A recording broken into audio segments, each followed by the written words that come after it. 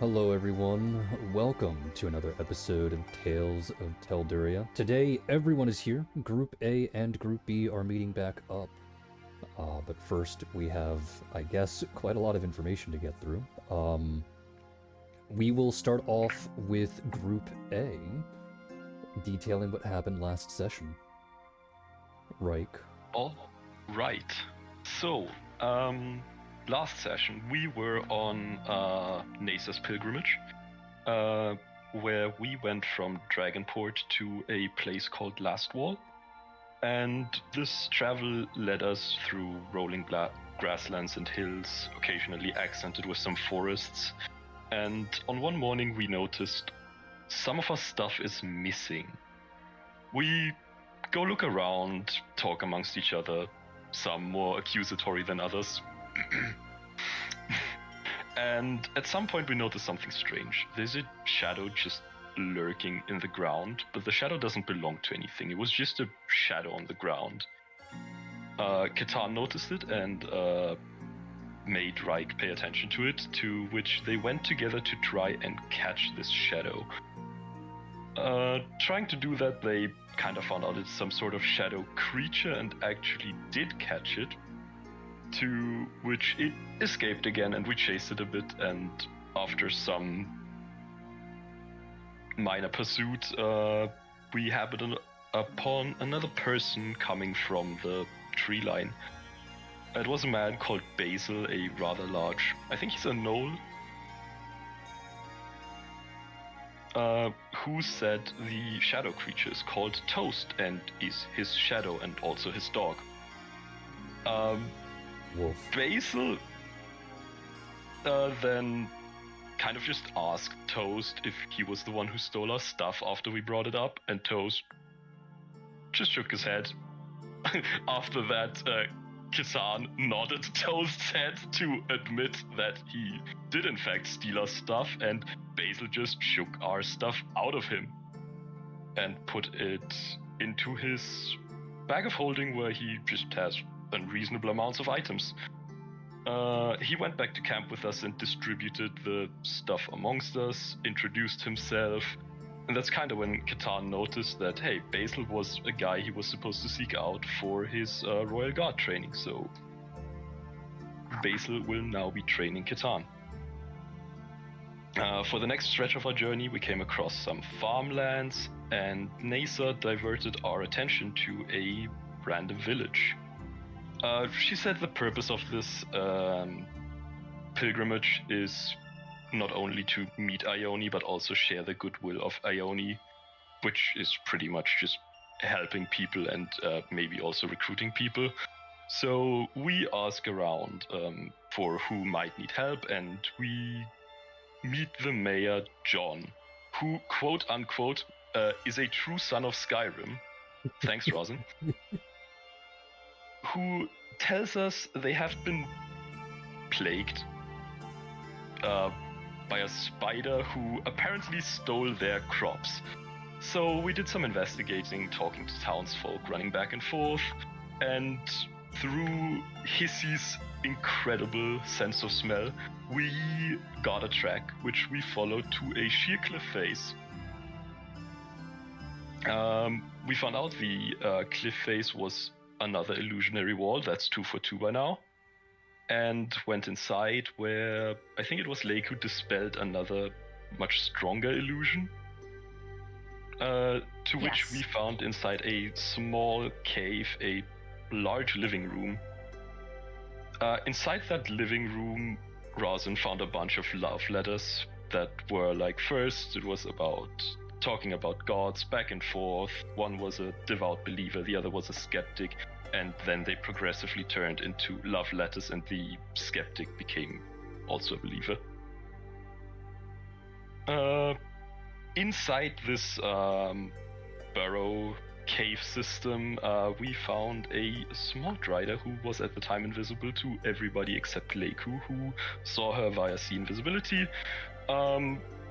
We tried to ask her what's wrong, if she was the one stealing the crops. She insisted she wasn't stealing them, that she was allowed to take them, but apparently nobody else saw it that way. And we found out some more things about her, that her father was the original mayor who was a paladin at some point, and her mother was another Drider who was a cultist at some point, and her father pretty much converted her mother, and they lived their love life in secret, and at some point they were both killed for it. The Reich managed to royally piss off this Drider called Sylvie by being a dumbass, as always, to which she told basically him and Kitan to get the fuck out of their house, and then Leiku convinced her to come along with us. And that's pretty much it from me.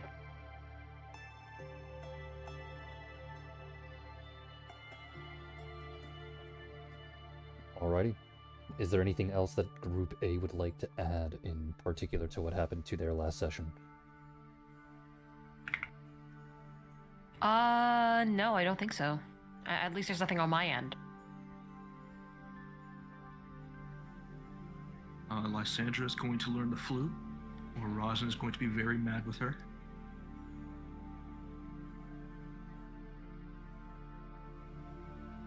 Sylvie now inhabits Poppet, apparently. I guess, yeah.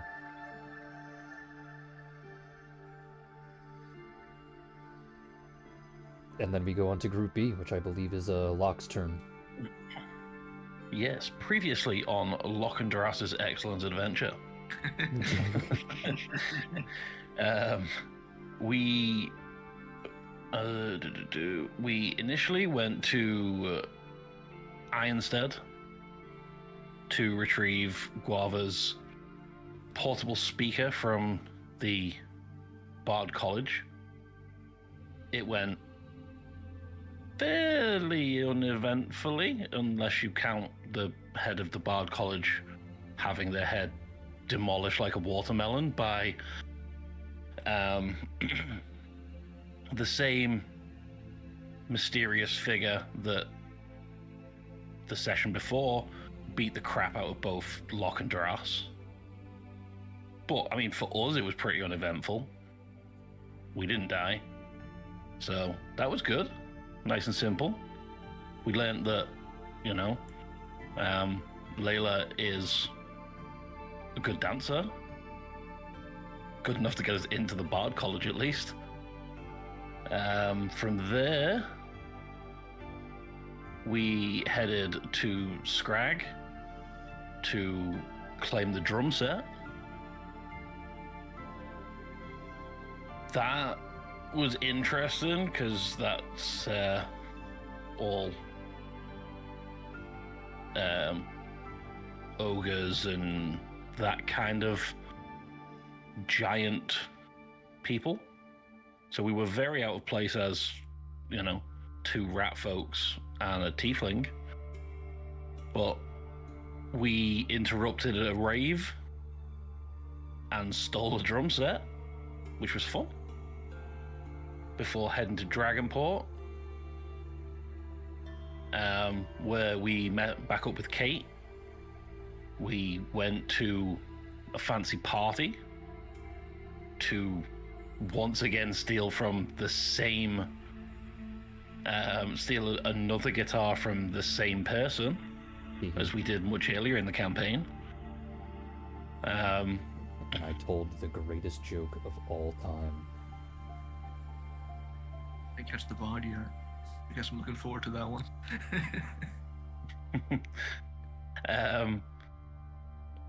Key standouts to that heist was that Duras had to make the decision whether he cheated on Layla or got himself thrown out of the party.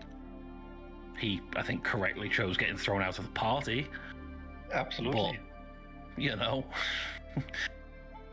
that's not to say that it was completely flawless, because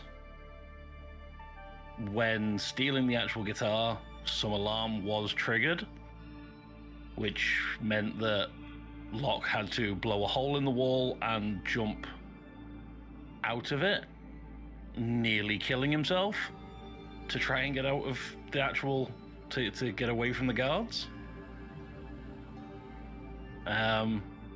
Which definitely did not lead to an argument with Kate that,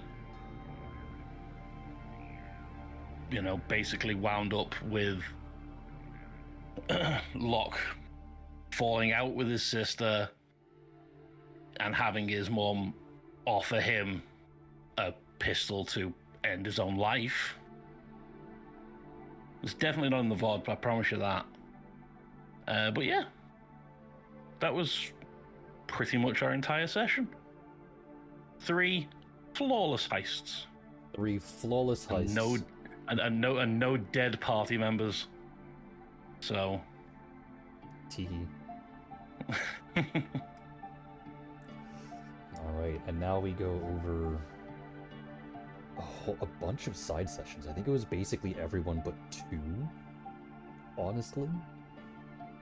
I'm just gonna go top to bottom, because I know Catan didn't do anything. So Lysandra. But Lysandra had a side session. I had 2 side sessions. I counted as one, even if there were 2 people there.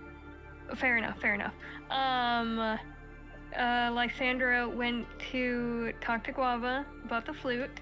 It did not go amazingly. Lysandra has told her that it's okay, she won't bother her again. And Lysandra has a flute now that she is maybe trying to find who it belongs to, only because she had an idea of maybe where it came from. So there's that. And then she went to talk to Basil, and Basil basically won't get lost now, at least. That's about it. Basil won't get lost now, at least. What's that supposed to mean? Because Lysandra was worried about him getting lost because he's a little dumb. So she was like, okay, well, just look for me. And Basil was like... You didn't put a collar on the dog boy, did you? No, I didn't put a collar on the dog boy. Yet. But Basil has a very sensitive nose. So he has Lysandra's scent, and he's gonna find Lysandra if he gets lost. That's about it. Oh, and Lysandra found out about Zamanu having a human transformation and is very confused. Probably not more confused than poor Basil, but still very confused. That's my side session. Alright, and then I believe Rosin would be next. Rosin was feeling a little guilty that despite all our experiences with Nesa, he didn't really know her too well. So he took the opportunity to actually speak with her and learn more about her. So he learned quite a bit about her past, beyond simply what would be in history books, I suppose. I learned a bit about her family, Estelle, Leiku by proxy. And I think that was mostly it. There wasn't anything too significant aside from, I don't want to spoil anything. Which is fair. I don't know if Rosin wouldn't share much of this with the party. He wouldn't feel it's his place to share that information. Yeah, as I always say, summary for the side session is what I'm looking for. If you want to share details, then it would be basically more or less what that character would share with the rest of the group. Yeah, unfortunately, he wouldn't share much. It was more of a heart-to-heart thing, I suppose. And then I believe the next one would then be Sammy. Sammy and Leighton had a cute little heart-to-heart, being dorky about being excited to be parents and having an interesting conversation about Basil and Sylvie. Sammy kind of gauging his thoughts on the two, his personal history with Basil, learning something very interesting about Basil indeed. And after their cute little interaction, Sammy decided to approach Basil wherein she had a fun little time brushing and grooming him and just kinda getting over the fear of the fact that he's nearly 3 times her size. I was going to say, I think he almost exactly is 3 times her size. Mhm. But they had a fun little bonding experience. She's offered to brush him again anytime he wishes and bring him little treats. She's promised to bake him cookies. Tiki. So she made a friend with the giant gnoll who is really attentive to the fact that she's very round at the moment. Tiki.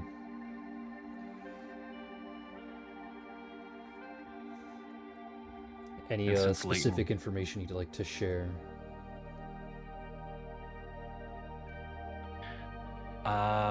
Specific information as in things that she learned? Yeah, if you feel that she would. So she would share with the party that she learned from Leighton that Basil is the highest possible military rank, a Royal Guard Marine, on top of the fact that he is related to the heiress of a cookie fortune. It's not a cookie fortune. She's not rich. But she is arguably the most powerful person in Kelnor. There have been, she quoted Leighton word for word on this, wars fought over those cookies. Yes. Leica gets one for free. Let's go. But only one per year. Legally, she's only allowed to distribute them once per year. There was, I think, and I'm going to very quickly read over the roleplay just so I'm not second guessing this real quick.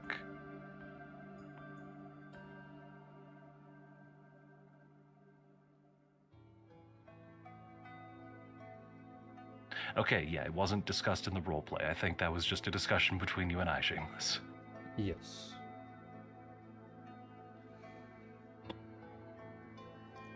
I guess Didas technically counts, though timeline-wise, this is after Group A and Group B meet back up, but you're free to detail what happened in your side session. Yeah, sure. I mean, it was a pretty quick one, pretty quick to summarize. He was a bit unsure about his devotion to Nahir, so he first talked a bit to Layla about it, but she quickly told him she does not care about the gods. Sorry? She was nice about it. Of course, she was nice about it, but it was her intention. Yeah, they talked about it, a bit about it anyway, and then he went to Nesa and talked to her a bit, mostly about Nahir, Akfa, and a bit about Ione, what these gods stand for, and their philosophies a little bit. And I think that was most of it. Oh no, I forgot one big thing, which he would probably share. The fact that he's getting a son.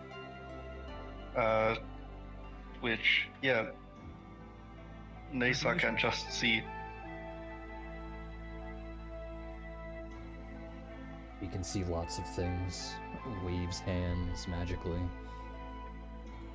Yay. And Dolas is excited to know that it's a son. Aww.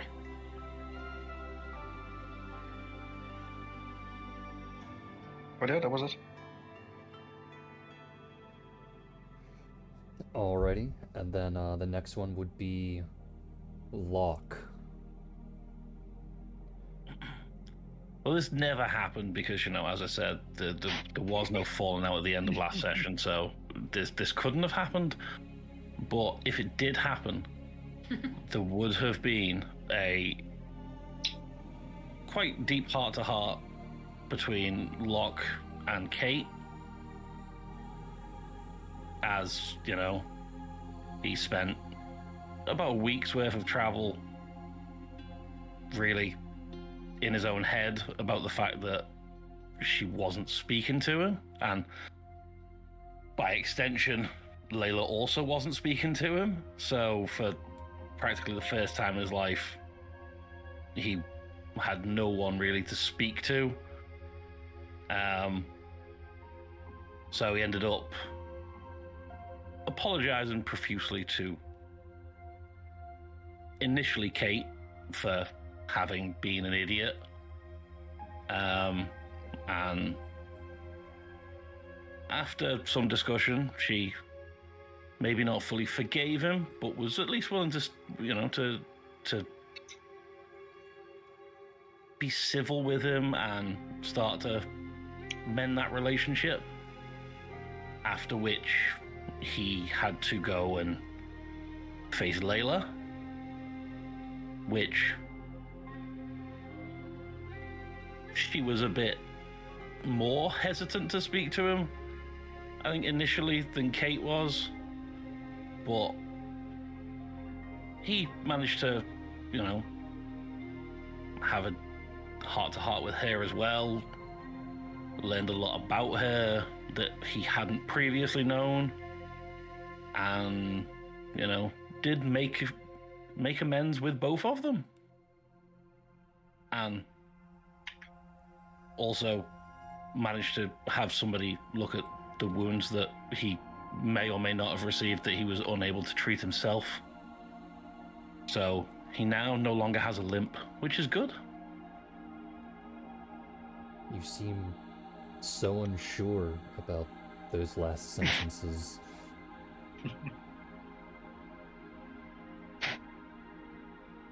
Is there a reason why you seem so unsure? I mean, other than the fact that, you know,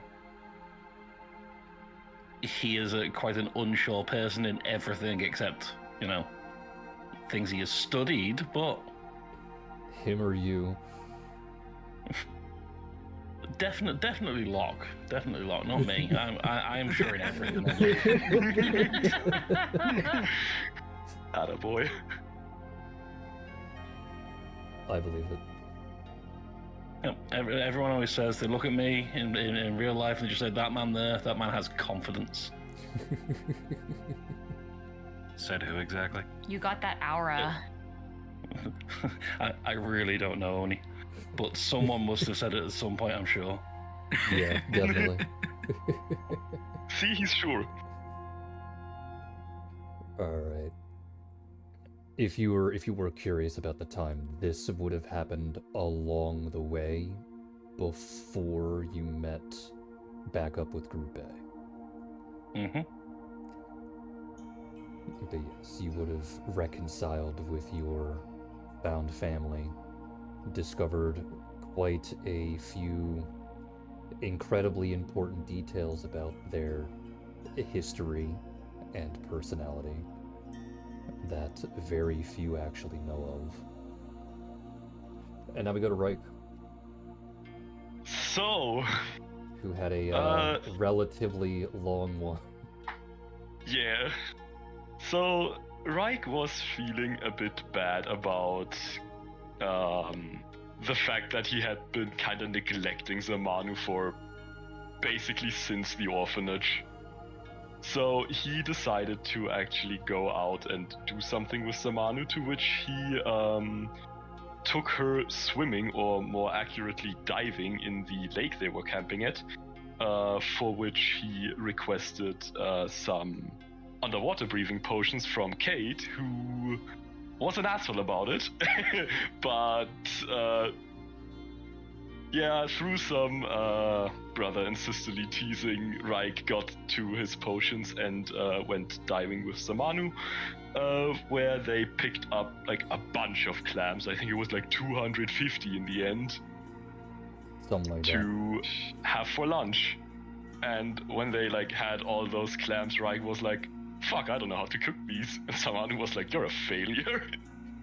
So Reich would have gone to the person he would trust the most with cooking, which would have been Leiku, but basically Basil came in between that. He just picked him up, carried him away, and was like, "The queen is sleeping, do not disturb her." And Reich was like, "Okay, fair enough. I shouldn't disturb her. She's earned her rest and everything. Hey, so Basil, you can cook, right? You wanna show me how to cook these mussels?" And he was like, "Yeah!" So basically they did all that. Basil showed Reich how to cook the stuff, which also involved Samanu turning into her human form, which is quite funny because Basil did not get it, even though she did it right in front of him, with the help of a Kate-made polymorph potion, by the way. Still, he didn't get it, which is fine because he's stupid, but he's a good cook. So they kind of worked on that all together, and after they put them above the fire to like warm them up and like kill all the germs and parasites and stuff, Reich asked about how Katan's training was going, and Basil pretty much said, "Yeah, he's already done. He's doing his own thing now." To which Reich asked him, "So what did you teach him? Can you also teach me?" To which Basil actually agreed and put Samanu down in front of him and was like, "Okay, Masasha." Reich was like, "What's that supposed to teach me?"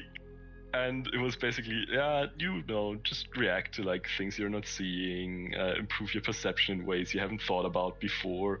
And Reich tried. He was horrible at it, but Basil didn't make him feel bad about it, which made him feel even more bad about it because he's kind of used to like getting screamed at or beaten when he's shit at something. So all this positive encouragement and forgivingness was kind of weird to him. He was like, "What are you doing? Are you not upset that I'm like really bad at this?" To which Basil pretty much just answered like, "You're doing this the first time. I can't expect you to be good at it." And after some time, they quit again. Reich asked him to maybe pick this up at some other point, to which I don't think I've gotten an answer, but whatever. And they went back to eating. Well, taking off the cooked food, and they ate it. Samanu was pretty enthusiastic about eating her share and then just went to sleep. Reich ate like a good portion of it, and with the rest he went to Kate to thank her for producing the potions that even made this possible. They sat a bit side to side, had a little talk, and he fed her in the meantime. After they had their talk, which I'm not going to talk about, smiles, Reich decided, okay, well, no, that was actually after a long time skip, which was after they picked up Sylvie, was when Reich decided that he maybe didn't leave the best impression with Sylvie in the beginning. So he decided to like go and apologize for insulting her mother basically, and her unintentionally, I might add. But still, he did. So he went to apologize, and they talked like a little bit about their outlook on life, and came to the conclusion, okay, we agree on pretty much nothing ever, but it's nice to know you.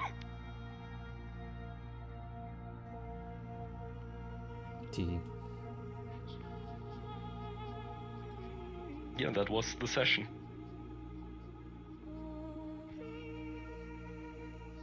Okay. That took us fucking 40 minutes. Yep.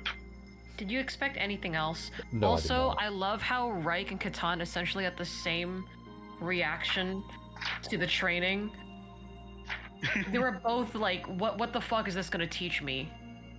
And then suddenly it works. Yeah. Well, for one person it worked, I guess. Well, you have to continue doing your training, then you'll get the bonus. True. Lysandra. Me. Yeah. So, the session recaps, that's stuff you would have shared with the party, right? Yes. Okay. Well, then Rosin's going to ask what happened. Oh, I was gonna DM you to tell you that Lysandra was gonna talk to Rosin, but I forgot. So, Hey, that's what today's session is for. Yay! We're Okay. into the session and it begins Awesome. now. All right. yeah. I will set the scene. Group A, you have yet to be met by Group B. You have woke up several days later. Before we start, Yeah, La Musica. I know. I'm setting the scene. Okay. Oh. Group A. Group B is not with you just yet. You would have woken up a couple of days after, I guess, some of your side sessions.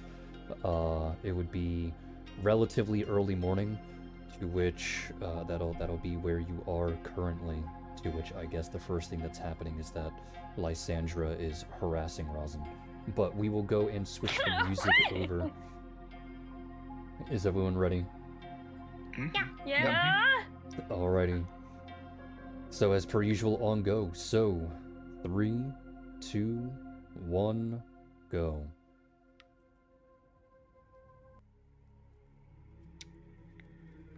So it didn't go bad. Your reputation with Guava isn't at stake. But I'm not going to try again. It wasn't just about my reputation with Guava. So what happened? She asked me why I wanted to learn to play the flute, and the reason I wanted to isn't possible. And the other reason I gave her was she didn't quite like it. And I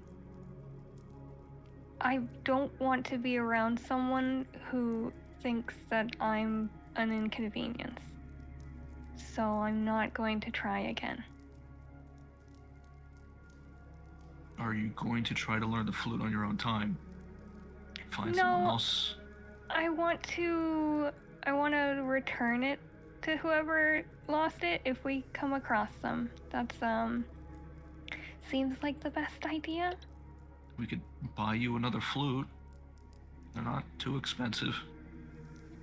I wanted to learn because I'm not good at talking, and I thought maybe if I could learn, I could do what Guava does, but only bards can do that, and I'm not a bard. Why didn't you say that before? Well, 'cause I didn't...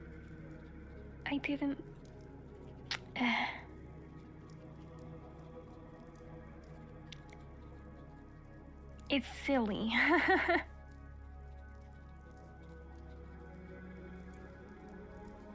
Is that all she's gonna say? Yeah, that's all she's gonna say. Well, Rosin's gonna give a very disappointed look, and then he's supposed to go back to his business.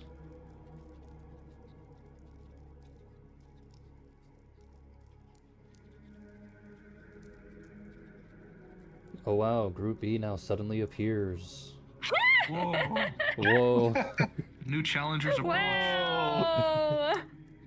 Group A, you you look upon the horizon as you are packing up your camp, and as you are nearing packing up the very last of your supplies and putting out the campfire and everything else, several silhouettes appear in the distance, to which, after staring for a couple of moments, you realize that they do look familiar, as it is 4 individuals, 3 rat-shaped individuals, and 1 rat fucker. God damn. Whoever could it be?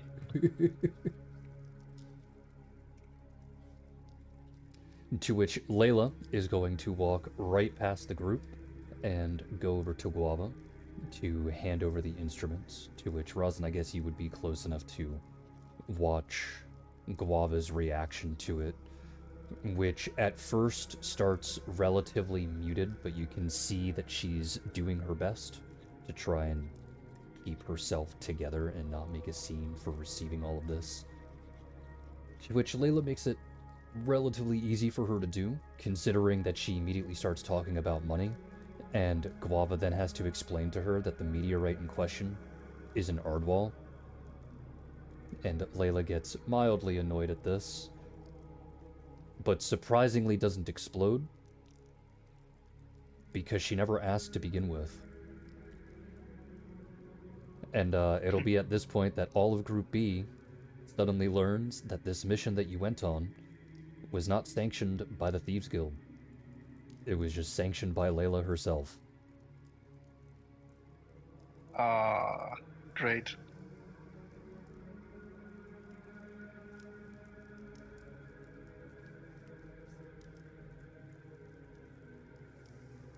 Well, not everyone jump at once for, meeting back up with the group. I was kind of waiting to see what Group B's interaction would be for this. Great. Apparently that's the interaction. I didn't realize that would be it, but okay. Yeah. Katana is going to walk over to Layla, wave, and ask how things were.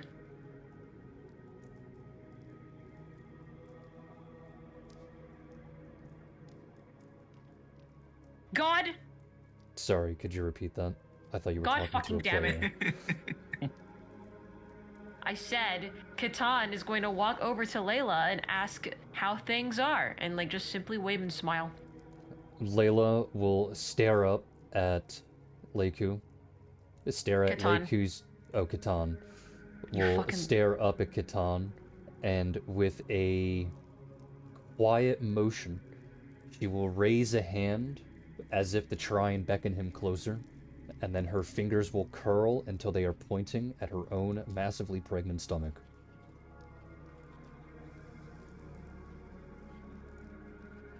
Oh. She hates being pregnant. Yeah, she does. I hate being pregnant, she repeats. Katan will just look over at Doraz and go, okay. Has she been walking this entire time? I've been carrying her a bunch of times. No, she hasn't been walking all the time. Okay. Can you carry me to my husband now? Me? Yes, you. Okay. Katan will do so. Picks her up like a small child. Here you go. Here's your wife. Thank you for my wife, I guess. I guess. What do you mean, you I guess? guess. Are you Okay. not all right. sure? Katan's making sure that Layla goes into Doraz's arm, and he immediately lets go because he doesn't want to hear what comes after that, I guess. Layla's just gonna turn her head, I guess. I mean, Cool. you could have. Katan's fast walking away. I meant you Yeah, could have just God, called me. I would you have did that by gotten you. yourself. Oh god, this is a misunderstanding. I would have got you. You could have just called me. Didn't have to. I mean, I guess Catan can carry you too now. He was I'm digging a closest, hole here. and I was lazy. That's fair. So what do you mean, I guess? You've entered What I silent mean death is mode. that I am really happy that you're back with the From Guava and the business. But I guess we haven't gotten the money yet? No, unfortunately. But I guess when we get back to Tarantus, we can just take a boat to Ardwall. He'll look over at Guava and effectively ask if Guava has any other plans, to which Guava explains that as of right now, everyone in Group A is walking to the Gold and Silver Tower to help Nasa with her pilgrimage, but after that, they'll go to Tarantus, and she's most likely going to try and find or pay for a boat to take her back home. To which Layla will be mildly grumpy at this particular information.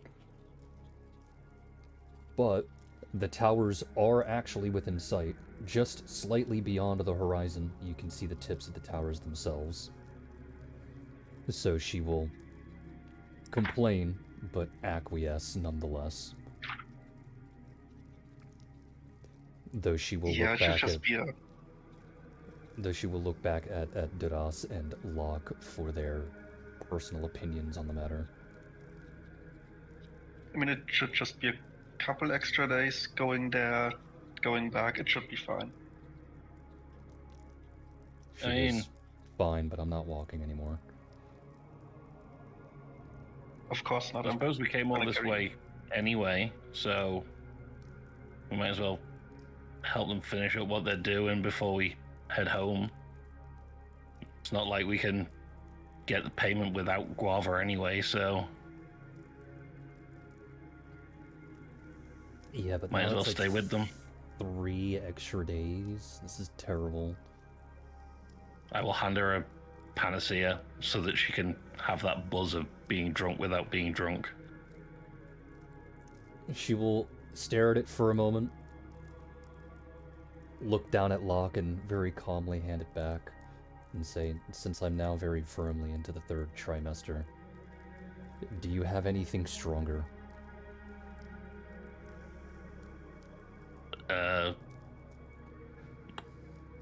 Not that we'll give you that buzz, no. 2 panaceas. Panaceas. They can't stack, Sadly, unfortunately. they It's don't not- stack. Yeah. Which is why when I originally gave her the first 7 that she demanded, I told her that if she took them all at once, it'd waste it. Upon hearing that there is nothing stronger for her to drink, she'll go slack in Daras's arms as if she's pretending to half die, and she'll just go, fine.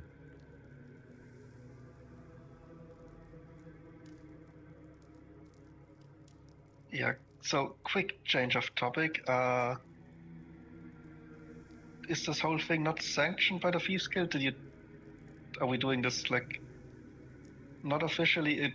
Are we gonna get in trouble? What's going on here? And no, and no. I'm the one that's in charge of handing out all the jobs. I just didn't do the proper paperwork for it. So no one knows that we're actually doing a job. But I can do the paperwork when we get back. It's not that big of a deal. Oh, sure. Well, then it's fine.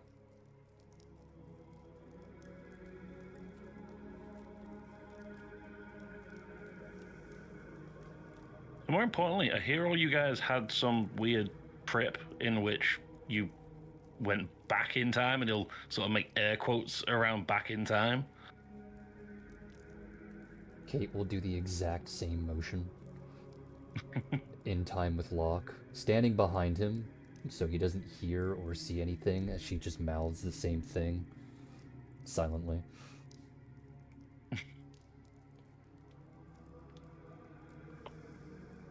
It wasn't exactly Leiku who was speaking. Sorry, I gotta specify that since I'm playing 2 different characters. Leiku will speak. It wasn't really, and then she brings her hands up to do the quotes, back in time. It was just back in time. We did go back in time. Wait, And really? and then she just starts zoning out. Kate will take a step forward and look at Locke and go, what the fuck?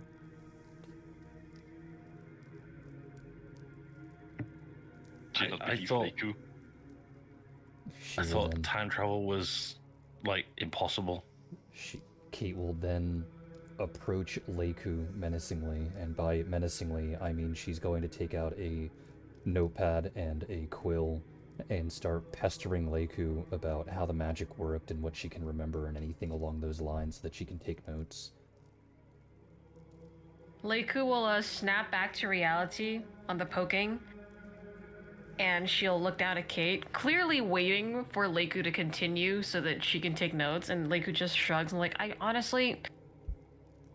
I don't really understand it myself. When we went to go inspect the orphanage, there was just a gigantic hole. It was a chasm.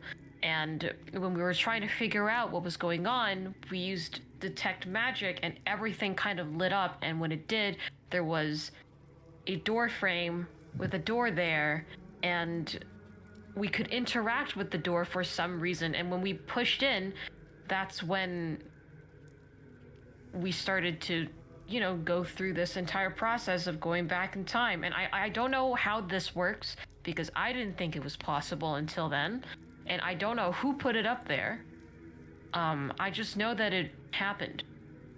And we continuously went back in time throughout the past few days. Weeks? I don't know. It felt like a really long time. No, it was definitely days. It felt like a long time. She'll be furiously scribbling notes, calling Locke over so that they can share just in case there was anything that was missed, and she'll continue to pester if there was just any kind of description of how the magic worked, pros and cons, things of that nature, even if there were any items brought back. To which I assume Leiku would say yes. Yes. And then Catan, upon hearing, if there are any items brought back, Catan will actually motion for Kate's attention, and he'll wave the book that he has, that he took from the area. She doesn't walk to him. She slides across the grass. Okay. She just right across. Okay. And she will try and snatch the book out of his hands, but obviously this will fail because he is 6 foot something and she is 3 foot Small. something. Yeah. Catan will go, we're looking at this together, remember? She'll reply that she's not stealing the book, she just needs to look at it for a couple of moments. Why didn't you just ask that instead of try to snatch it? And he'll lower his hand so that she can. You clearly haven't spent enough time around her. No, I haven't, actually. She'll gingerly take it and scuttle back over to where Locke is, and the both of them will begin examining, detect magic, read magic, everything along the lines. And then Catan will watch as she gets irrecoverably angry because nothing comes up. The book is not magical, there's no residual, there's no residue of any kind. So thus, the both of them have nothing to work off of. Yep. She tosses the book back at Catan, just And Catan catches and goes, hey, be careful. You need this. she'll just walk away, pouting.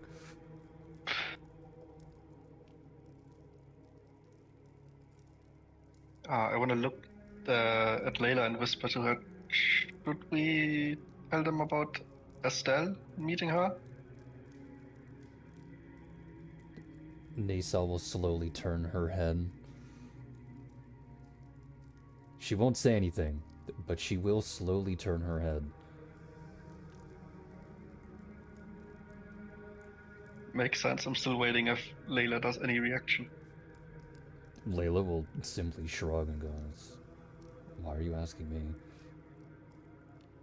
I don't know, maybe you wanted to... It doesn't matter. Nasa, Leiku, I think we have to talk a little. I think we met Estelle. Leiku will then whip her head around and go, you think? Wait, what? Where? When? How is she? Oh boy, that is a whole story. Well, when we were in... first it was in Tarantus. Yes, it was in Tarantus. There was a bit of a commotion, and we tried to check it out, but then found a person running away from the whole thing, followed them, and we think it was Estelle.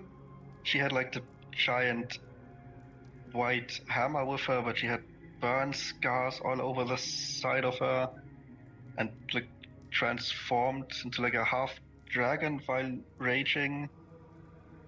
She beat the crap out of us. Oh yeah, she beat the holy crap out of us, but didn't kill us, luckily. Leiku up to this point has been holding her breath, and then she hears that Estelle nearly beat the crap out of you guys, and she just exhales. She's like, okay, well, she seems fine. Nasa will nod along and go, yeah, that tracks. Yeah, the thing that If she's well enough to be able to try and attempt to fight, then I think she's okay. the thing that concerns me a little bit more was that we also met her, or Locke met her, at the Bardic College, where the headmaster of it was, I'm looking for her name, Gariel Minx, another former general from the Civil War. Nasa will nod to that information, simply listening. The problem is that Estelle just kind of killed her, which Isn't someone seems take a bat weird. to a watermelon? It was like that. It was gross. But there is a great big smile on Locke's face. To which Nasa will look over at Locke and say, "Why do you sound excited?" Because you don't see what happens to the to like a humanoid skull very often. Leiku's gonna raise her hand and kind of do like cool. the stop cutting neck motion at Locke. Nasa will stare at Locke, and despite the fact that she's blind, Locke feels like she has somehow found the where his soul is hiding and is slowly wrapping her tendrils around it. I mean, it's not cool that she killed a person, but you know, interactions of how things interact with a humanoid body is like really interesting. Sound fucking psychotic. Yeah, you probably shouldn't enjoy Like who places some both violence of her like hands that. on Nasa's shoulders. You're like, it's. I think he means it in a scientific manner, Nasa, right? You do mean that, right? I can tell because of my antennas, right? Well, obviously, Mm-hmm. I don't want to just go around popping people's heads. Nasa will stare at Locke for a short amount of time, and after a modicum amount of silence, she will ask, "I knew Gariel. She was our friend during the Civil War, and you said Estelle crushed her skull." Yep. Not a word of conversation. She broke into the room and head was gone. She'll take a couple of moments of silence, and then she'll ask, "Can you please describe to me what the weapon looked like?"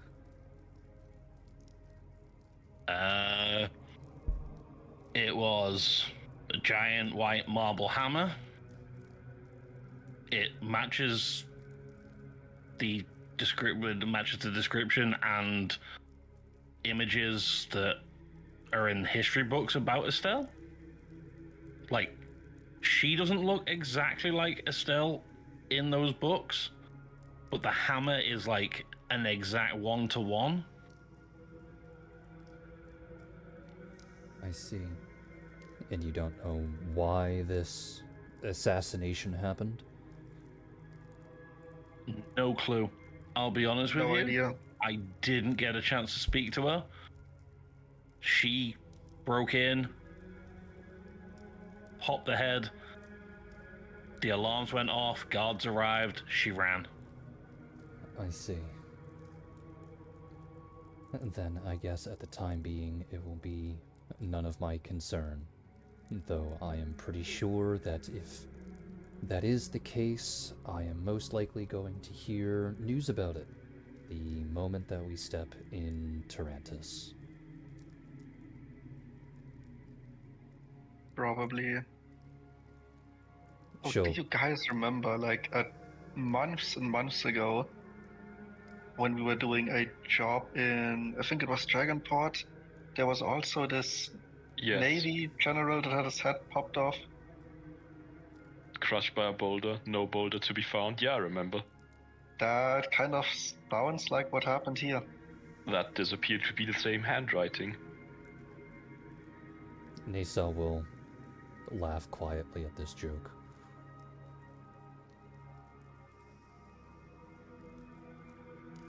this horribly morbid joke. But she will say nothing else in the matter and continue to lead the group towards the destination. So, unless there is anything else that anyone would like to do, we shall continue. Wait, I just want to check in on Glava real quick. Anything in particular? Just ask how she's doing first off, because clearly she's barely holding it together.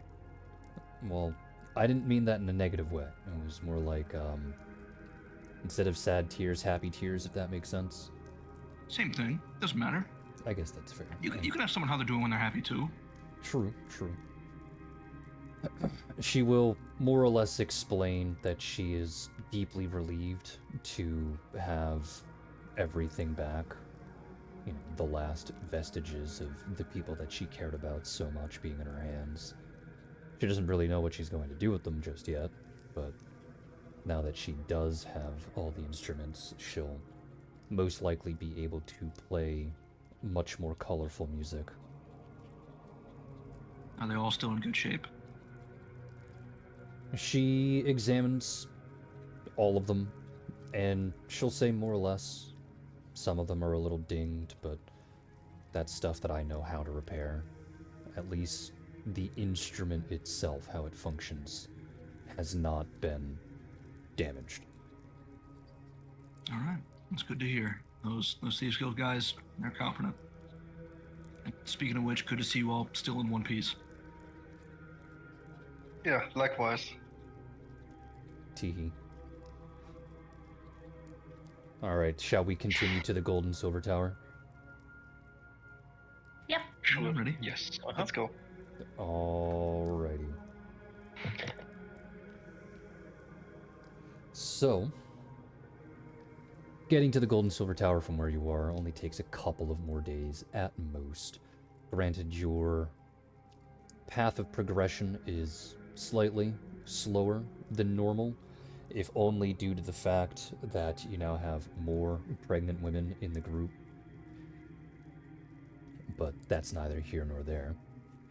When you finally do arrive at the Gold and Silver Tower, you watch as Nasa goes into the Silver Tower specifically, to which all of you follow, and there you find this massive adorned hallway, decorated in red drapes, purple silk, silver lining across everything, chiseled marble. It is a spectacle to effectively be outside in the forest, which, sure, is beautiful in its own right, to walk in on something that is more or less the epitome of man-made beauty.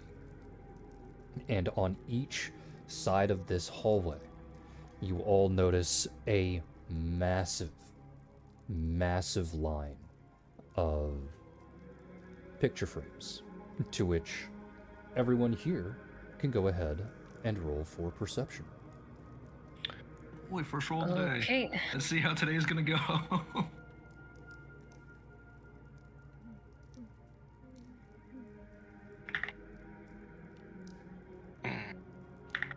I'm guessing this is just for Leiku and Catan, right?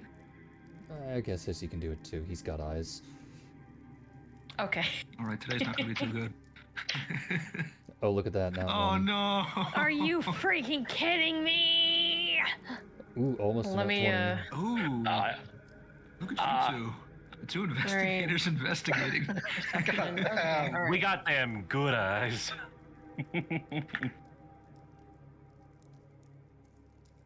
Hey, look Oh, at that. Nat 20. That was That was hissy. hissy. Yeah. Alright, so as you were all walking down the hallway, all of you pass, with the exception of Lysandra, and as you go along, while Nasa walks completely past it, simply due to the fact that she cannot see, all of you notice two picture frames side by side of Nasa and Estelle when they were about 20 to 30 years old, to which Nasa looks nothing like she does right now. Her hair is a little shorter, closer to a pixie cut. And there is this soft, motherly smile across her face, to which a lot of you, in the conversations that you have had with Nasa, when you look at this, that inexplicable feeling that you felt every single time that she was talking with you, it seems like this is the smile that smiled upon you from behind her mask, despite the fact that she no longer has the grand majority of the parts needed to do it. As to those of you who ran into, supposedly, Estelle, you do get a much better picture of what she used to look like some 30 years ago. And to those two, that being Locke and Didas, the both of you can go ahead and roll for perception. This is effectively checking to see if whether or not you can confirm that who you ran into was Estelle or not.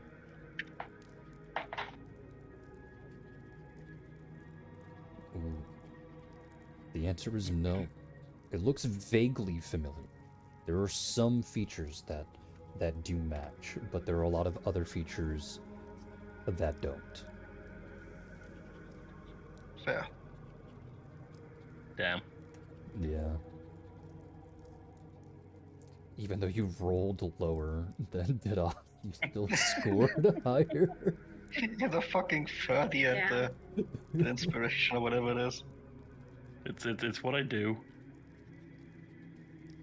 And the funny part is that both potential prestige classes only make that better. I know. That's utterly fantastic, honestly. Alright.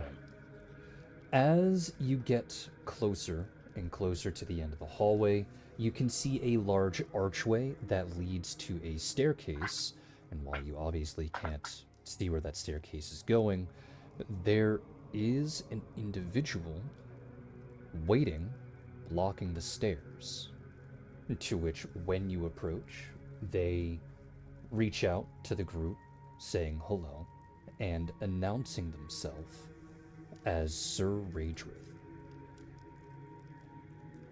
To which those of you who have knowledge history can go ahead and roll for knowledge history. Those of you who have knowledge religion can go ahead and roll for knowledge religion, whichever is higher. Yippee! May I use Lore Master to just take a 20 on this? Yes, if you so wish. Religion. God damn it, wrong channel. Well, it wasn't a 9 at Let me least. see. I mean, it wasn't a 1. Religion. No, Catan can't roll. Let's see. Leiku can't roll. All right, good luck. Have fun.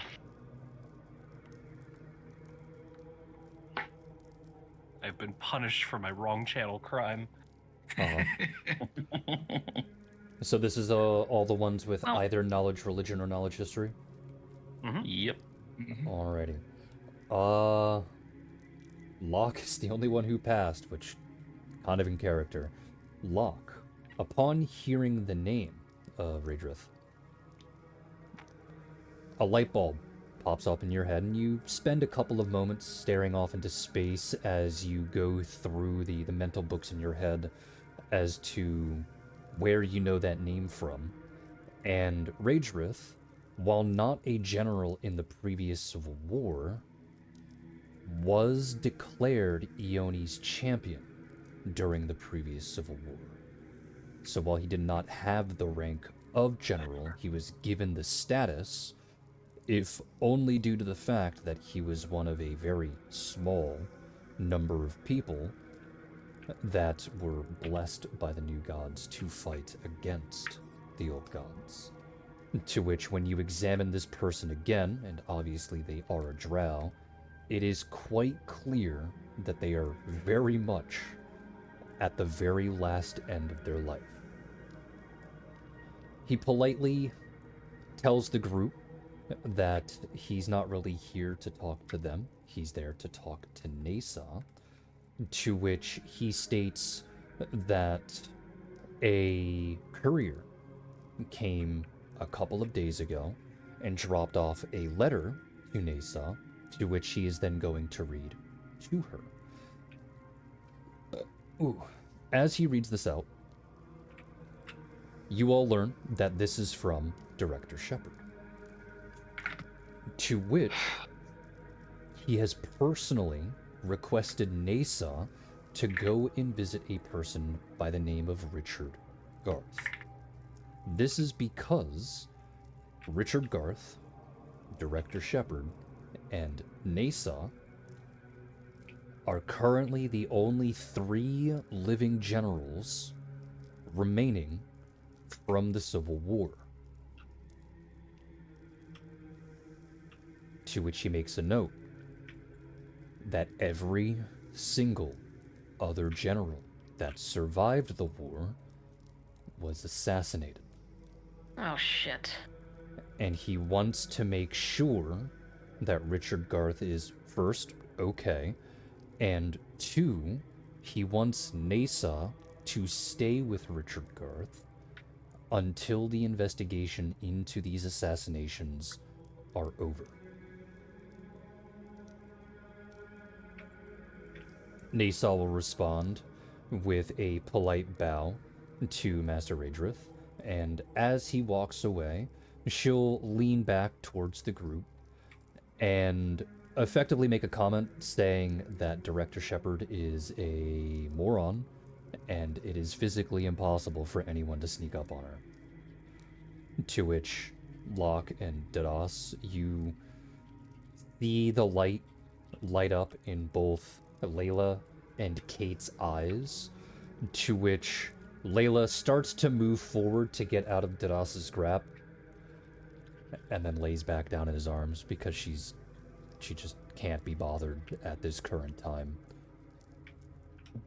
And Kate disappears entirely, poofing into a cloud of confetti, to which you then watch as Nesa slowly turns to the left and then looks down, and she just says, yes. And Kate reappears in the exact same spot that Layla was looking, and she goes, fuck.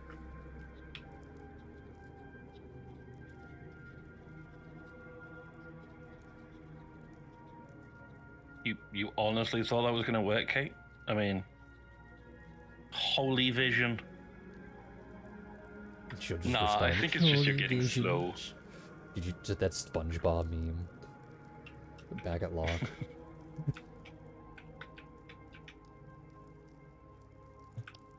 Besides, I don't even think you can sneak up on me anymore. You were never sneaking up on holy vision. Her eyes will narrow and she'll be like, lucky I used my last potion today. Otherwise it'd be hanging you up by your little toe beans. Of course. Of course. And then she'll look at Layla, Mom, he's bullying me again, and she'll go, just shut the fuck up and go up the stairs already.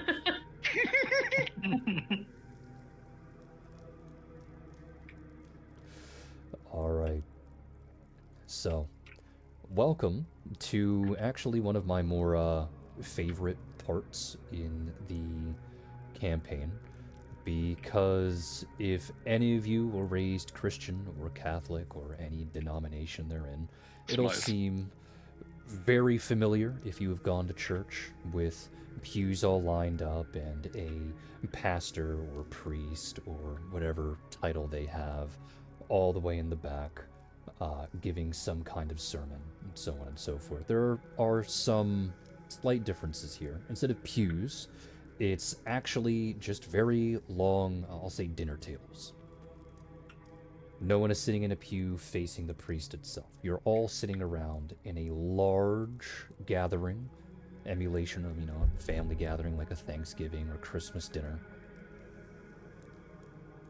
with bread, fruits, and small dipping sauces scattered all throughout the table.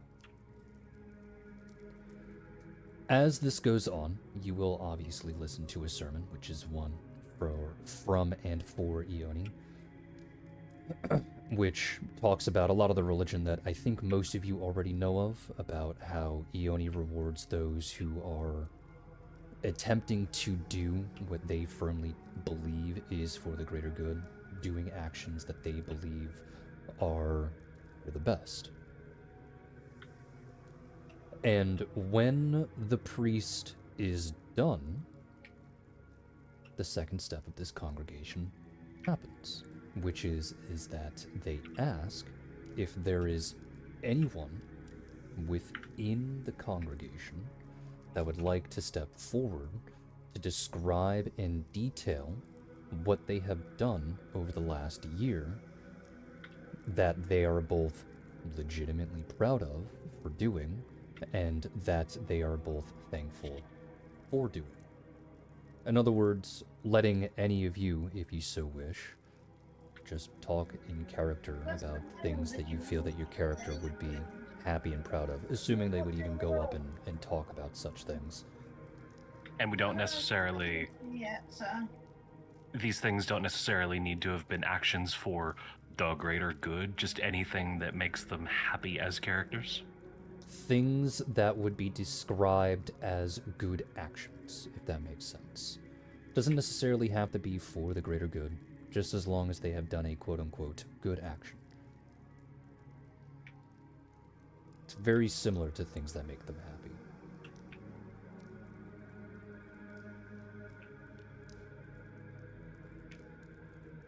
I'll let other people go first, but Sammy will absolutely volunteer eventually. I mean, if you want to be the first, go be the first. It's fine. I just said I'll let other people go first. Go be the Pushes first. you forward. Come on, Everyone get up. else has cold feet. You know you want to. Set the groundwork. Everyone else has cold feet. Well, shit.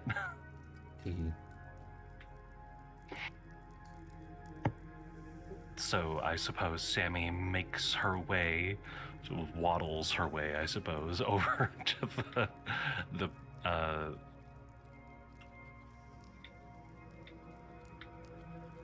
I'm confused. Does she speak at the table or does she speak up at the... You go up to the pew, yeah. Okay.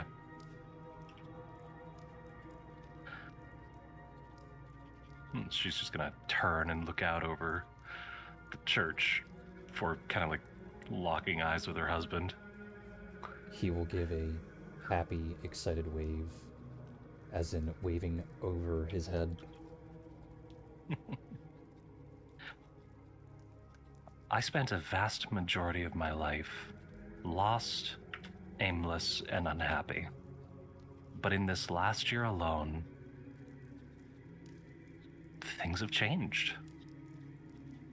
I went through a fairly drastic change, both physically and spiritually. And if I had to say one thing, it would be that I found the most amazing man. Someone who brings me joy every day. Someone who's fundamentally changed me as a person. And I hope that I've changed him somewhat too. She's just gonna laugh and wink at him. And every day... wave with both hands. And every day we get closer to the biggest achievement of our lives. We're about to bring a brand new life into the world. And that's an achievement that I couldn't be happier about. To which the congregation will go into a small uproar, clapping and cheering, and you hear various waves of congratulations as to when you make that announcement.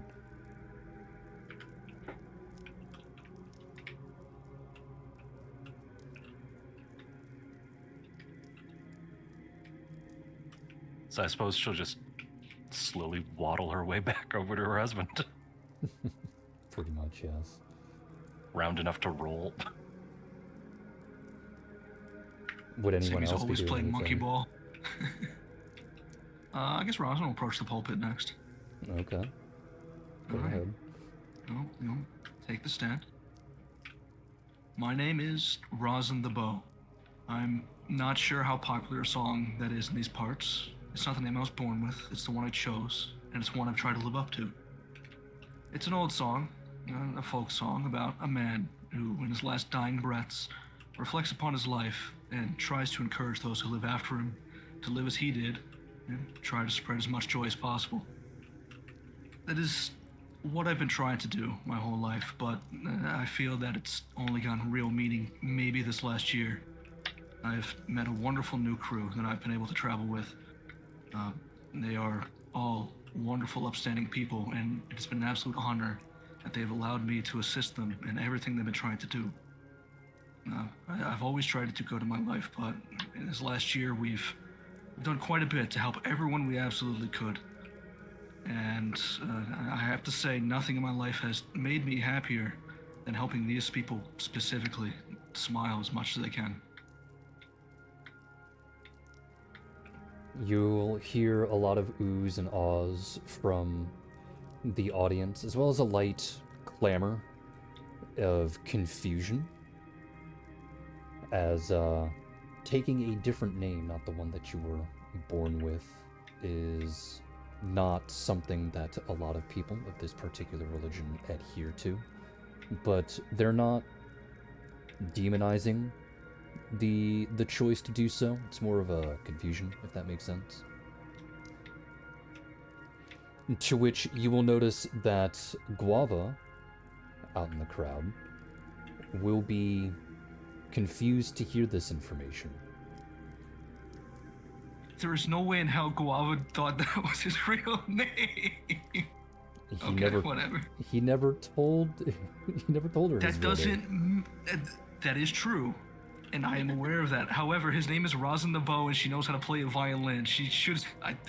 Guava should have known enough to know that was a stupid fake name. The bow part is what she thought was just added on for flair or favor. She didn't. Yeah, but I'm pretty sure she felt that rosin, Rosin the Bow, the action of applying rosin to a violin bow, and he plays violin. Yeah, okay, real name for sure. Her name is Guava. You got her some slack. Guava was not the name she was born with, if I recall. That was one given to her, correct? She didn't. She wasn't. She never had a name. She never had a name. Guava's just her name. Yeah, whatever. Yeah, it's not like she was given a name when she was born. I feel like if anyone in this group would have understood that immediately, it would have been Guava, but okay, I guess not.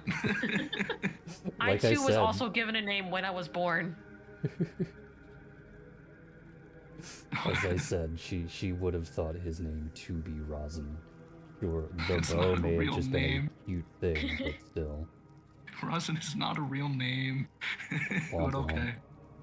Regardless, I suppose, regardless of what the reaction is, Rosin will give a quick nod and just leave the pulpit. Would anyone else like to go up? Lysandra would.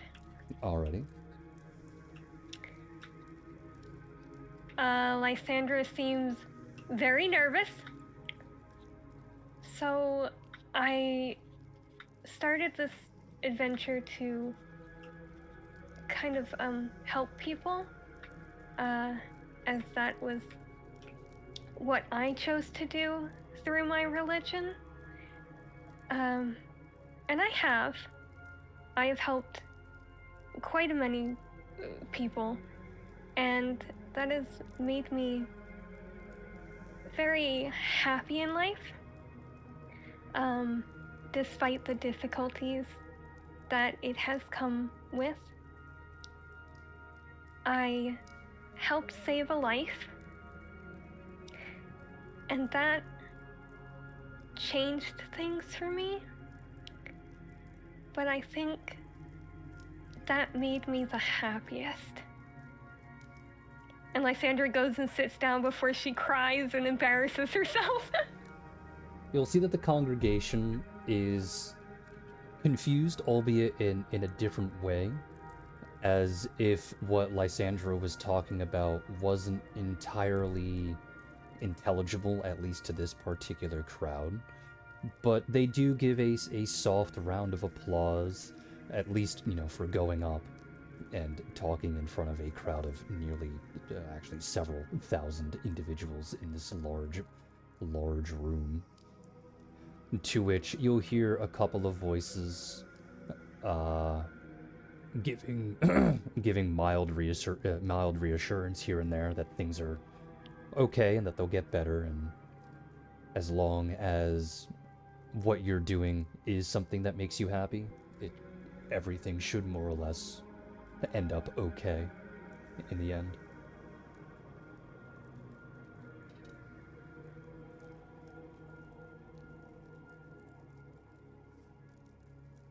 Anyone else? Locke will go up there and he'll just say, I suppose in the last year, the thing I'm proudest of is giving medical attention to a, I suppose, disaster survivor who was just sort of abandoned by the rich people that were supposed to help him. But, I mean, that's probably nothing too special. And then he'll just sort of head back to his seat. Or Group B. You'll find it relatively difficult to finish off the last of your sentence, because the moment you say medical attention to a disaster survivor, the entire congregation starts to yell and hoot and holler in congratulations, clapping their hands as hard as they can, because it's very obvious that you're not a cleric nor a paladin. So they don't even hear the whole abandoned by their rich superiors part, because they're too busy cheering on the fact that you are a doctor, quote unquote. Or at the very least a nurse. God, is this my family reunion? Oh my God, you're a doctor? Yeah, woo, yeah. Close, but not like that. God damn. You sent me into the Shadow Realm. You're welcome. You got sent all the way back to AOA. Would anyone else like to go up? It's okay if you don't.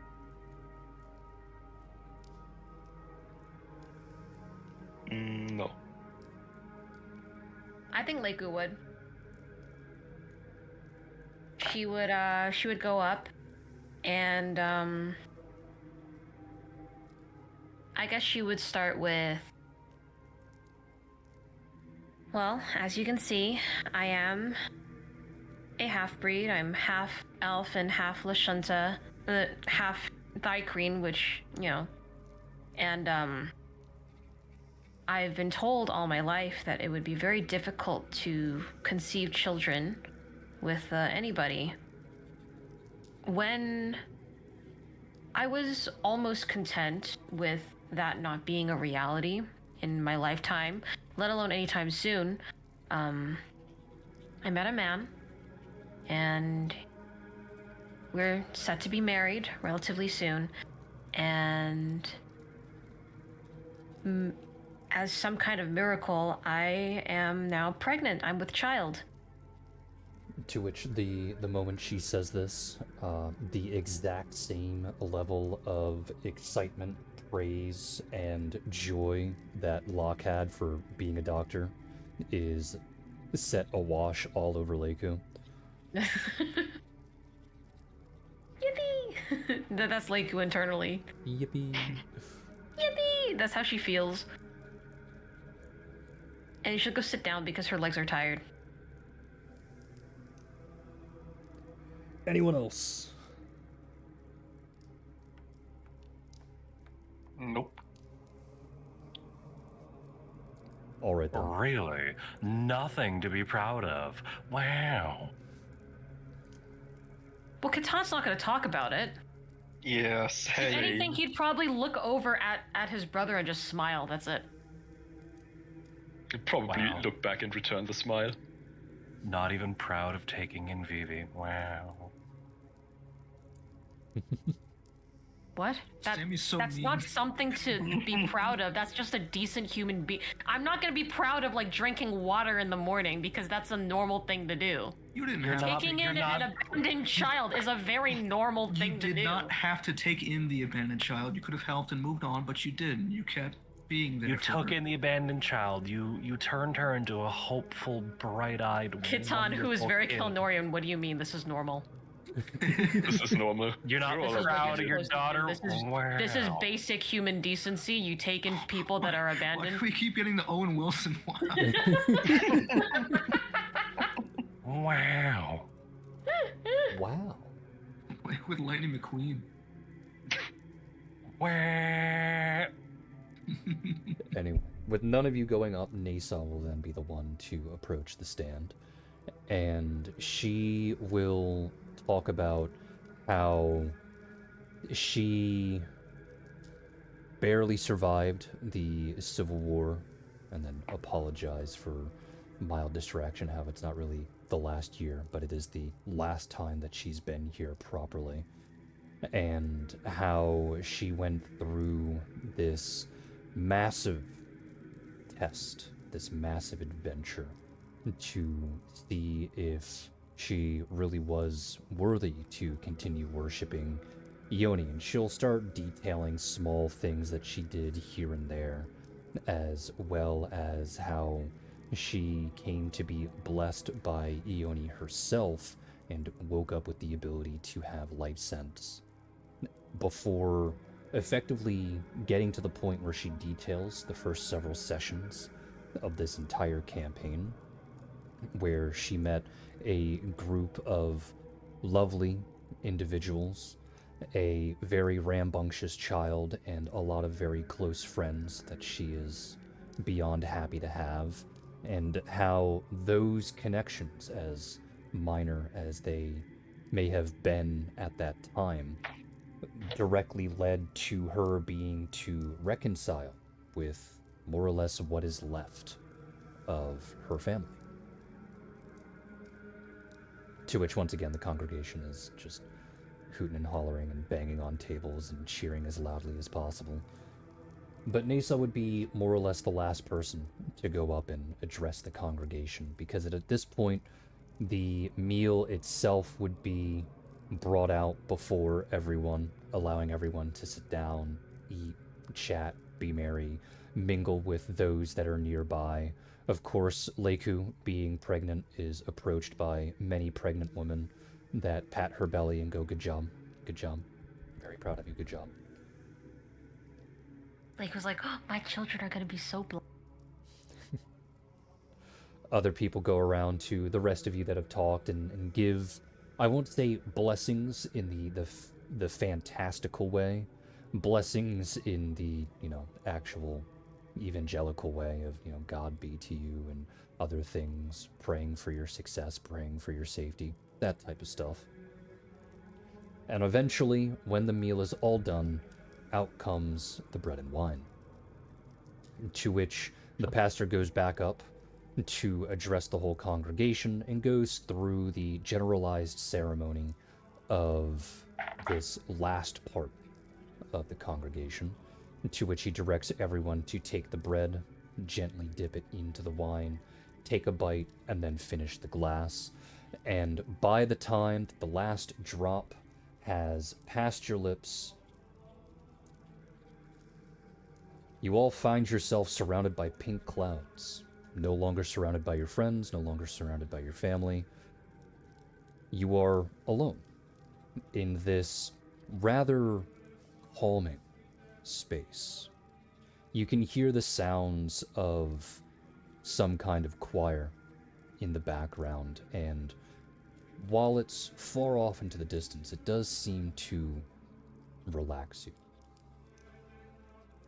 And then, slowly, into view, the goddess herself appears. To which, this is where I split things up one at a time. To which I guess I will roll randomly, but give me just a moment to, where is it?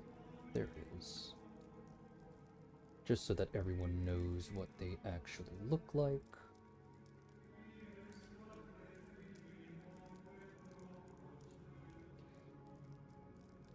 There you go. That is the entity that is staring you down in this Pretty. little Why is pocket she kind of space. scary? That's this artist does a lot of these things. Is this where you get all your new god stuff and some of the old ones too? Yeah. And Angelarian, Pretty. I follow him. Yeah. Pretty great stuff. I shamelessly take his artwork. Wink wonk. That's fine. It's great artwork, and you didn't erase the signature at the bottom, so you're okay. Well, I mean, this is the PNG that I'm using, so I kind of You shared it did. in Discord without the signature being erased. You're okay. Okay. And I already said the name on stream, so everyone can go find it's Angelarian. Yeah. Very, very good artist. I borrow, definitely not steal his artwork from time to time. Alright, so 1, 2, 3, 4, 5, 6, 7, 8. I'm gonna roll a 1d8, which happens to be Sammy. So Sammy, we'll go over to you first. Sammy, when you find yourself in this pink clouded area, you find before you two very stuffed animals. Or rather, I'll just say stuffies in general. The first one is of Ione.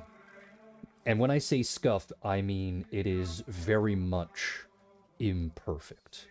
The eyes aren't entirely aligned, the stuffing itself is a little lopsided here and there, things of that nature. The second one is of Leighton, which has much of the same imperfect qualities. It's still cute, though. It's not ugly. Or it's ugly in a cute way, I guess, is probably the best way to describe it, if that makes sense to everyone. Charming. Charming in an ugly way. She still smiles at it. She can't see faults in him. And the goddess will lean forward and she will say, I am surprised that you were here.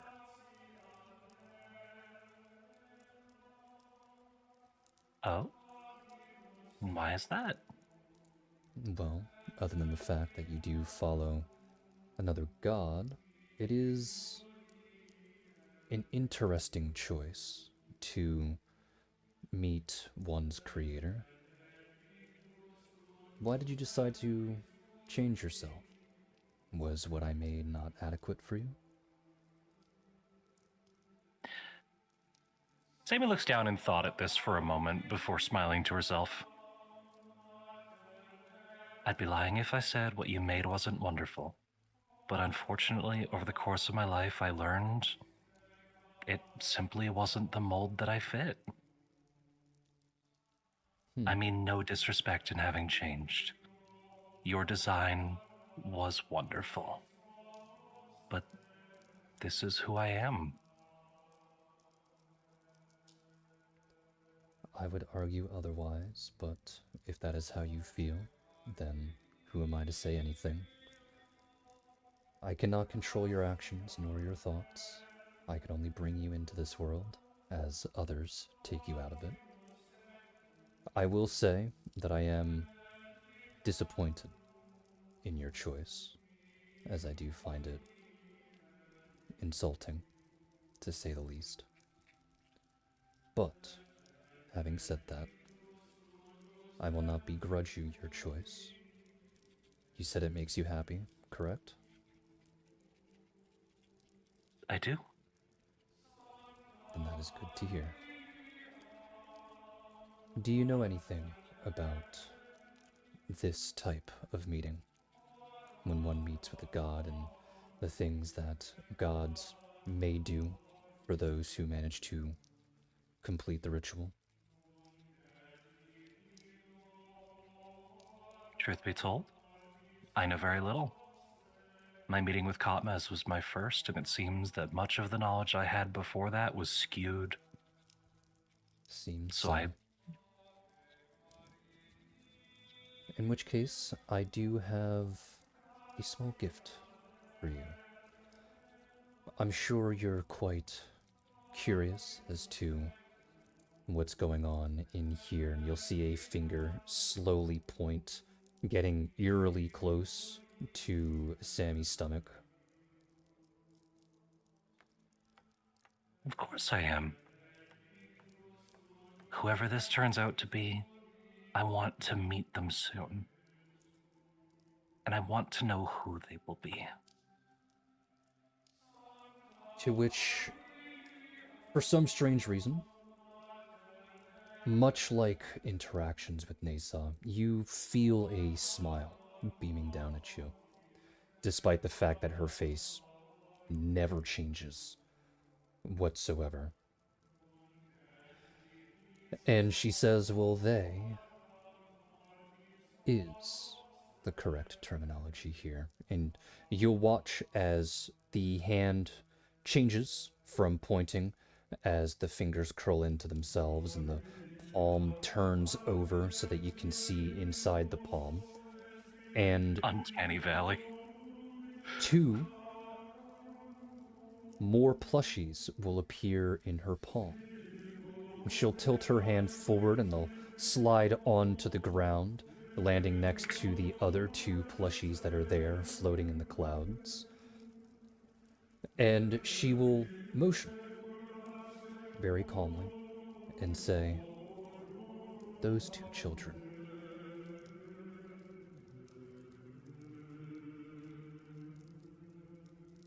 Sammy's eye is just going to twitch slightly. 2. Oh my.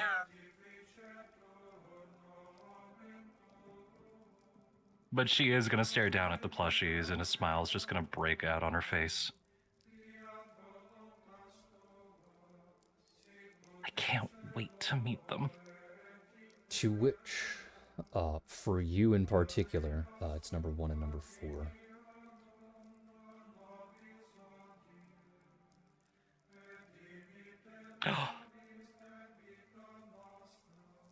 Wait, 1 and 4? Yeah, 1 and 4.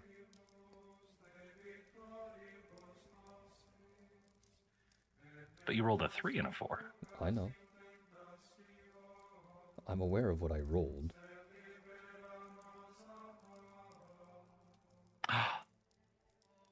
Oh. So what you see before you is a small Veneran child, scuffed, obviously, not wearing any clothes because it is a depiction of a little baby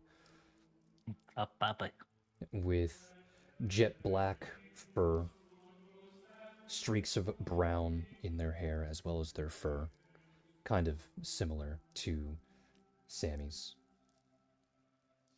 And the other is also a Venaran, but they are white-furred, as they show signs of having Aasimar blood. They also have golden hair.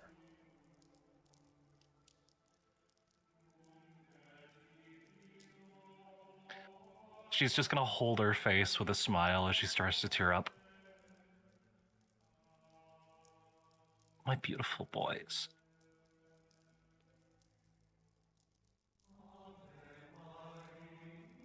As she pushes... Oh God, I only had 1 name picked out for a son. Oh, well, I mean, the name's already chosen. But... I know, that was just This is an in-character thing. Oh, in-character thing. You fucking... Ione will gently push all 4 stuffies towards Sammy so that they're within reach. And she'll think for a moment, saying nothing. And then that very same finger that she almost poked Sammy with will reach out, and she will then gently tap Sammy on the top of her head. Sammy, you will feel this warmth flow all through you, lasting for about 3 to 4 seconds before suddenly stopping. To which she will say, I hope you accept that gift, my child.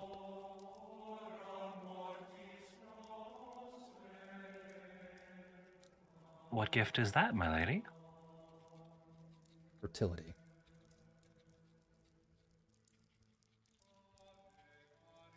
She just smiles. I will accept wholeheartedly. To which she goes, if you carry 2 now, maybe you will carry 3 later.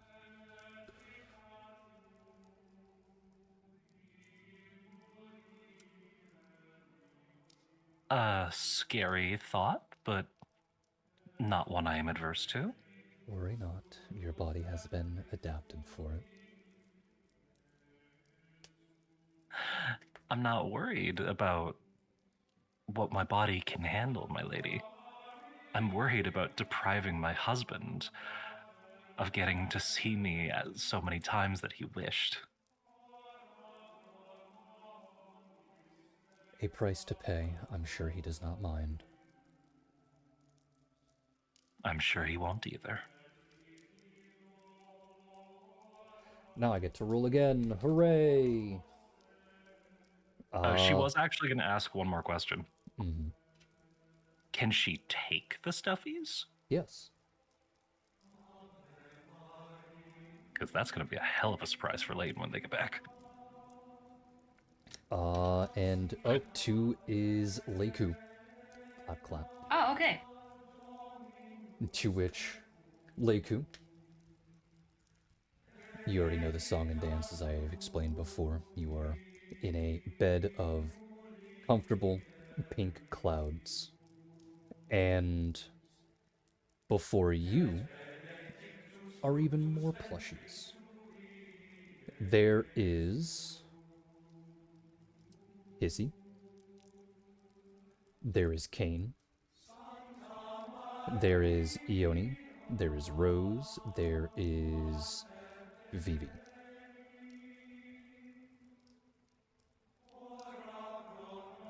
Don't think I'm missing anything. Oh, and there is Nasa, and there is Estelle, and there is both of her parents. And Ione is before Leiku right now. Yes, and Ione is before Leiku right now. Leiku will first very politely bow as best as she can with her pregnant belly, and look down at the plushies, and she'll smile and go like, "What are these doing here? They're so cute." To which Ione will explain that whenever you visit her, the plushies that are before you are of people who love you.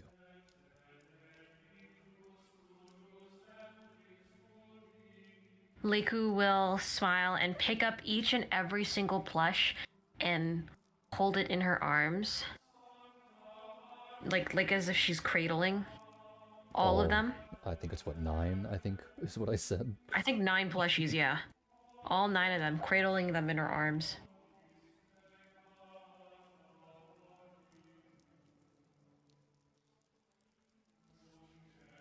And She will look up at Ione and smile like, "This is my first time here at this congregation, and it's beautiful. I know my aunt is, cleric for you, and while I'm so sorry that this is our first time meeting, I'm really happy to be here. Thank you." she'll say, aunts. While one may have the title, the other does worship me in their own way. Leiku will just smile. Go, "Yeah, Estelle." Nana S. Do you know those plushies only appear if they are alive? Leiku will nod her head and go, "Yeah." It's honestly a relief that they're here. I was kind of worried most of the year whether I was going to see my aunts again. It seems you were worried far longer than just a year. Yeah. It was pretty bad this year, but I've been worried longer ever since they left. Communication stopped, and I missed them, so I drafted myself into the war in hopes to be able to get closer to them or find out where they were, and then the war ended, and all traces were lost. So I guess my worrying was unfounded, right? No, worry is usually quite founded, especially if you do not have the physical evidence to assuage just those types of worries. But if you're going to say something like that, it seems you have a lot of faith in your family. Leiku smiled and nodded her head. I do. I do. They're all strong and they're capable. I trust them with all my heart. Whatever they need to do and want to do, I have faith. And then she pauses and thinks for a moment. Before sighing and going, I hope I can have faith in myself as well. Why do you say that? Soon, I'm going to be Queen of Kelnor, and while I'm honored and very happy that this is happening, I don't know if, or at least I hope I could be a good queen. There's a lot that demands from it, outside of the fairy tale, waiting on having people wait on me, beck and call, and even then I'm still not used to that.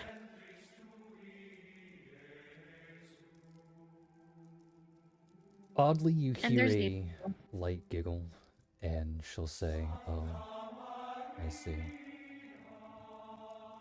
Continue." And of course there's this one in my belly, and she'll gesture to herself in her womb and go, truth be told, I am a little bit nervous about it. Elves are not very well known for being fertile. It took my mother a while to be able to conceive me, and I'm a half-breed. I don't know if he or she's gonna be okay. I'm pretty sure the both of them will do just fine. Leiku will blink. I'm sorry, what? Ione will say nothing, and much like she did with Sammy, a hand will reach down, and as it does so, the fingers will uncurl and the palm will tilt over, and 2 more plushies will land in Leiku's lap. Each of a little baby, to which Ione will simply let Leiku look at the both of those things to see if she understands what this goddess is trying to convey. She looks at both plushies, initially very confused. And then she sees the features of these 2 plushies, and all of a sudden it kind of hits her like a truck, and she is stunned into silence.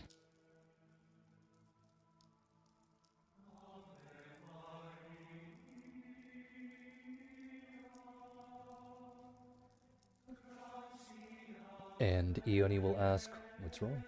Is this not what you wanted?" No, this is. I'm just surprised. It was a miracle that I could even get pregnant at all. And now I have twins. Mm-hmm. And you still worry that you're going to fail this country that you will lead? Her brows furrow a little. I've been trying to do research on how to be a good queen, but as you can imagine, there are not many books about this. You're just kind of taught. And I didn't grow up in a royal family. I don't really know the first thing. I have a bleeding heart, and I'm afraid that I might harm Kelnor in some way, and they're just only getting back on their feet. A long silence will befall the both of them, and she will say, "You know of those religious ceremonies Ithelians have, yes? Where they kowtow to a shrine surrounded by nature?" Leiku will excitedly nod her head. Yes, of course. My family has a shrine in our backyard. Yes. When you eventually make it back to your homeland, I would like you to find a sakura sapling. Find the most vibrant that you can. Take it back to Kelnor with you, keeping it alive all the while. And when you get back to Kelnor, plant it in the most important place that you can think of. And once a week, do that ritual until the tree begins to grow. Then, and only then, will you learn how to be a queen for that nation. Leiku will nod her head, taking in every single information because the act of doing a ritual is very important to her, being that she is, Ithelian. So she'll nod her head and go, "Okay, I will do that. I'll follow those words diligently."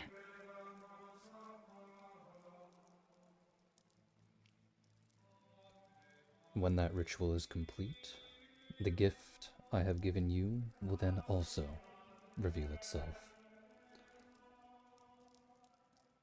Leiku will bow once again and say thank you so much. And then we will move over to Locke. Do I need to go over the song and dance with you, Locke? No, you're alright. Alright. Well, before you, there are several plushies. The first one, of course, is Ione. And the other two are both Kate and Layla.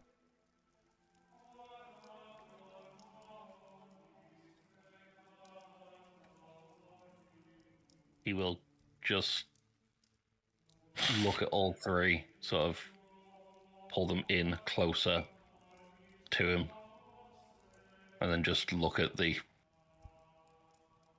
giant, imposing being in front of him.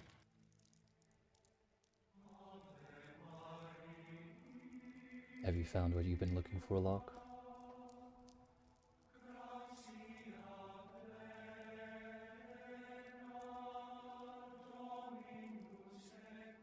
I don't think so. I still don't know exactly what it is, but just feels like I need to keep looking, and I'll know when I find it. I wasn't referring to the object in which you're searching for. I'm referring to those two. She'll point down with her long finger at the plushies that he's holding.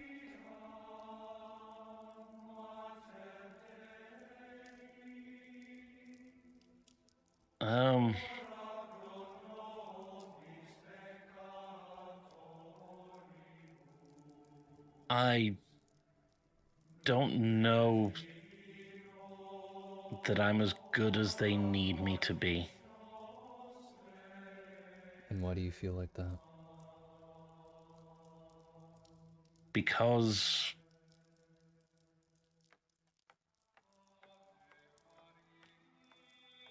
I don't know, they've always been the best people I know. And I just feel like it doesn't matter how far I go, I don't reach them. They're always so far ahead of me. If that were true, then they wouldn't be here. And I don't mean in this congregation, this building, with this ceremony that you just recently did. I mean those two plushies. Because the reason why they appear needs all feelings to be reciprocal.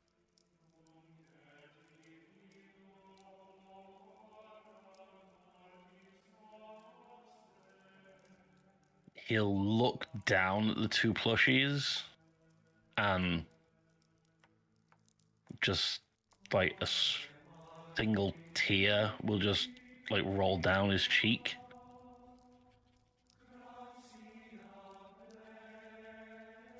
They care about you just as much as you care about them.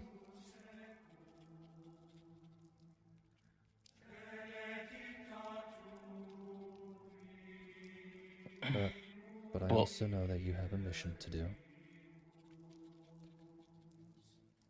The object that you're searching for. When you return from Kelnar, there will be a woman waiting for you. If you heed her request, you will meet an entity that can take you directly to where that item is located.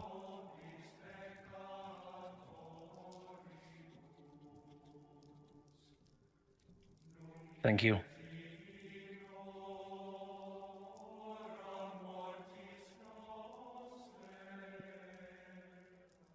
What were you going to say before?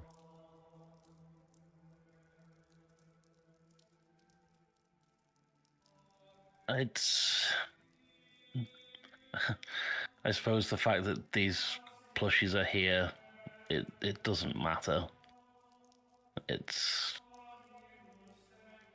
just my own fears that one day they'll be gone and not lost from this world, just gone from my life. And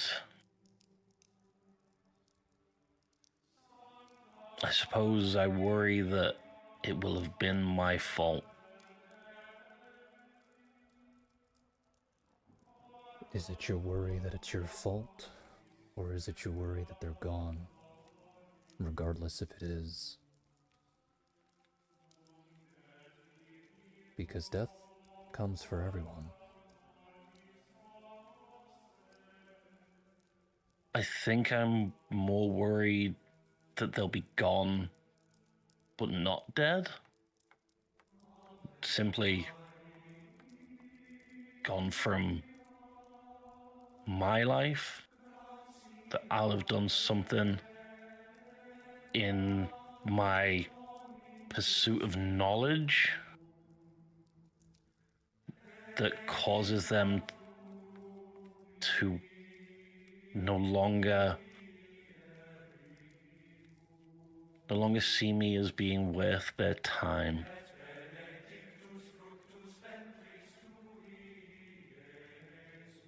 There is nothing that I could ever say to eliminate those fears. But I can tell you that if it worries you that much, then the only thing that you need to do is to take time out of your day and spend it with them.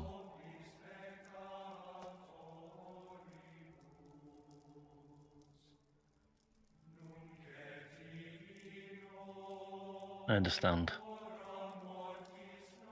Thank you, Great Ioni. You are welcome, Locke.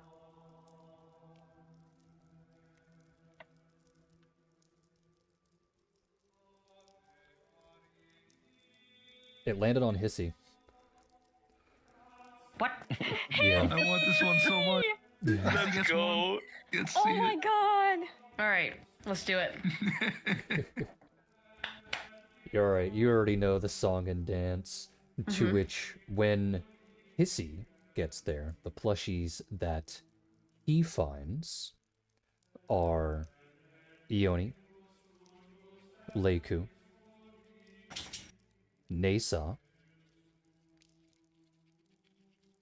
Guava, Alice, and Roxy. Hissy will. Hold on. And to add detail to the Roxy plush, it's in the process of either cursing someone out and or barking. Okay. Hissy will bend down and sniff each plush before bringing them close to him, and he kind of loafs almost on top of them. He like nudges them towards his paws before he loafs on the clouds before looking up at Ioni. Is he sitting on them like a chicken? No, he's not. He's almost. They're just pressed up against him.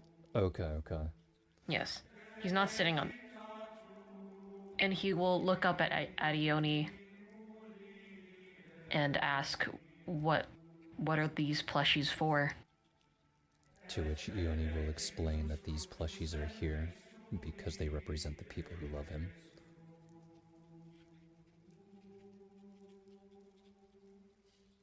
Love me? And he will look down at the plushies, sniffing specifically Roxy and Alice's, and go, I only met them for such a short time. Sometimes. How can you love someone in such a short time?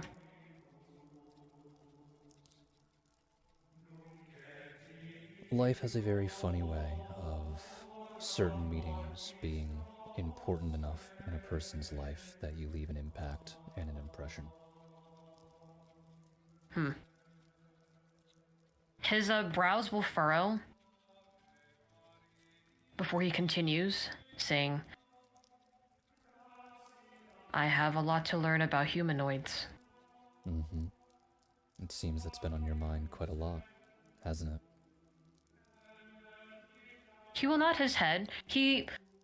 Part of him wants to, like, question as to how she knows this, and then he remembers, oh yeah, that's right, this is a god. Of course she's gonna know.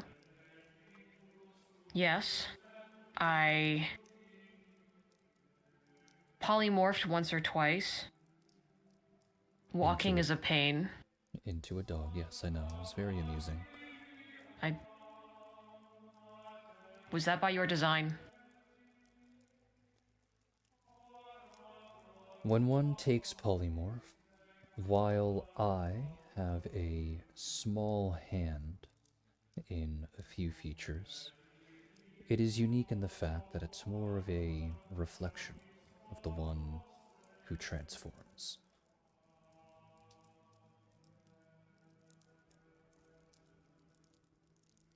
He's going to frown, and then he's gonna chuff and go, why am I a dog? And he starts petting the Roxy plush a little when he mentions dog. Ioni will laugh lightly and say, it'll be a mystery to you and I, won't it? Until you discover the reason why that is.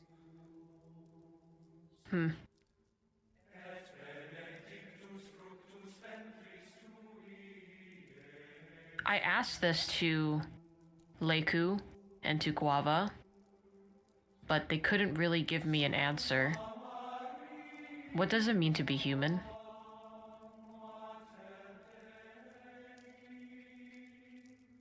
What does it mean to not be human? To you?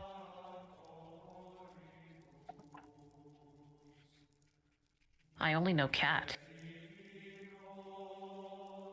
Well, the question that you're asking is a very difficult question to answer, as it will change from person to person. Maybe thinking of the opposite is the best place for you to begin your journey for that answer.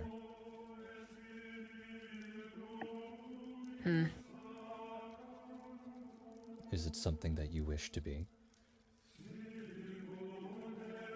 Hissy will remain quiet for a long period of time, contemplating. There is a lot on his mind before he continues to speak.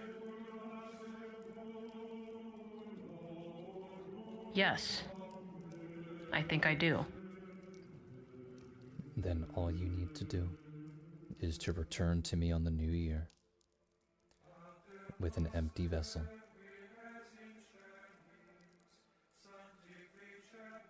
Empty vessel? Yes, it can be a body, but I do believe you have someone in your party that can build you something by the time you are here next. He thinks for a moment, and it's clear that he's trying to think of who in the party that could be before he remembers Poppet, and then he nods his head. And then will I know? I think the process of finding your vessel will help you out, yes. Can I take these plush? Of course.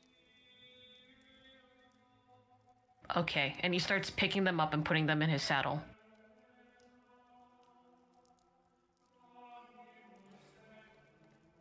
To which I will then move on to the next person, who happens to be Lysandra. Yippee! You already know the song and dance. Mm-hmm. And before you, the plushies that you find are of Ione, Nasa, and your Poppet. My Poppet! Wait, he's not alive. How does Poppet count? Smiles. Lysandra looks at the 3 plushies, and then she picks all of them up into her arms and looks up at Ione and goes, "What are these for?" Each of these plushies represents someone or something that loves you. Lysandra actually looks down at the Poppet plushie and goes, "Oh, I don't think it's capable of love, but I really like that." You put all of your love into creating it, did you not? Yes, I hope I did at least. So therefore, it's more of a reflection of yourself, to which I would like to believe that you love yourself enough. I'd like to think so. I know you cast down something rather important to you. Yeah, I did. And I don't know if it can be fixed or if I want to fix it at this point. And why would you not wish to fix it? Because I don't regret what I did. And I feel like if I go back to Reliqua,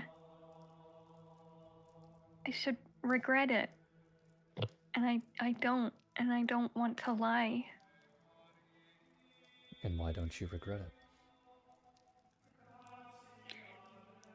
Because I didn't do something wrong. I know that Reliqua sees it as wrong. And I know that I did take something from her. But I don't think I did something wrong. I think I did something right. I think if I did something else, I would have been unhappy. And you are firm in that belief? Yeah, it took me a while to think about it, and it wasn't easy coming to terms with this, but I did the right thing. And I can't go back to Reliqua knowing that if I was forced to make that decision again, that I wouldn't just make the same decision, you know what I mean? I'd do it all over again. Then you need not to fear to face her again. And in that moment, Lysandra, you feel this holy warmth wash over you, starting down at the soles of your feet, gently massaging their way up your legs, through your torso, up your neck, before finally capping off at the top of your head. And a couple of moments later, it does the same thing, but this time in reverse, starting at your head and ending at the soles of your feet. And by the time it's done, you feel all of your magical essence having been returned to you.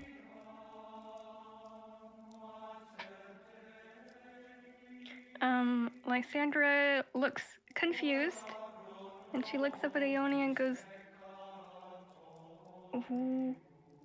"Where did my magic come from?" From me. You felt that you did the right thing, even though you have betrayed the previous god that you used to worship, regardless if you still worship them or not.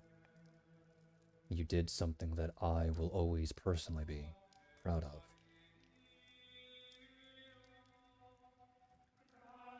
Because I know this What? person doesn't particularly like you. And yet, No. and yet you still went out of your way to help them.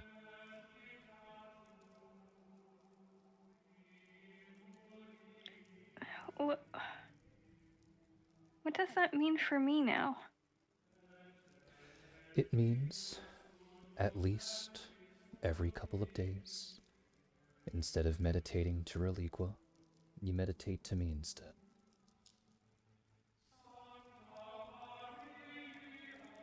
Okay. I think I can do that. It's pretty easy. Just a hello, how are you is more or less all I need to know that you're doing perfectly fine. Lysandra looks down at the little Ione plushie and back up at Ione, and then she gives the plushie a big hug. And if you are a tad confused on how to do it, I'm sure if you ask politely, my newest champion will be happy to help you. Newest? Hasn't she been a champion for a while? No, favored, but not a champion. Oh. Oh. And Lysandra kind of like has a light bulb moment. Okay. Yeah, I'll ask Nisa. So, Lysandra, what I'm going to do is send over the list of deities here in the mixed bot channel, because Yes. I have updated them. Just save it over the previous one if you already have it saved. Double check to see if the domains that you currently have on your sheet match the domains that are listed under Ione. If they are not, then you obviously have to change them. But you are also free to change them if you so wish. In other words, it just means you and I just sit down and I help remake your sheet if you decide Yeah. to adjust your domains. Okay? Yes. Okay, the one that I have is under healing domain, so that works out. Okay, yeah. Okay. Alright, so have fun doing research. Yippee! Katana's next. Oh, okay.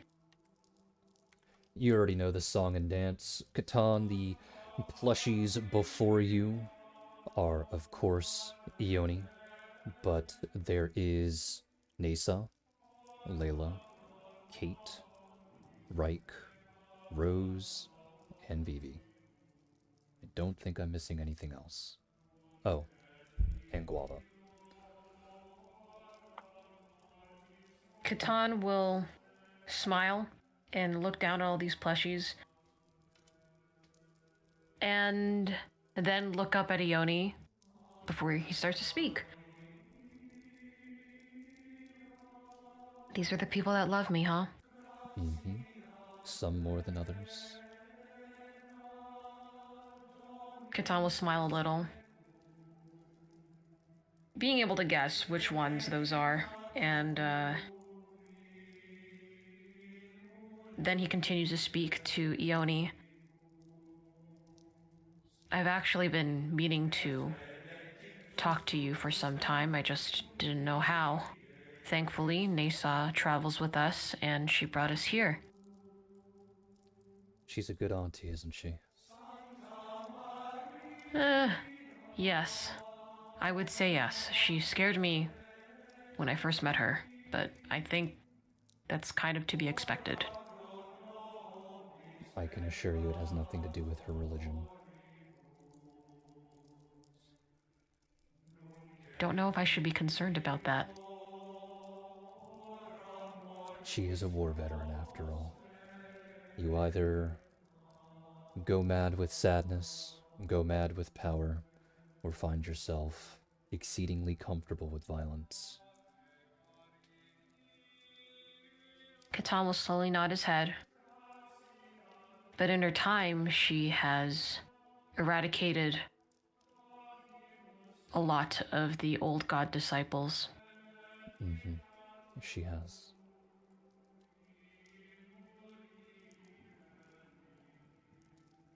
I would like to do the same.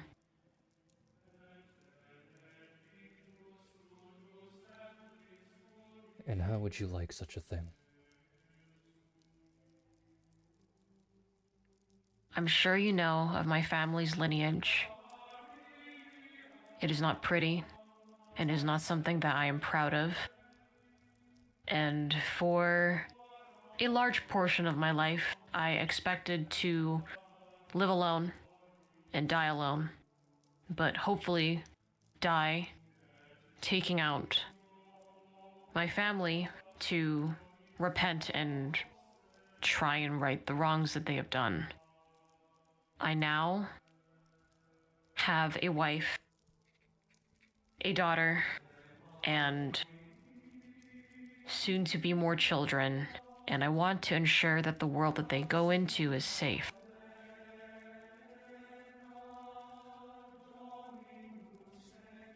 And I want to get this removed. He points at his back, like, I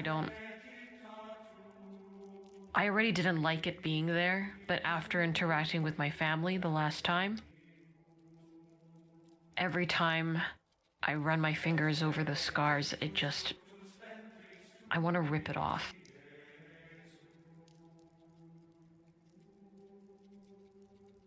Well, I'm sure you've already been told about this wonderful prophecy that follows that little dragon around, yes? Yes, another thing I have to worry about, yes. It seems that there's going to be another God's War upon the horizon. I can remove that mark from you if you wish me to. But if I do, that gate will not be able to be closed permanently. You are the only one with that mark.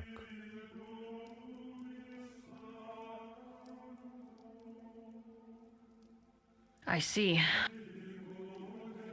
Alternatively, what I can give you is protection. If and when you choose to close that gate permanently, I can assure that you do not fall to what that ritual does to the sacrifice.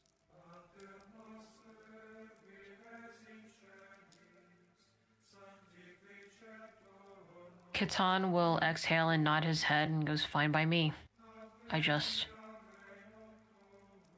want my family, my actual family, to be safe. That is not anything that I would ever be able to promise. But this is a choice that I will leave to you. I can remove that mark. I do not know how you will be able to open that gate if you do, but I can remove that mark. If you choose not to, then the only thing that I can give you is divine protection so that the gate does not take you as well. Catan thinks on this for a long time. It feels to be about 10 to 15 minutes as he's weighing it back and forth before he comes to a conclusion. Knowing this, I will opt to keep the mark. My mark is to Cheturima, and in my opinion is, from what I know, to be utterly terrifying, and I want to ensure its removal forever.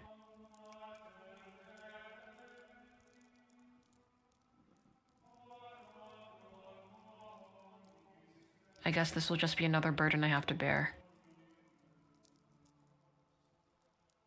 It's only a burden if you choose it to be.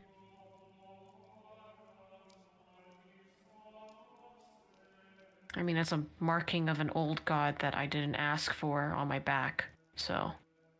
And it is not something that you worship. If anything, it's more a curse onto them than onto you. They tried to turn you into a tool. They tried to create something for their benefit. But instead, with what you are doing now, it seems that they have created the very tool that will mark the beginning of their undoing.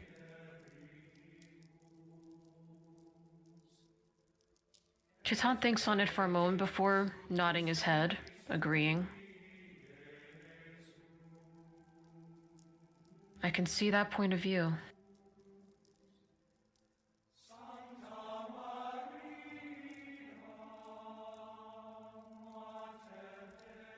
Thank you for granting me your protection when the time comes.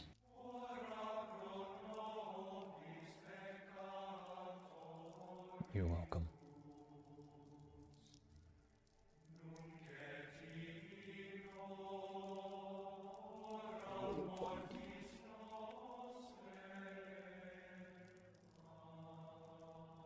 And now we move on to Didas. Okay. You already know the song and dance. Yeah.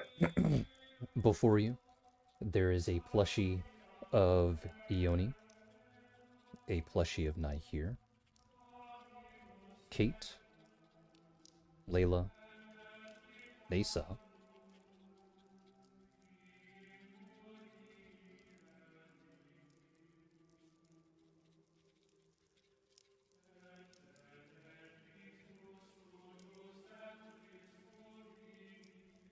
just those five.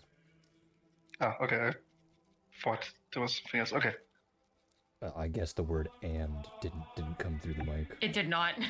But No, it sounded like you were halfway through a list.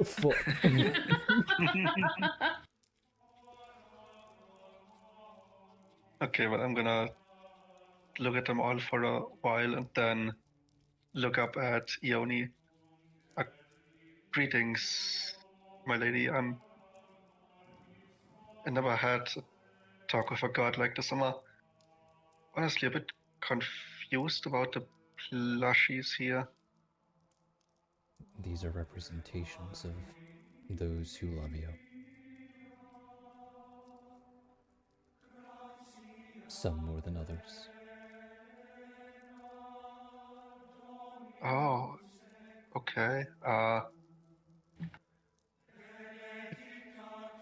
Didn't expect that many, to be honest. But it's nice to know. I'm sure, considering your age, a lot of what you've known and a lot of what you cared about vanished before your eyes. How is that anger, by the way? Do you feel that it's subsiding? It's still there, but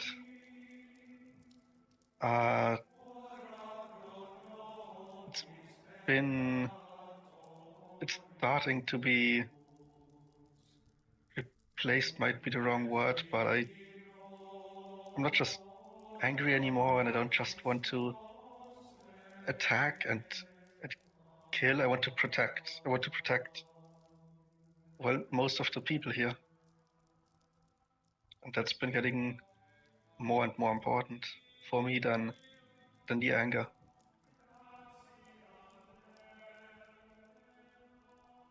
Understandable.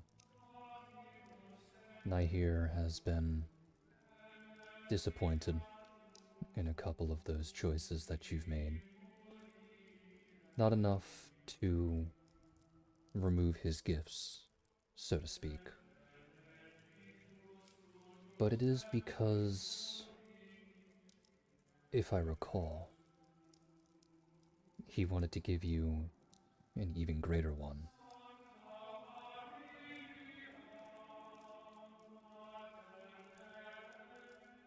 Well, I wasn't quite aware about that. I Well, of didn't know I've been course. that good of a follower.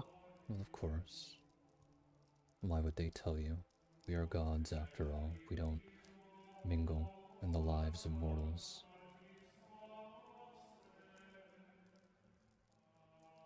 Of course, naturally. But I do have a feeling that you are going to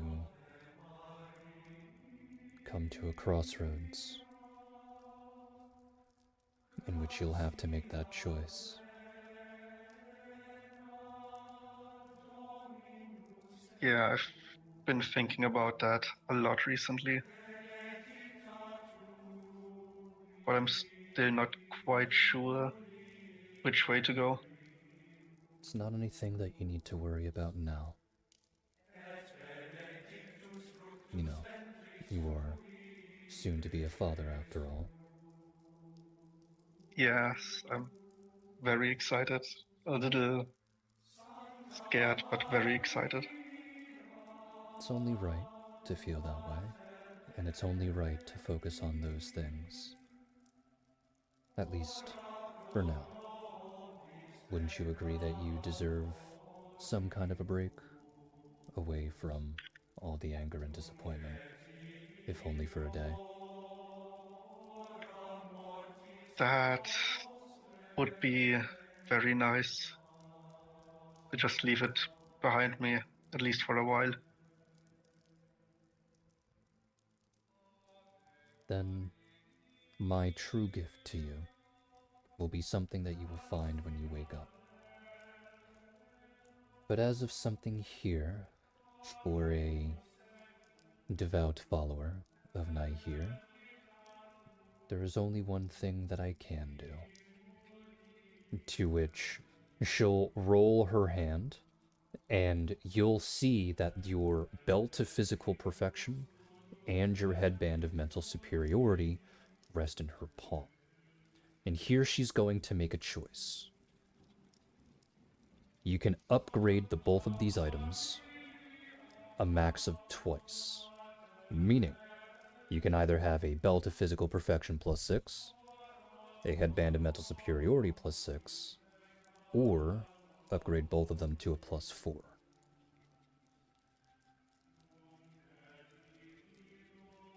Okay.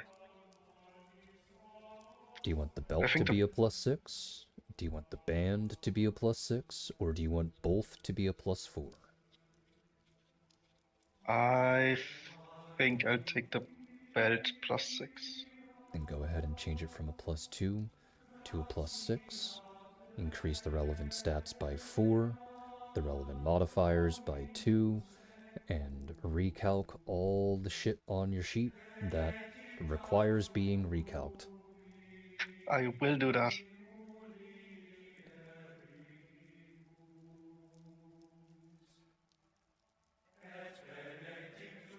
Two left. Okay. And it has landed on Reich. You know the song and dance. Yes. And before you, Reich, you find Ioni, Kate, Layla, and Catan.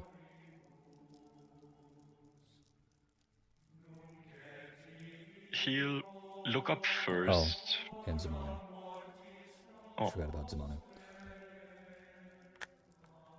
He'll look up first, a bit confused. I'm surprised you'd even talk to me. What are these? They are gifts, representations of the people who love you in life.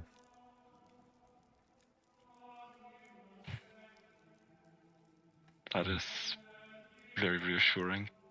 And why do you think I wouldn't talk to you? Where do I even begin? Because of what I am. Oh, you don't look like a cultist to me. No, not quite. Thank whatever motivated me to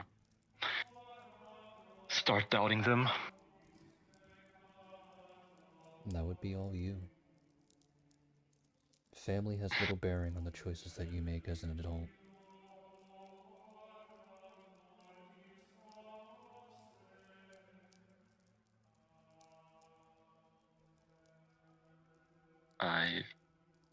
I guess you're right. And you were right. I'm just embarrassed it took me so long.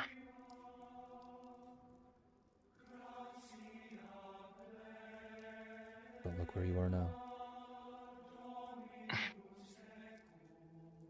Nowhere near where I want to be, but getting better, slowly. And where is it that you want to be?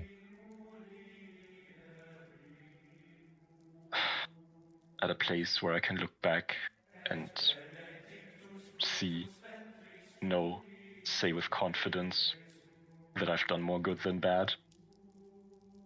You mean what you can do today? I don't believe so, but I'm glad you do. It's not a belief, Reich. I am a deity. There is no belief, only knowledge.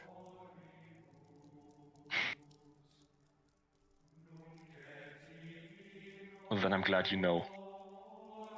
But I don't. Which is a shame.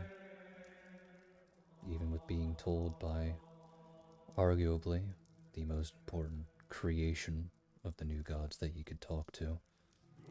You still don't believe it. What can I say? It's a bad trait I've collected and held on to for way too long. I still hate myself. And I doubt myself. Always.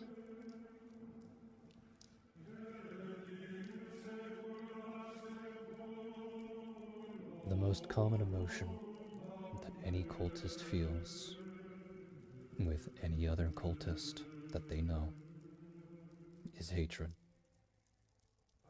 Sometimes that hatred is outwards, sometimes that hatred is inwards. But regardless of where it is or where it's from, it's that hatred that eventually blinds them to make mistakes. Do you remember how the Civil War started? Hohenheim found out about the old gods. Before that. And he was upset. Before that. At being deceived. Again, before that. Why did he even seek it out to begin with? I can't say I do remember. Hatred. He lost his wife not long before the Civil War started. She died to sickness. And because she died to sickness, in his grief, he tried to find a solution. And in that grief, it eventually became hatred. And it's that hatred that led him directly to the old gods. Well, I doubt he found his solution with them. Because they don't do good things. Ever. The sad truth is that we do not know. He is no longer here, and the old gods never stepped into this plane of existence during the Civil War. So we do not know.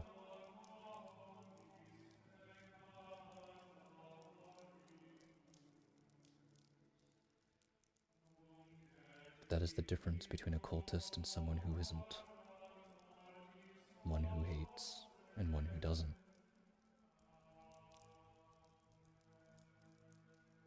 These people believe in you. You can exclude me from the group if you so wish. I'm a god. I'm going to love you all as my creation. But what of the rest?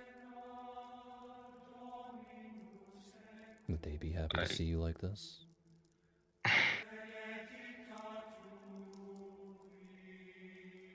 No, I doubt that. I have been trying to be better for them, but again, progress is slow. To take it one step at a time. For things like these, it's not a step. It's a leap of faith.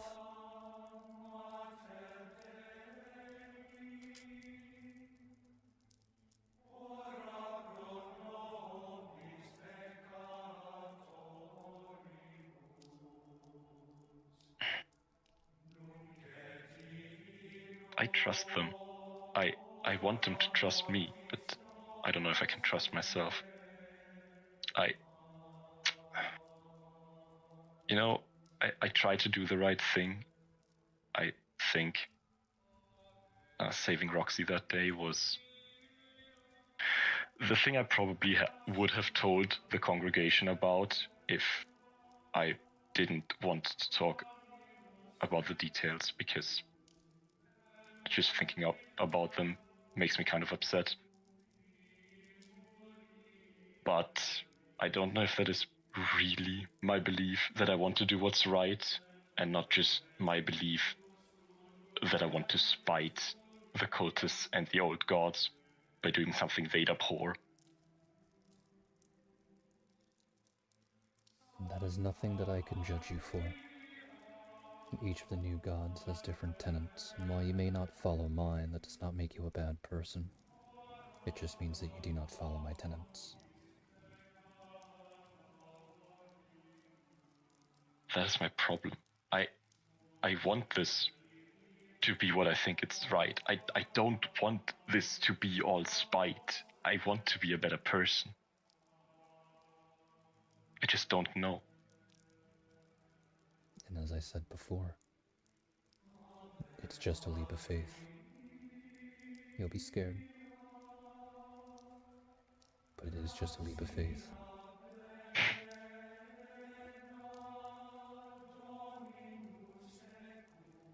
Then I'll believe in myself for them. And that's what I'll do. Why not believe in them for you? Because I always believed in them. It was never a question. Catan, when he ran away, I was so proud of him. It was up to that point the proudest day of my life. I was so happy that he was getting out of there. Kind of jealous that I couldn't do it. That I've been a coward all my life and just did nothing because I thought no choice was better than a bad choice. But still.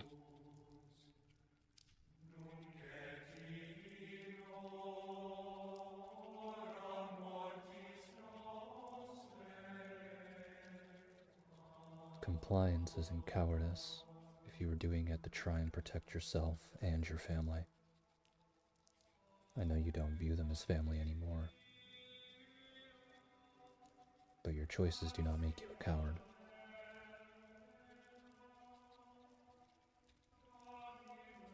I've seen people stand up in the same kind of situation, hopeless situations.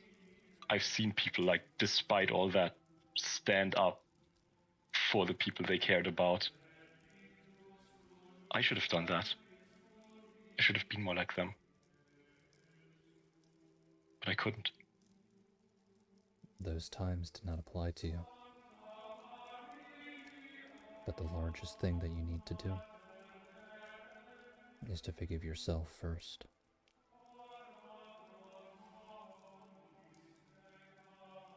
Doesn't really matter what I say to you, nor how I say it. I'm not that strong of a deity to change your feelings or emotions on the matter, but I can give you insight. How you take that insight will be up to you. I'll take what you can give me. I've already said it. The moment you stop fighting it is when you take what I can see. give you.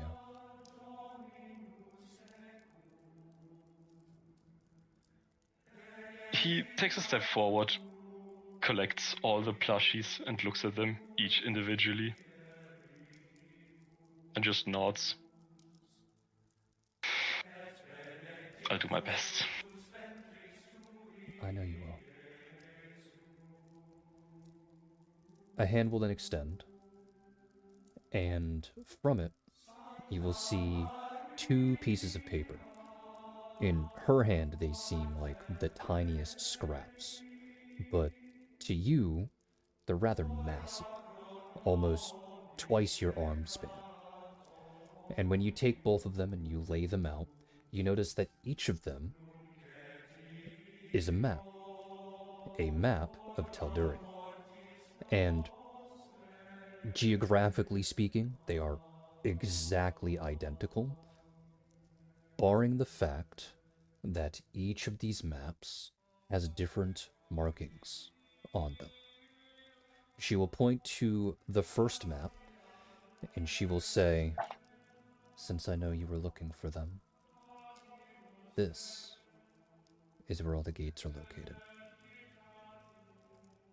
And since I know that you will need them, this," and she will point to the second map, "is where all the shrines are located."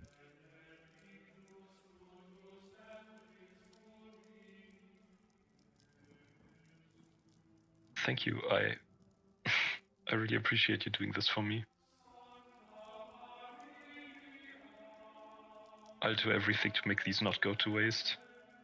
I know you won't, because I know you're going to be doing it for yourself.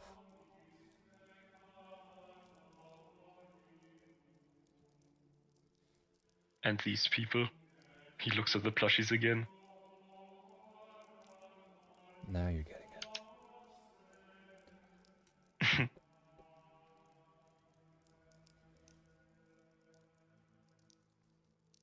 Thanks. I had so many questions, but I don't even feel like asking them now. I'm pretty sure you already know the answers anyway. I don't. I don't. They're entirely unrelated, but I'm not in the mood for them right now.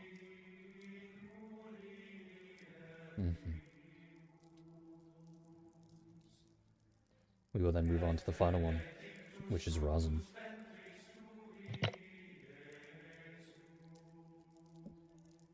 You already know the song and dance. And before you is only 3. Ioni, Nesa, and Guava.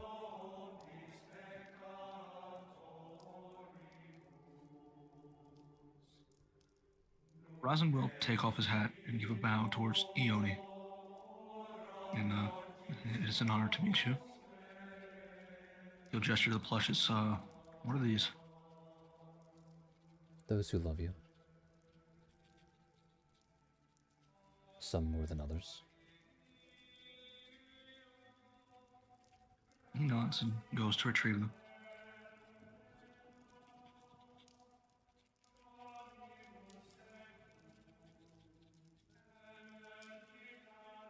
How are you feeling, John? Or would you That prefer I is- call you Rosin? Please do. Why?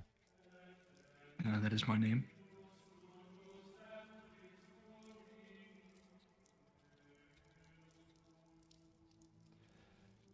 Silence will befall the both of them, to which she will effectively repeat herself and she'll go, "You know what I'm asking?"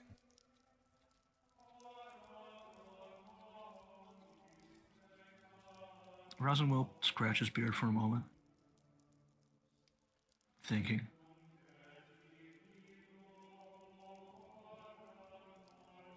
I'm not sure how I'm feeling, if I'm going to be honest.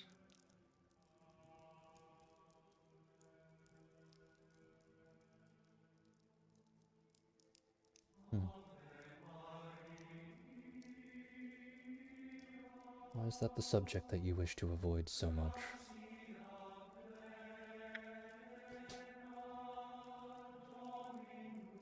I'm not trying to avoid it. I genuinely am not sure. I think in general I'm much happier these days, but I don't know.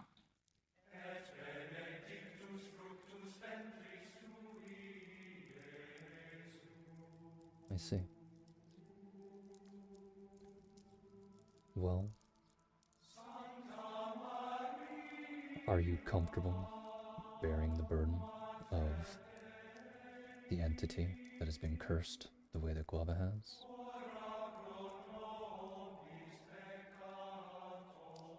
What do you mean? You know of the marking on her back, yes? Mm-hmm.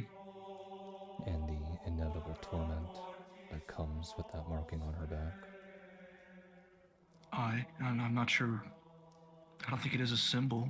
Is there a specific old god that's attributed to? No. Well, yes and no. She can be used to open any gate, but doing so is incredibly painful. Having that knowledge is also heavy on the shoulders, so to speak.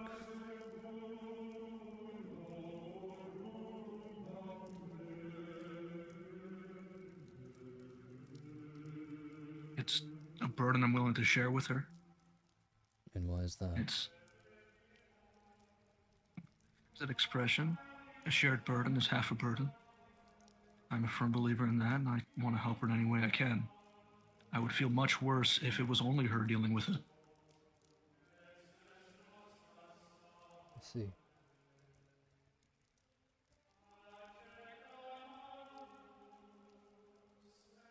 And that's your only motivation?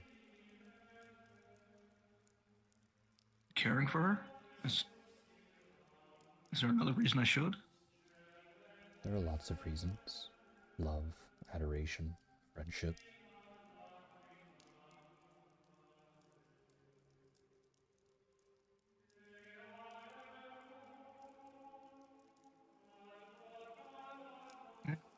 Yeah, well then, in that case, I suppose it'd be all three.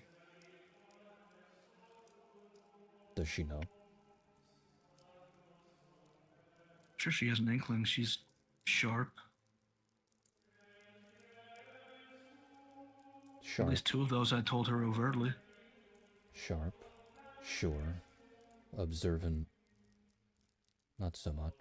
There are lots of things that distract her, which I'm sure you can guess. Nuts. Well, should I tell her? Is that an answer you want me to give you? No, I don't think you should. It's only an answer that you know.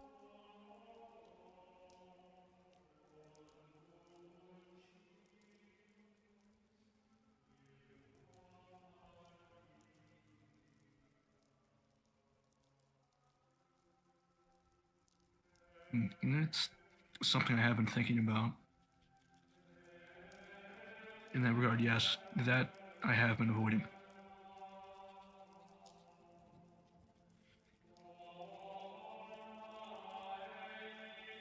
Well, the only thing that I can do is encourage it. I obviously cannot force you to do it.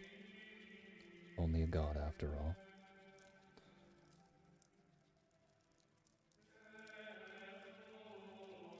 Ours and Gren's, I suppose at this point it's more a how and when rather than an if. They are all your choice.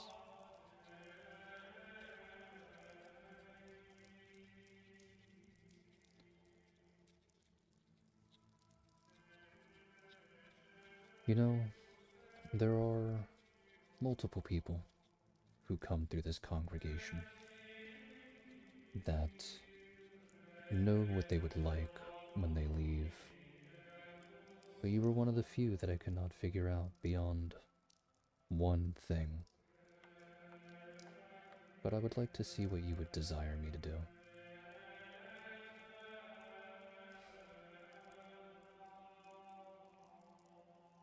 I really just want to make sure Guab is safe and happy. Well, that is obviously not anything that I can do. Is there anything you could do to help with that endeavor?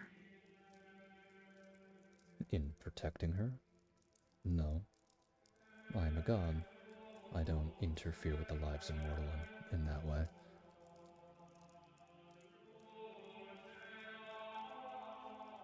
Yeah, maybe not protecting her directly. Is there anything you could help in regards to me in that endeavor? Is there anything...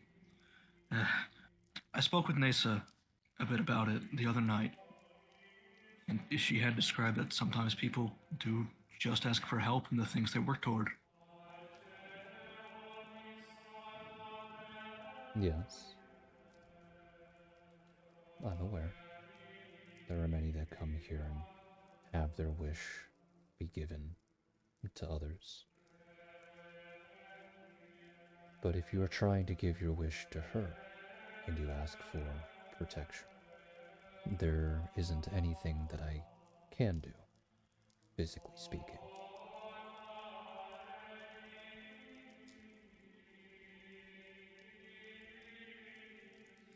What can you do? Plenty of things. A list too long to name.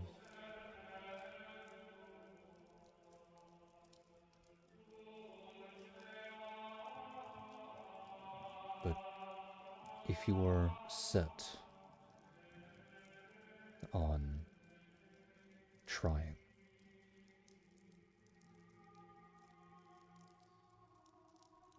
then the only thing that I can give you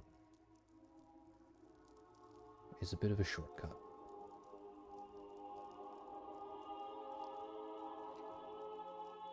She loves what playing. sense? She loves playing music, correct? I... What about you? Do I love playing music? Of course. The way she does. The way she does seems rather unique. I try to put my heart into my actual music when I get the opportunity to. It's sometimes difficult to be that open, I suppose, because in my profession I'm only supposed to be happy. And sometimes I'm not.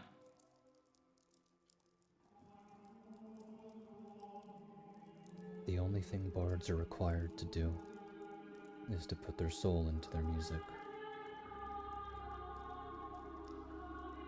And if you feel that there is a lack of confidence, so to speak, then the only thing that I can give you is the confidence to address those issues.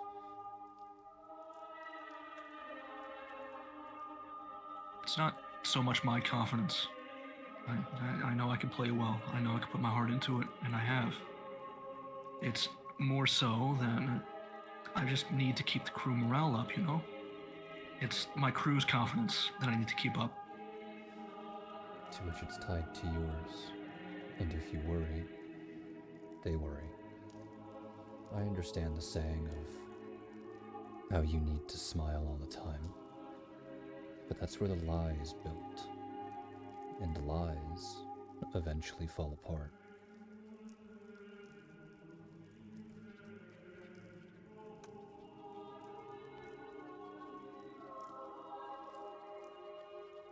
Razum nods. Well, that is the extent of my abilities. I don't think I could play as well as Guava, or in that specific way.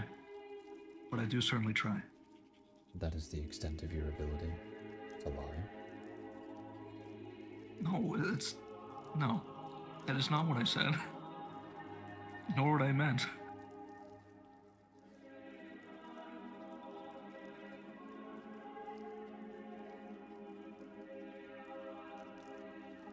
I know. It was more of a challenge than anything else. But as the only thing that I can tell you, to just let go.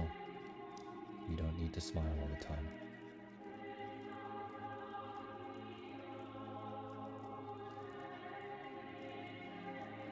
All right.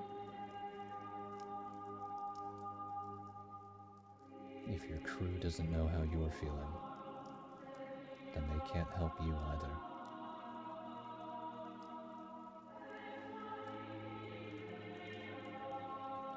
Aye. Wisdom in that.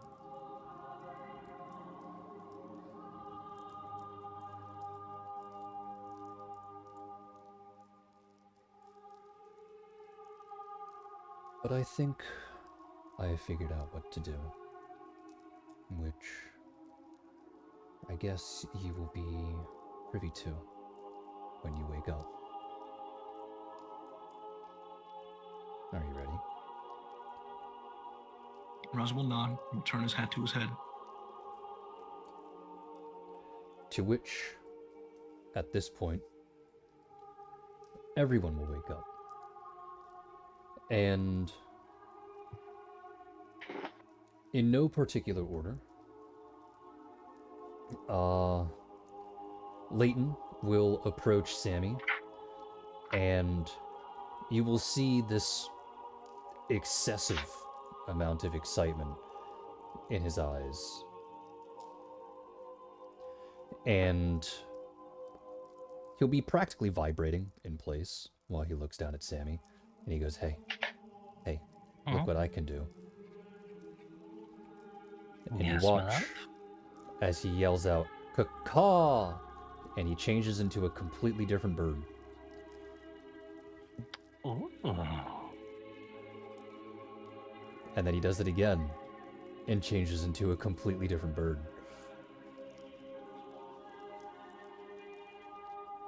That's wonderful, love.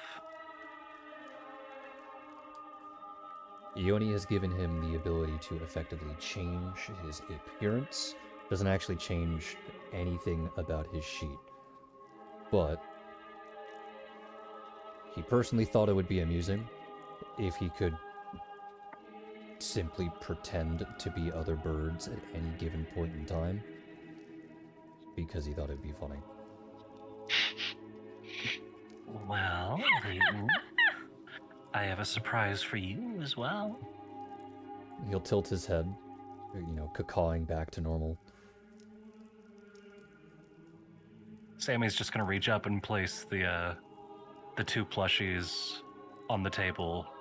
Like she's gonna place the Leighton plushie and then the two babies next to him and just look up at him with a smile.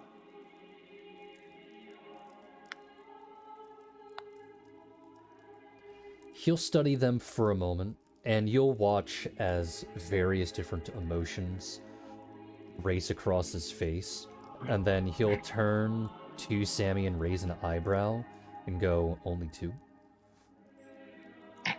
Damn. For now. Then I guess I need to work on my virility. There's always next time. He will then playfully slam his hands on the table and say, we are going to make an entire soccer team. Whatever you say, love. No. I can't wait for He'll hold up a finger. Not soccer. He'll slam his fist again. An entire lacrosse team. That's a bit excessive, hon. But she's just gonna smile sweetly. I can't wait for you to meet your two sons. He'll look at the plushies and go, oh, I couldn't really tell. But I am excited that they're They're both boys.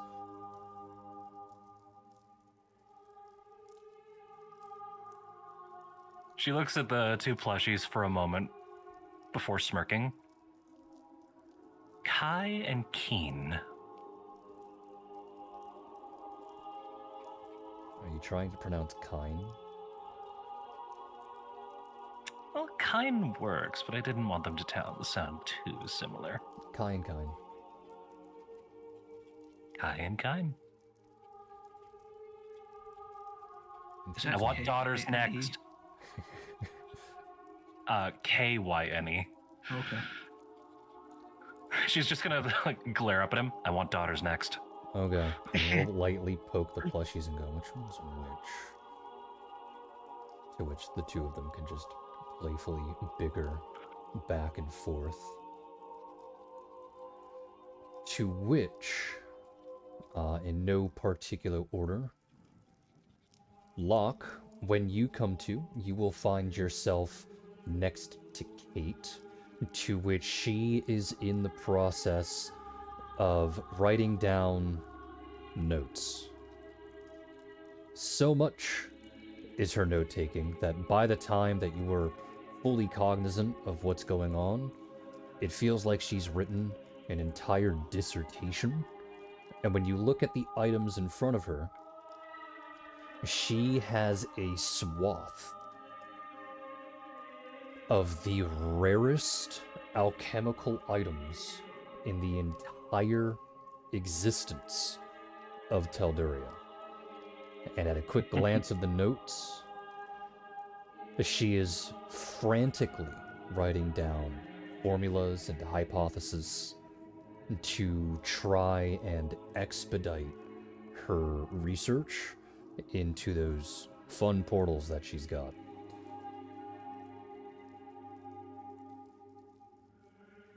He'll just smile, and before speaking to her, he will slip the plushies into his bag of holding, and then just say, "What you got there?" She'll turn and she'll just say, fun.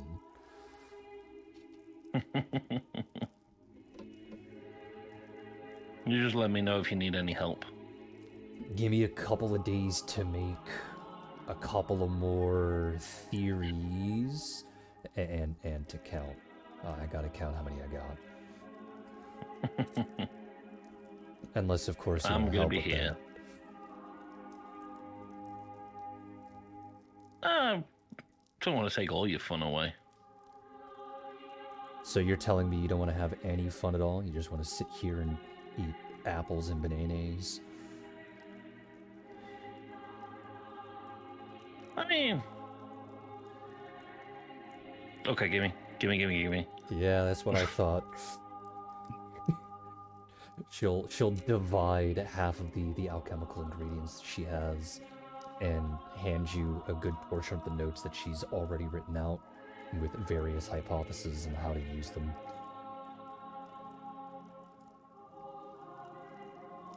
I just smile at her before starting to read through all the notes. Didas. As you come to,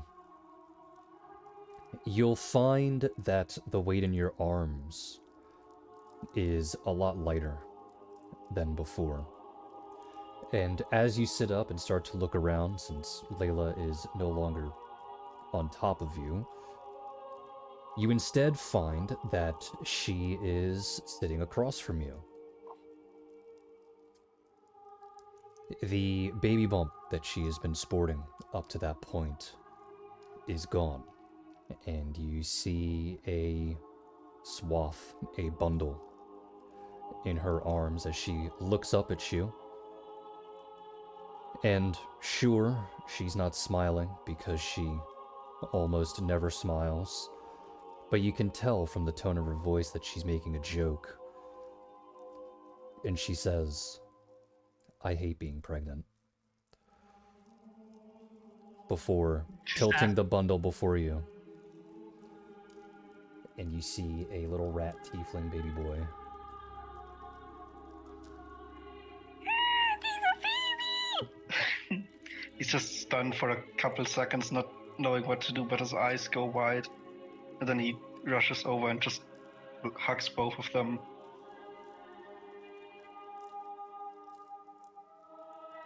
And as I she know you gets hated it. and she gets squished by your hug, she mumbles and complains. She goes, "Oh, great! Now I gotta think of names." I'm sure we two can think of something good. Yeah, just don't ask Kate. She'll give the worst suggestions. Understood. We'll just have to rack our own brains. Yeah. I'm surprised she let me do this.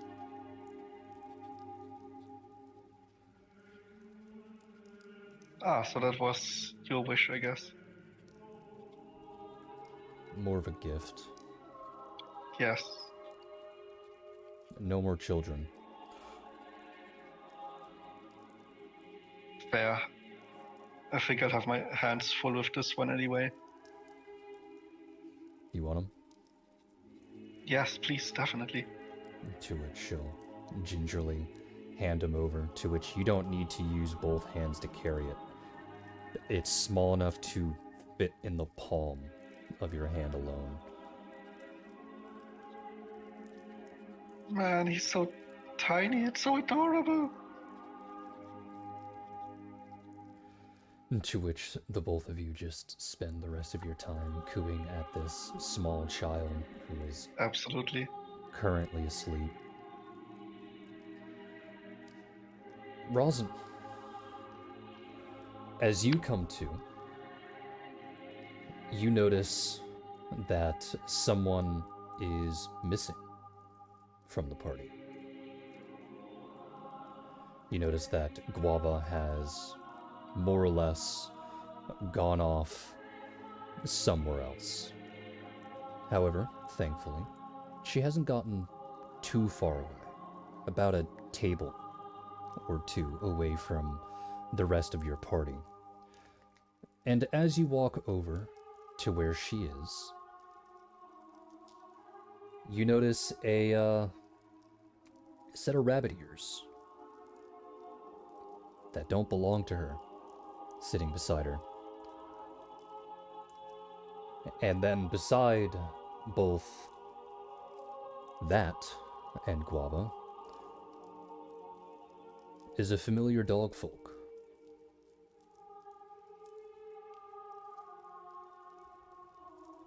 Kind of.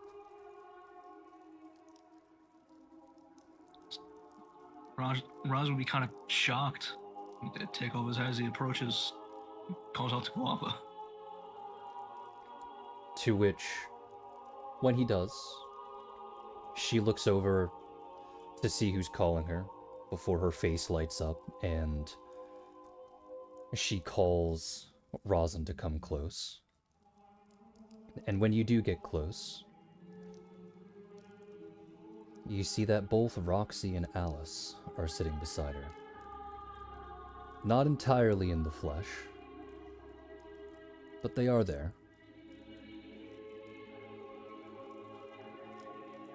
To which Guava will attempt to try and excitedly explain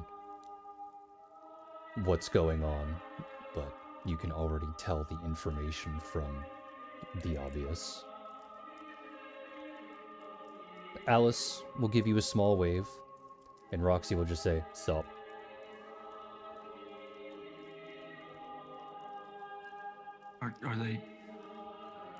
Are you able to stay for a good while, or?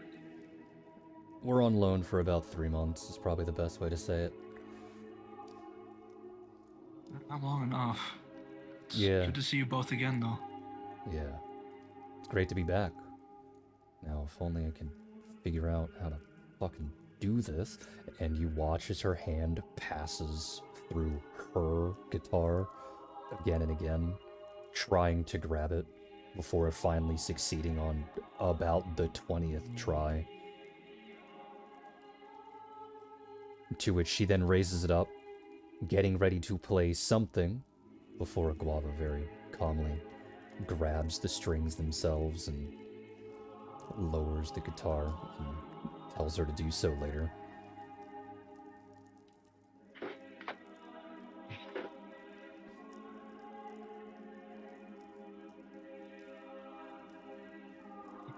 Glad you could still do that.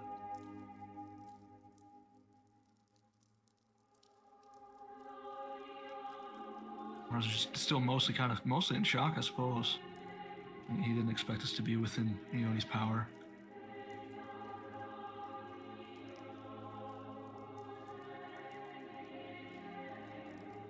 And the last thing that I guess Leiku and maybe Catan would probably be the first to see.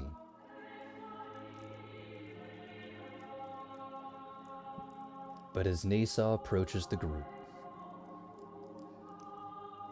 all of you can see that there is this aura about her. She glows now, faintly, but she actually glows now.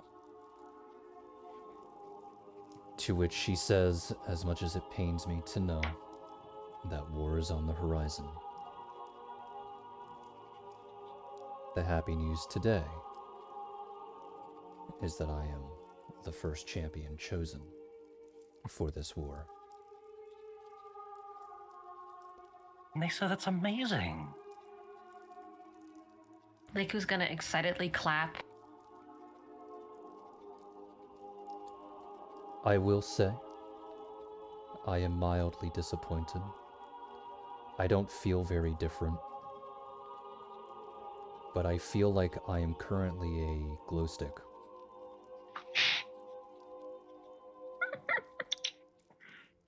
That's because you are. I say, You are rather bright.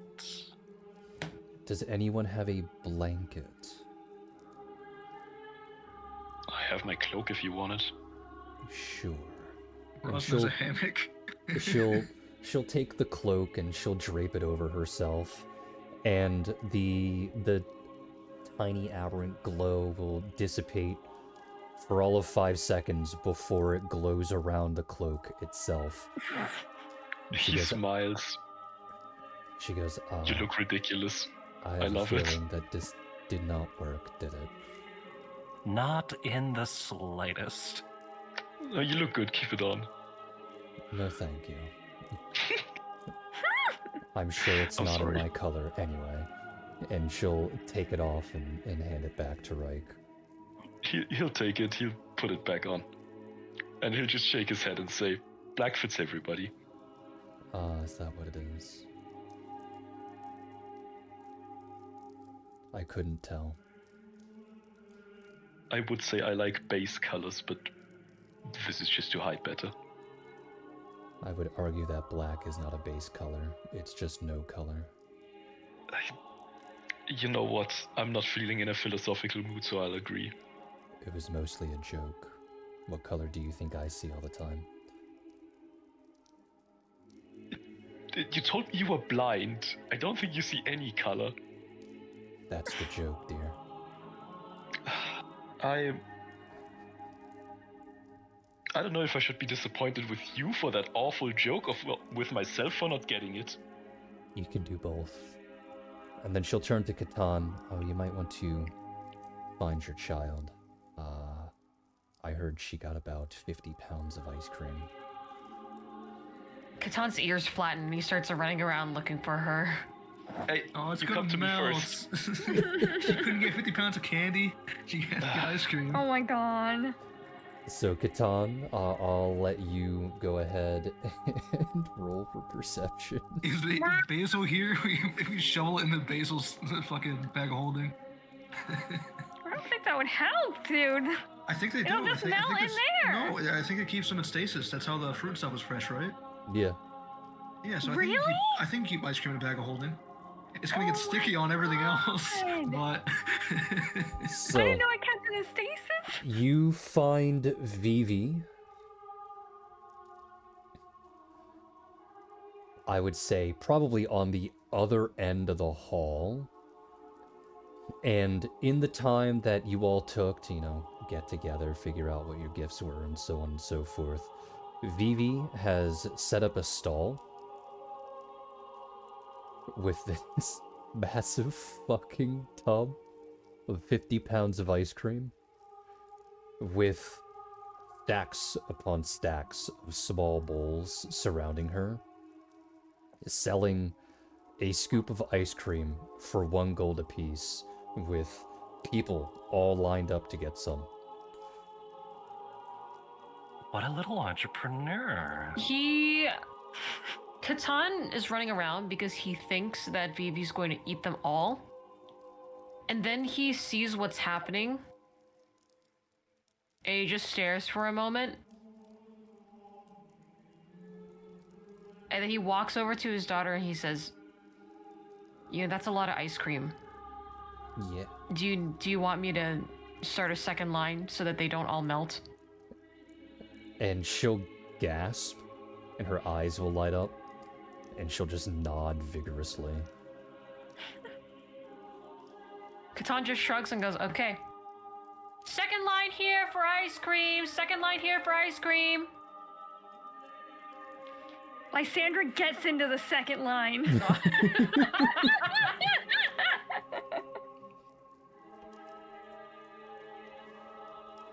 Catan, can I have 2 buckets?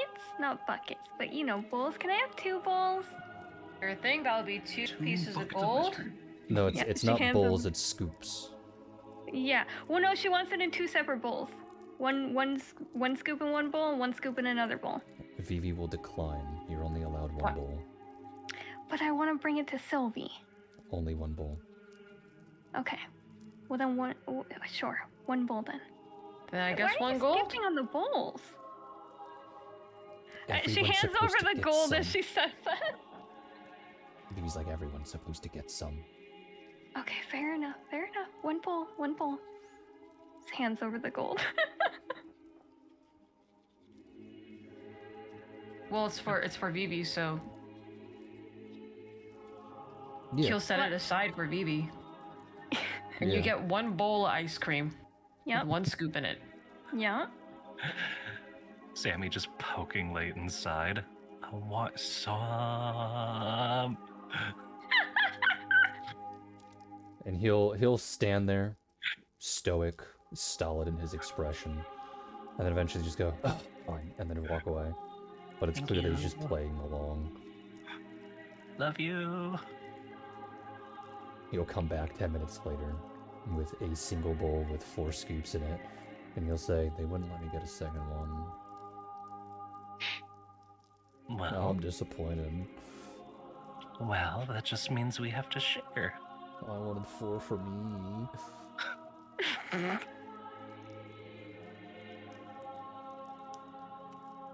It's ice cream from a god.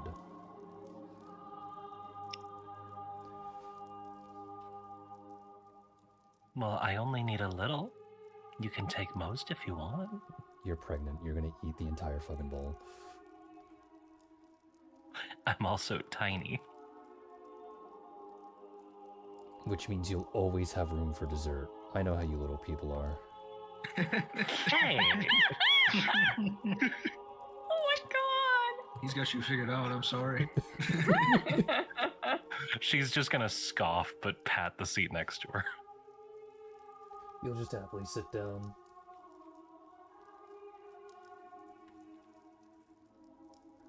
Lysandra, when you get over to the poppet, to which I assume you knock on it for Sylvie to come Yeah. out, and you attempt to present the ice cream to her, she'll stare at you for some time and eventually crawl out. However, this is after she crawls back in. This is because when she crawls out, she has a small note on it. Okay. To which she says, so, I don't know why the god gave me this, but it is for you. For me? To which you trade, you get this small note, and Sylvie gets this bowl that's literally half her size, I guess, because she's so fucking small, as she calmly eats away at the ice cream. And Just means she'll have more room for dessert. And the note effectively details two things. It says that there is someone in the party that is looking for her assistance. Okay. And the second says that if she loves Poppet as much as Ione thinks she does, then there is someone that she needs to meet that may be interested in the creation that you plan on doing. To which this particular person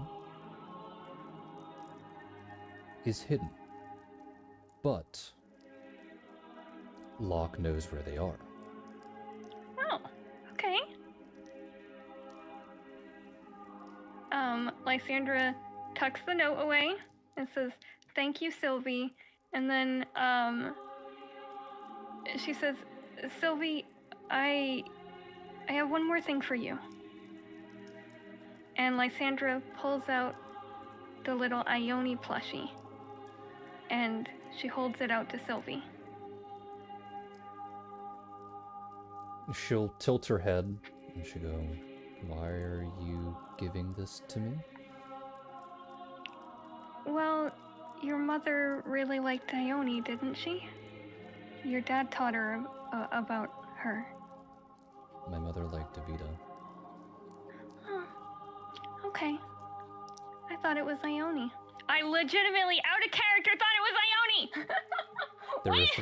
There were three listed: Evita, Ekthar, and Ione. Oh, so I was remembering right. Sylvie, about it, you would have been able to narrow it down, but you didn't. Well, Stinky, I'm very stinky. sorry. I'm very sorry. So Lysandra looks at the plushie and goes, "Oh, I thought it was Ione. I remember reading about Ione.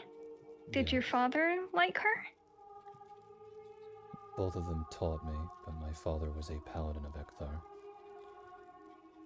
So, how did they come to teach you about Ione? I guess the usual way. Okay. Well, and she takes out the Poppet plushie and holds them both up to her. You can have one of them if you would like.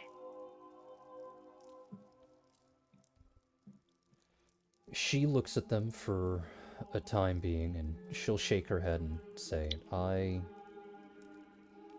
have my own, but thank you. Okay. That's all right, Sylvie. Enjoy your ice cream, okay? Mm-hmm. She puts the plushies away and she goes about her business, I guess, to go find Locke. You find Locke. Oh. Locke. I don't know why I said oh like that. Shit.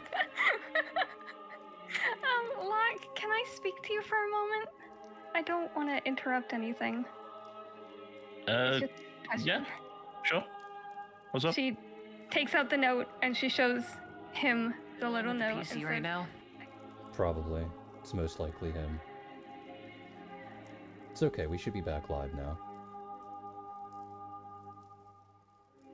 Let me refresh and let me see if it's back on my end. Yeah, it's back on my end. Okay. Yeah, it should be says good. that you're back. I mean, like, I got the ping. Yep, I just got the ping on my end too. It probably was a temporary shutdown. Okay. It's okay, we'll blame Nomad. Okay.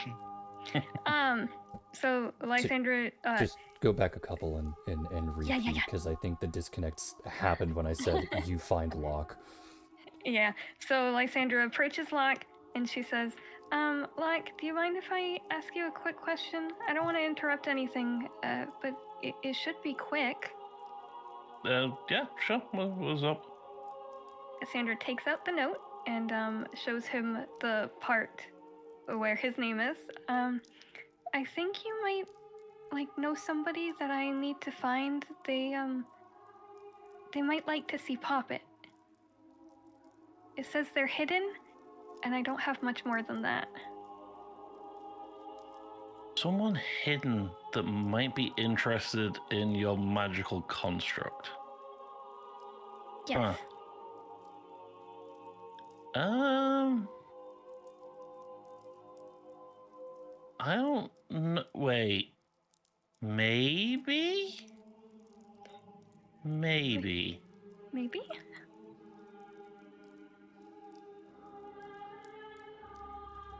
He's gonna pull out his notebook and start reading through it. And then look back at the note and sort of question it, like, I might know where they are, but other people, and then sort of go, okay, this might sound odd. I think this might be referring to Baroness Peosa of High Rock. I don't know that for sure. Peosa? Why would you think it would refer to them? Because she's where he's gonna look around the room at all these Ioni worshippers and then say, acquired one of the guitars, which in this case at least isn't a lie, but she was very Lying by omission interested. is still lying. Stop, Robin, you're not here. Every session we run into this conflict at least once. Well, that's technically the truth. That's this time it is technically the truth. She gave it to me. I did not steal it. But I just simply stole it much earlier in the campaign. So last time, but this time's legit. Exactly. Technically, I didn't steal it this time.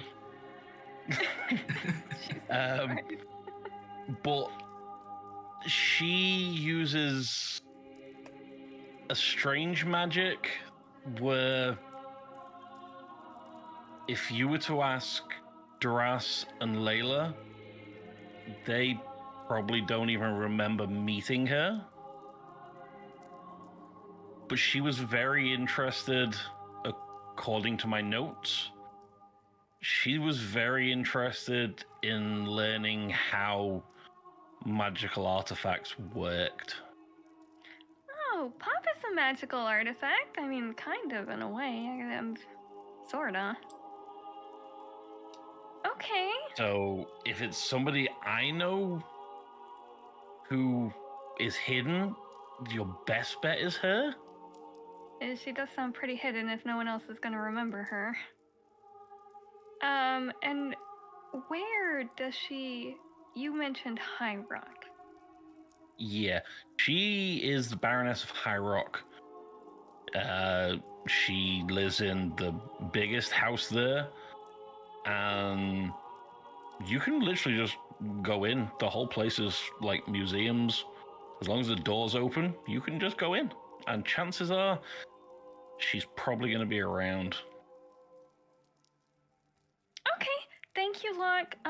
Good luck with whatever you're doing. And she kind of like looks at Kate and all her notes and stuff and goes, good luck. Thank you. And he's just going to sit back down and start going over notes again.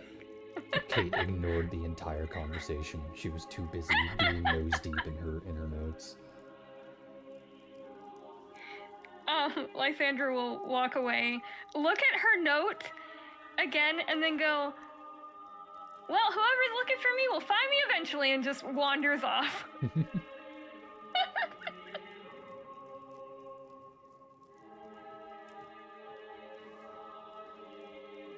I guess it'll be at this point that Guava would approach the group proper, to which it would be at this point that everyone would see the two individuals in tow.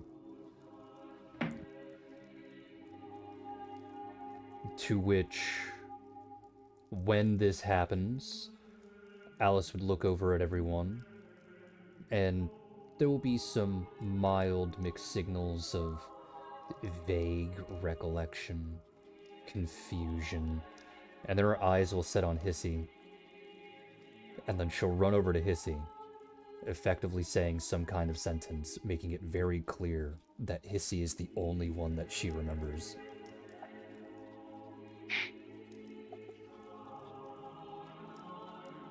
Hissy is going to blink, exceptionally confused, but he doesn't, like, flinch away or anything.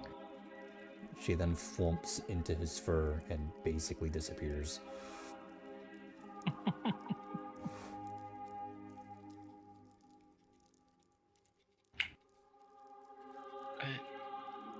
Hissy just looks into his fur, where Alice has essentially disappeared into. And then he looks around for Leiku, going, Leiku, Alice is in my fur, I think. I can't smell her, but this is Alice. Then Leiku will rush over.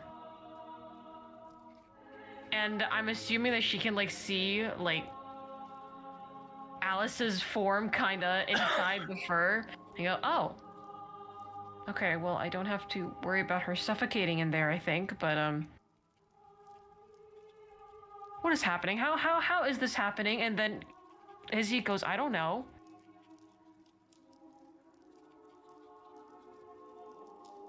Alice, how are you here? Alice will lean back enough so that she can speak. She goes, oh. To which, like, you then turn around when you feel another presence behind you.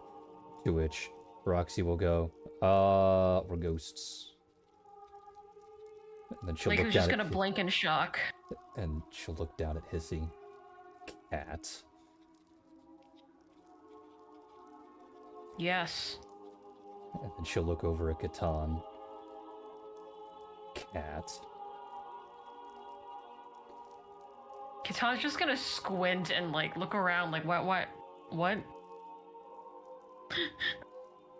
She will then point at him and at Hissy. No, actually no, just at Catan. Will point directly at Catan, and she'll say slur.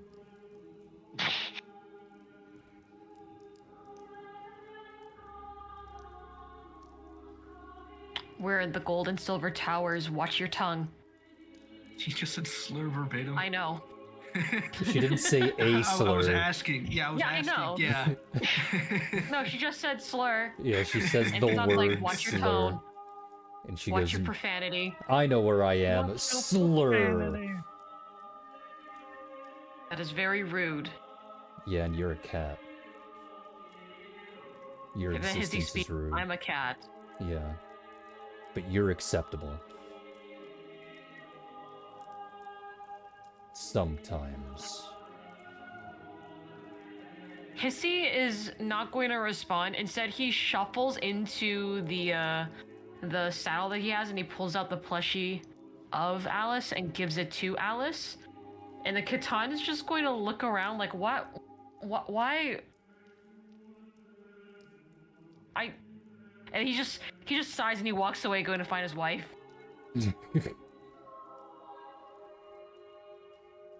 Needs wife therapy from being called a slur multiple times. It's good to see you're as fiery as always, Roxy. Yeah, and? Sammy's just gonna smile. It's just nice to see you again. Okay. I mean, I'm not really here. I'm still fucking dead, but alright. Rolls eyes. It wasn't supposed to be a funny comment, but alright. Wait, dead? Who's dead? Locke, you turn around and you see these two ghosts. Me, fuck ass. What the fuck? What, you never heard of ghosts before? Ooh, what? She waves her Leiku will hands in his attempt to face. cover Alice's ears, but she doesn't know if it's possible, so she's just kind of like moving her hand around Alice's ears in an attempt to cover them. You swore around Alice before. What are you doing? How many times do I have to explain this? I'm on lease for like 3 months.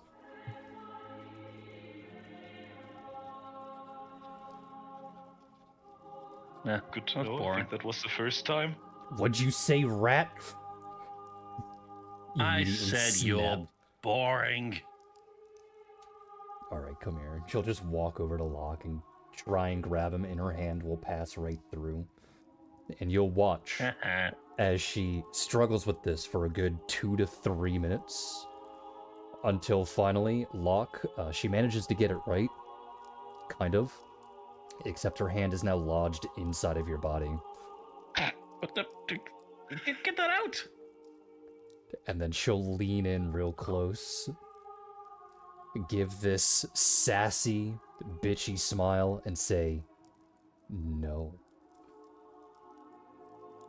Remove your hand, or I will exercise you. You can't, because I'm not a wandering spirit. She'll start to walk, dragging Locke behind her. He is going to attempt to drag her instead, and probably fail miserably because he has literally like no strength. Go ahead and make a strength check then.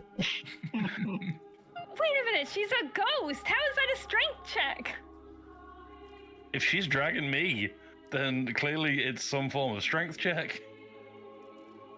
Let's see. Straight up strength check.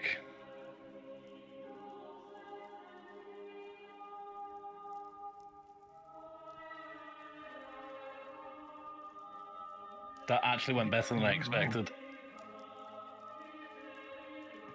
You know when you're really hoping for the nat one? Unfortunate. However, you do take a -4 penalty, and she gains a +4 penalty due to the size difference, because small and medium.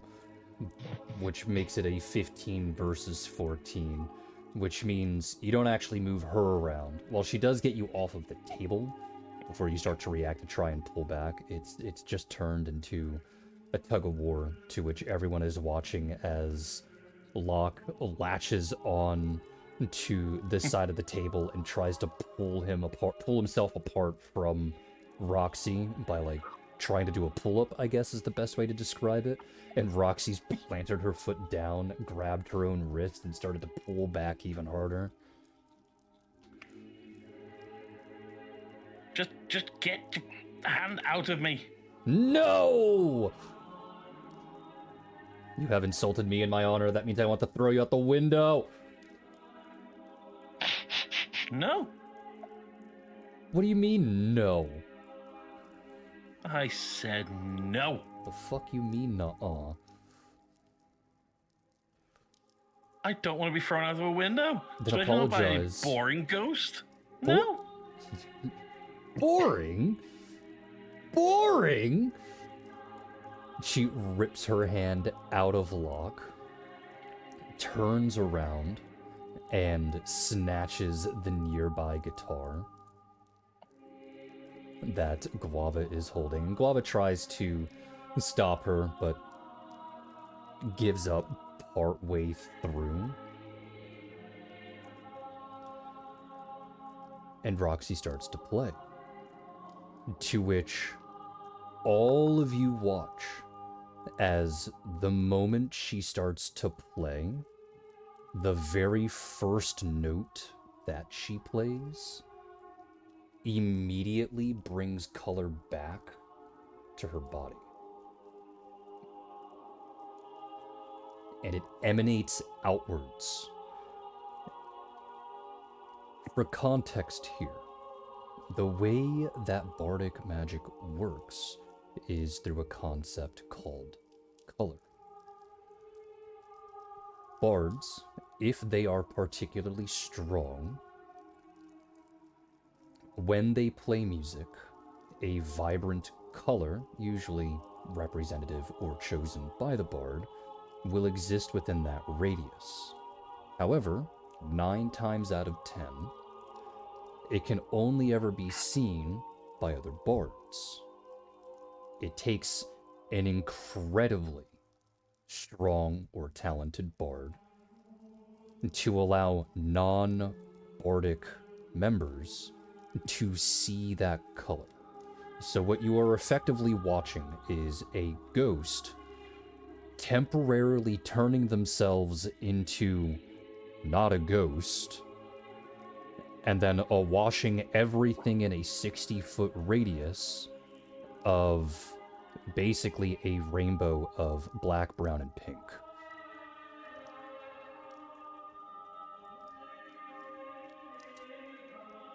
Okay, that's pretty cool. Rosin is going to approach Alice after seeing this and present her Hold on. violin. Oh, okay. Sorry. Hold on. Holding on. I was scrolling to a spell. Oh. You're... Are we about to see someone die? No, but apparently... Come on, bot.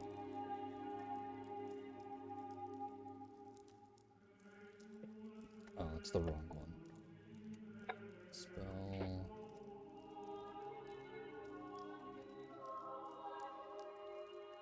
I'm gonna need a will save from Locke.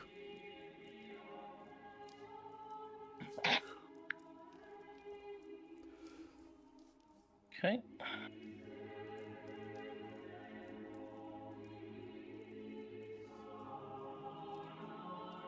Alright, so that 18. is a base of, let's see, it's a base of 10, as all spells. This is a 6th level spell, so it's a base of 16. And then we add the charisma bonus, so you need to beat a 27. I do not beat a 27.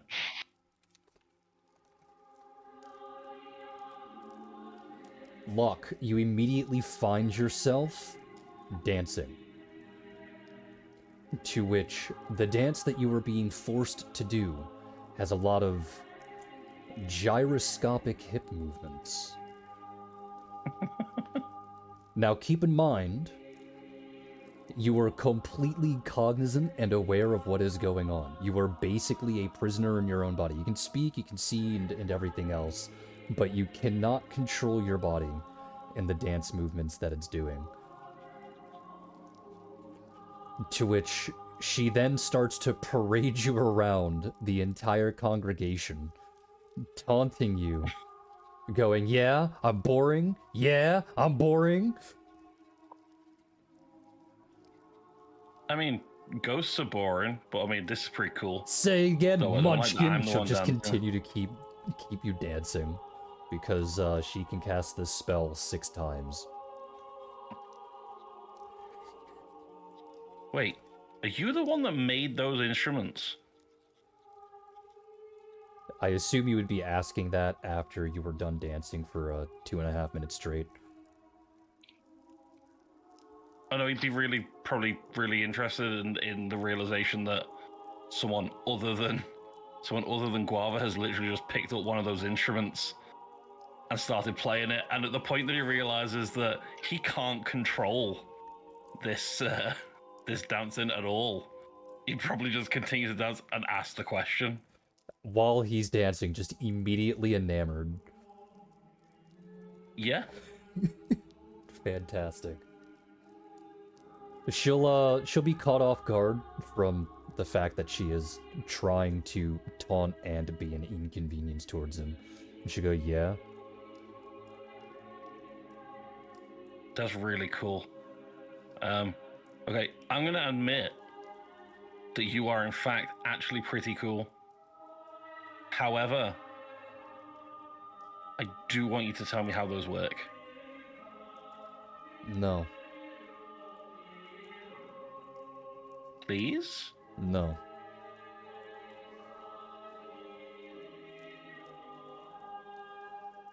Why?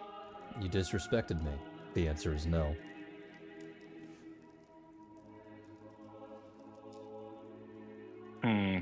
I will get that information from you. No, you I won't. will make. I will convince you to tell me how they work. No, you won't. You won't. The dance then changes.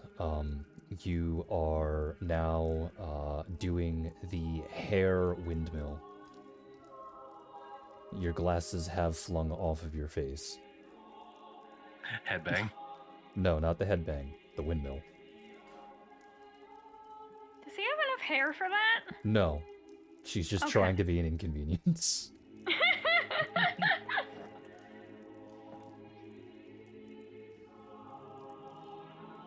I will find a way to convince you to tell me how this works. Eat my ass. If that gets me the information, sure. What? The fuck is Oh wrong with my you, man? God. Jesus. Roxy's just like squinting, like, what the fuck? Fuck, He man. really needs to know. Damn. Didn't realize you were that kind of pervert. Oh, I am a pervert for knowledge. I get. God damn it. Oh god. Lock, Don't don't make it We worse. can't save him! We can't save him! It's over! Pack it up! phrase it like that. Make a new character sheet. It's done. Sorry. The new character sheet is done. Locke commits suicide. Lock takes 20d20 holy damage. Spouting this shit in a church, how dare you? 20d20 won't even kill him. Probably. To be fair, Probably? he only had me in her sights and didn't smite me instantly. I don't think she knows full well what I am. Does she though? You just admitted to being an ass muncher. Did you tell her that while you were seeing her? Oh, did I tell the omnipotent being that I'm a pervert? No, but I'm pretty sure she knows. Roxy's face will twist in disgust and she'll be like, someone take this 3-foot rapist away from me. I'll have you know I'm 4 foot. Wait a minute! That's the part you correct. 4-foot rapist to you. We Gonna can't be honest, I save him! had- Save him! It's over! It really is over! Her face will Wait, contort I have my magic into back. her face will contort away from disgust into actual anger, and she goes, "That's the part you deny." No. I mean, I can't deny the other You part because mean? I've never done the other part, so it's a baseless accusation. I do, however, can honestly say that I am not 3 foot, I am 4 foot. Just like that, I Locke want to has rip out my chosen. hair, oh my god. Locke has chosen the wrong dialogue option. You gotta go with what you have empirical facts for. Can someone please knock Locke out before Locke makes any more mistakes today? I don't think Please. I have enough damage. It's a car crash. You can't look away. I have my magic again! I'm polymorph his ass!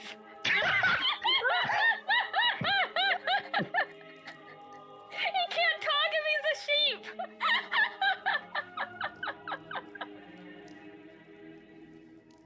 Oh no! I'm the cat full of soup crying.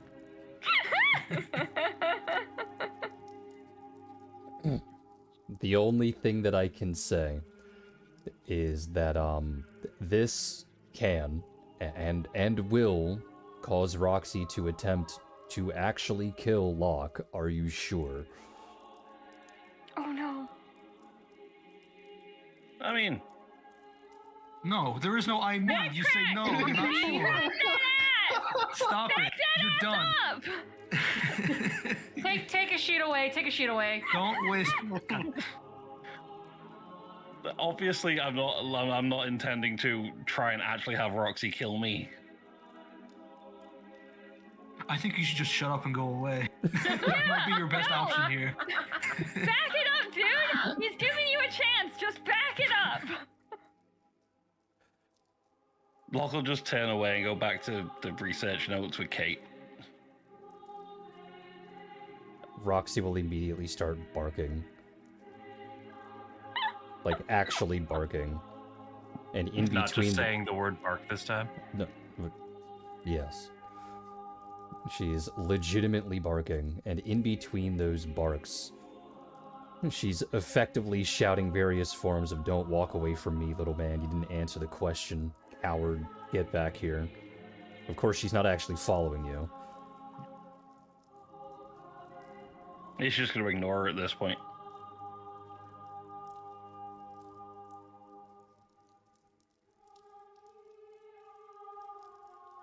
Poor Locke. All he had to do is just say literally anything else, and he could have potentially, maybe, learned how the instruments worked. Wrong dialogue option in real time. Wrong dialogue option in real time.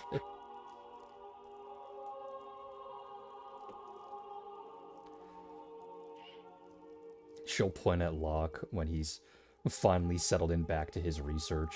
She'll go, "You know what? You've been demoted to cat tier." Damn.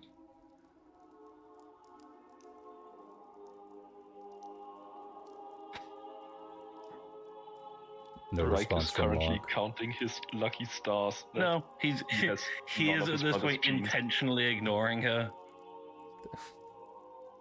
Her worst weakness, being ignored. She eventually gives up after barking for nearly a half an hour. Jesus.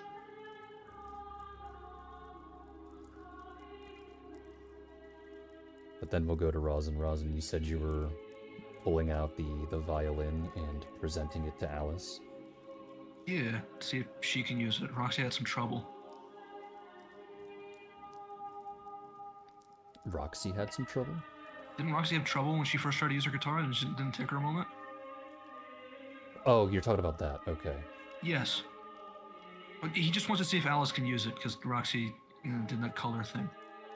Oh, yeah. She looks, I guess, away from Hissy because she has found the comfy spot on the cat. And when she sees that Rosin is presenting the violin to her, she slowly pulls away from Hissy, turns around, and takes the instrument rather easily. And you can tell that there is some mild confusion on her face. She doesn't really know why you're handing her the violin. I just want to see if you could play it. Well, yeah, I can play it. Do you want me to play it now? May you? She'll look back towards Guava, and Guava will think for a moment, to which she'll then look over at Rosin, and she'll ask, "Don't you want to play along?" I suppose I could. Did Alice's violin have its own bow? Yeah. Okay. So then Rosin would still have his then, which he'd pull out. To which Guava will get up from where she's sitting, and you'll watch as she brings over the portable drum set that Group B has gathered. To which Rosin watches as Alice thinks, looking back and forth between these two, and almost absent-mindedly, honestly, with the way that she moves, she gives her violin back to Rosin before going over and setting up her drums the way that she likes, to which she has them surround her in 3/4 of a circle, and she's standing. There's no chair that comes along with this portable drum set. And she twirls both sticks in her hand, and she just waits, twirling the sticks in her hand, looking up at Rosin expectantly. I don't know if Rosin knows any songs that have drums. Just If you just, taught. I mean, if you just start playing, she'll play along. Alright, well, I suppose Rosin will start as best he can. To which, after waiting a couple of minutes of Rosin making a beat, Alice will eventually chime in, mimic the beat, and then start to build on top of it to see if Rosin more or less does the same. Sure. I guess we're doing a duet. All right, in which case, go ahead and roll a performance check.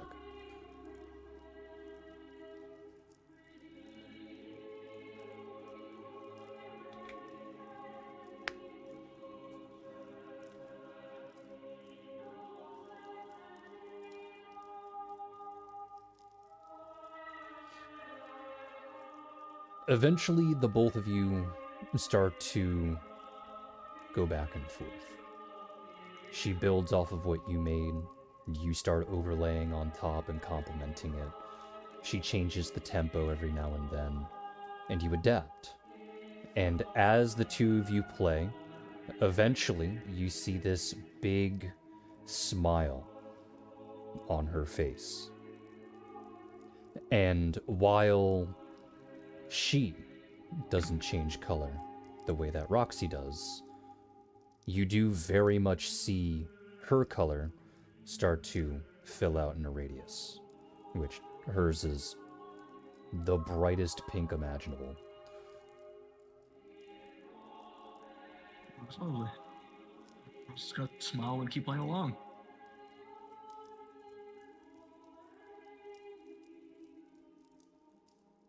To which Guava will eventually chime in.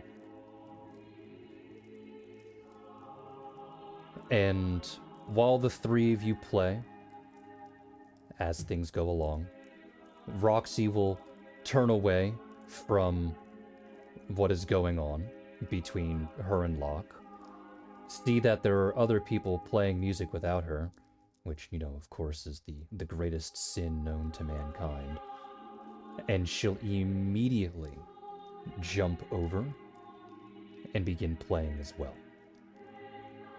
However, this doesn't last particularly long, because she's not all that much into it. To which Rosin, you can tell, is because she is effectively sizing you up and down. When she stops playing, Guava and Alice stop playing, and it feels like you're being judged by yet another god. And she goes, "Do you really want to learn?" Rosin, well, not I, man. More than almost anything.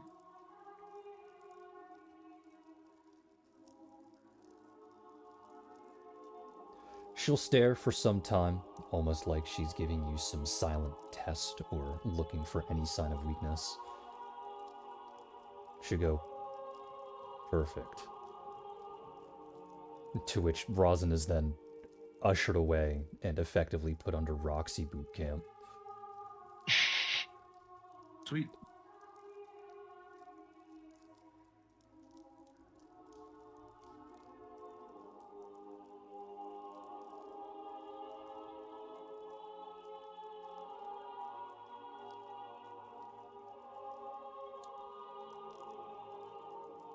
Anything else?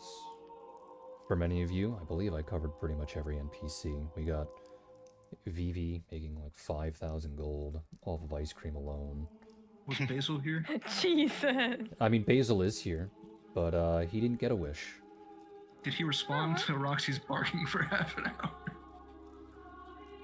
Yes, he would have, but in the way where he would look up from where he's sitting, look over at Roxy, and then go, "Oh, okay, not me," and then sit back down. And then 2 minutes later, Oh no. Jesus Christ. look up again and go, "Oh, okay, it's not me," and then I sit love him back so down. much. He's so stupid! Someone help him! No, I don't think I will. Lysandra wants to check on Nasa. In what way? I mean, she already approached the group and said, "Hey, look at me. I'm the champion of Ioni now. I am a walking glow stick, and I don't know if I like that." Yes, in more of an in-depth way than I'm a walking glow stick, I don't think I like that. Okay. Approach. Okay. Lysandra, approaches Nisa. Nisa? Yes. How are you? Getting used to something new. You know, me too. I have my magic back. Oh. Did she give it to you? She did, yes. And how do you feel about that? Happier for sure.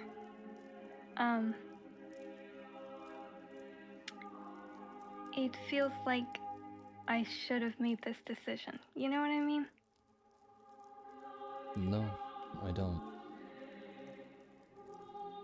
Well, it feels like this was what I wanted to do, what I should have done, and I think what I was meant to be doing. If you feel that way, then all I can say is that may the roads you walk on be blessed. Thank you, Nisa. How do you feel about being the champion?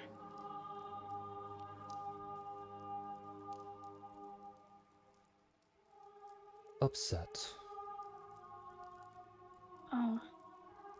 Because this is all the confirmation that I really needed to know that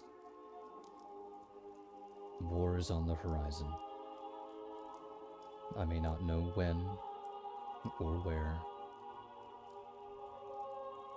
but probably sometime soon.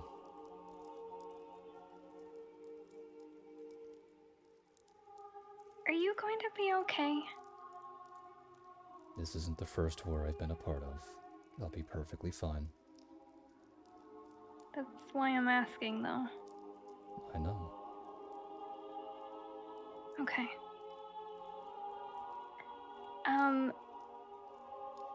If I have questions, can I come to you? You don't need to ask for that, dear. Okay. Thank you. There was ice cream. So I've heard. Maybe, if you'd like to go get some. I do not have that large of a sweet tooth. Okay.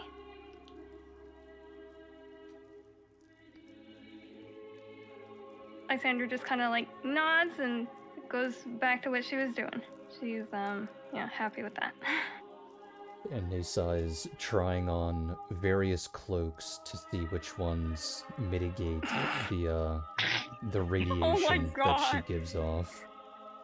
Do any of them do it? No, every single time she puts on a new set of clothing or another jacket over it, it snuffs it out for a couple of moments, and then that piece of clothing gets infected by it. Is there just a pile of glowing clothing pieces on the floor now? No, when she takes them off, they're no longer afflicted by it. Before Lysandra leaves, she goes, maybe something magical would help with that? I don't think a normal cloak is going to. If I had the eyesight for it, I would. That's why I'm mentioning it. I could help find a magical one. I don't think you understood my joke, dear.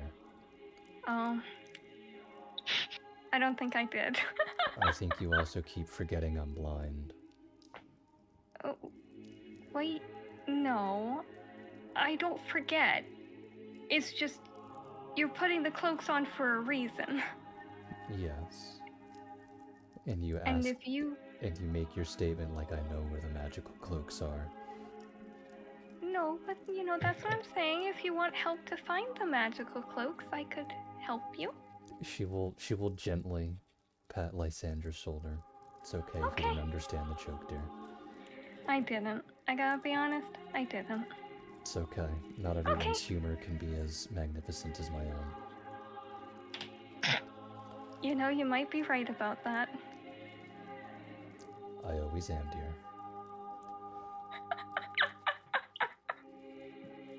Lysandra just nods and actually walks away this time. Like, leave her to her cloak pile at this point. she will go back to her machinations of trying to find something that snuffs out the holy aura for a little bit.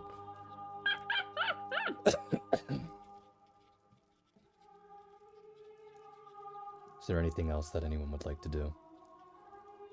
Yeah, I think Ras would eventually walk over to Locke and Kate and introduce them to their new baby brother.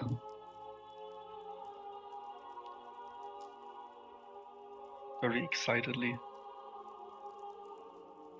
Kate will slowly turn towards Dadas, to which, for some strange reason, Dadas hears the sound of plastic scraping against concrete. When she does this, she will stare over the child, and she will look Dadas dead in the eyes as her hands reach behind her, and then each of them slowly holds up a potion.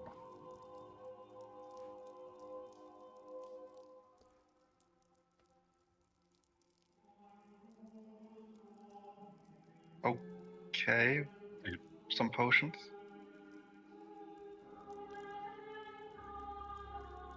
Is Locke doing anything?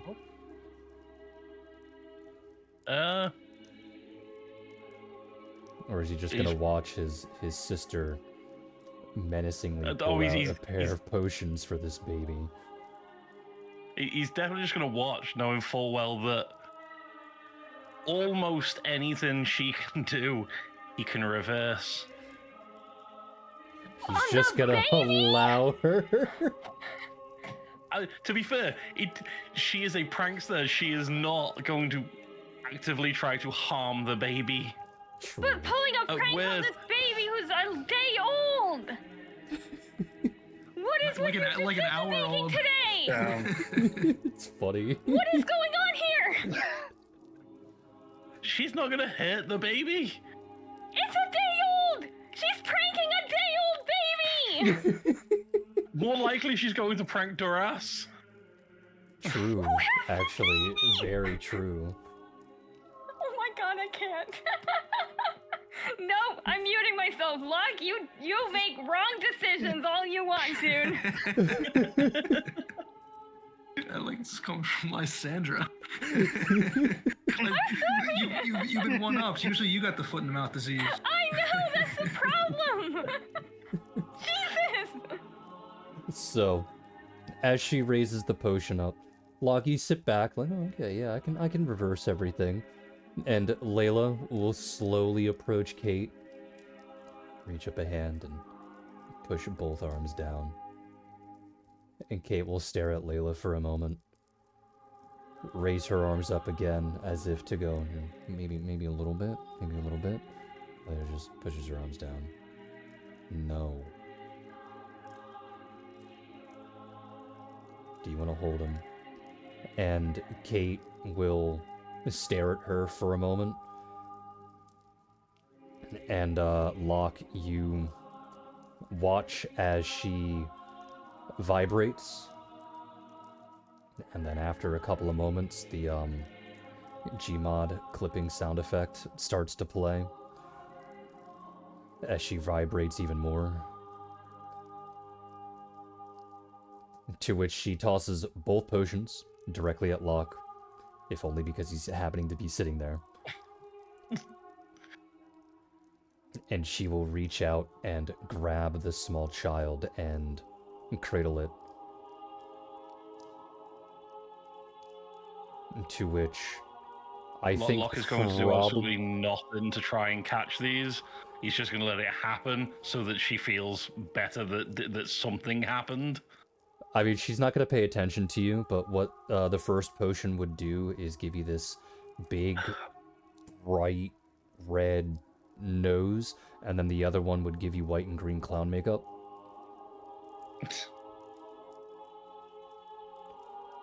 He'll just sit there and wait for her to, calm down and stop vibrating with the child. No, she stops vibrating before she picks up the child. Hopefully, yes. And when she sits back down with the kid, I think maybe for the first time in Locke's life, he gets to see what Kate looks like when she's calm. Not, upset and sluggish or mad or anything along those lines. Legitimately happy and calm.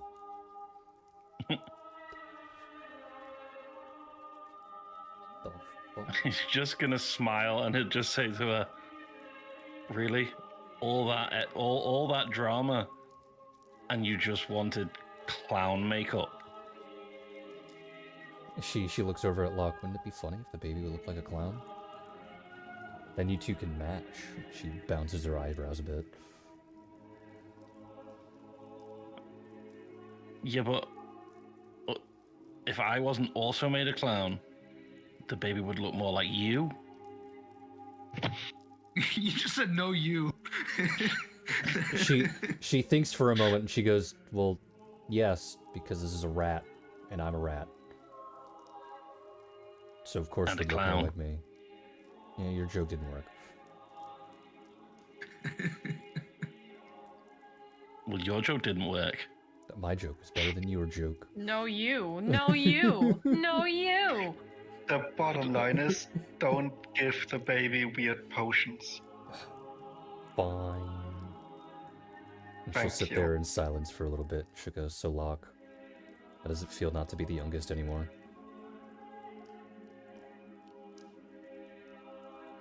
I mean, I'm still going to be the one that has to. Weird potions have been denied, so I'm still going to be the target of weird potions, so nothing changes. That's not what I mean. And she'll shift so that the baby's a bit more in view for Locke. See? An actual baby brother, huh? I mean, sure, he's cute. Maybe. Maybe. Yeah, maybe. You gotta be more honest with yourself. And she'll turn back away with the Nuh-uh. baby. Otherwise, you won't be able to hold him. That is true. You have to call him cute first. Maybe. She's like, "Okay, I guess it's only me then. You will never hold this child, and he will never respect you, and he will never look up to you. You will never be his big brother. You will just be some annoyance that has the same species."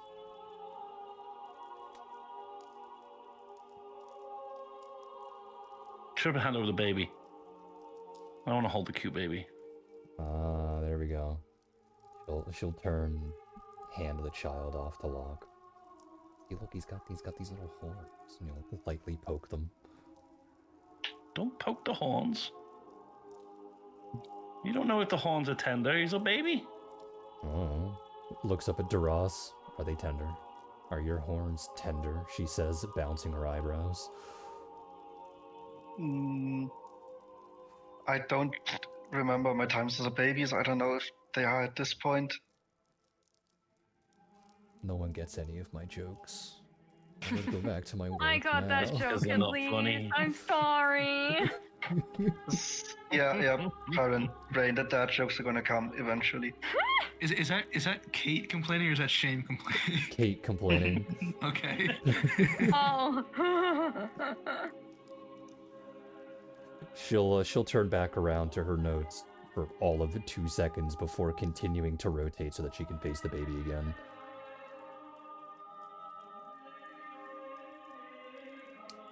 Eventually the baby will wake up, to which Layla will take the child and start to walk away.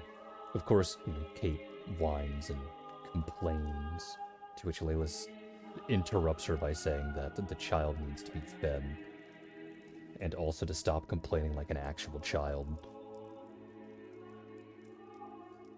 Kate, of course, will complain more.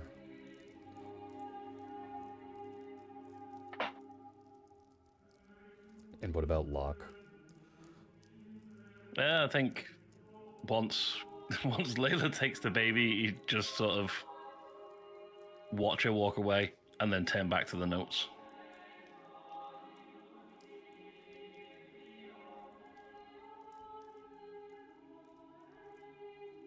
boy loves his research.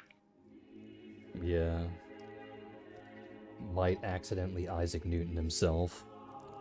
I mean, maybe. if anyone, let's just say there is the chance that one day this kid blows himself up with an accidentally made, atomic bomb. I don't think Isaac Newton did Demon that. core incident. I was talking about the fact that Isaac Newton didn't get laid. That too, I suppose. That too, I suppose. Perfectly in character to completely overlook that and think, oh yeah, the science will go too far. That's the issue here. That's the only thing that'll go wrong. Alright.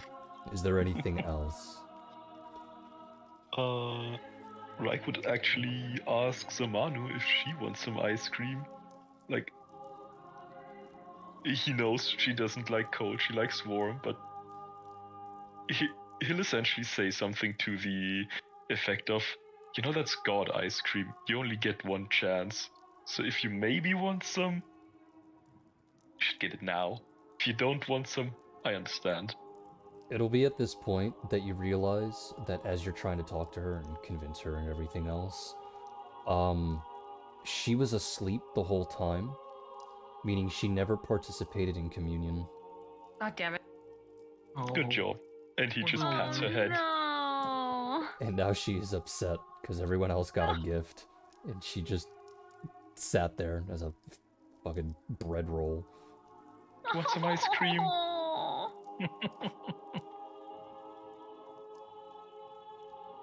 Yeah, let's get you some ice cream. She'll just pout some more. Just pat her head more. And after getting her ice cream, he'll just wait for Catan to become available again. Catan becomes available again. Hello, I'm available again.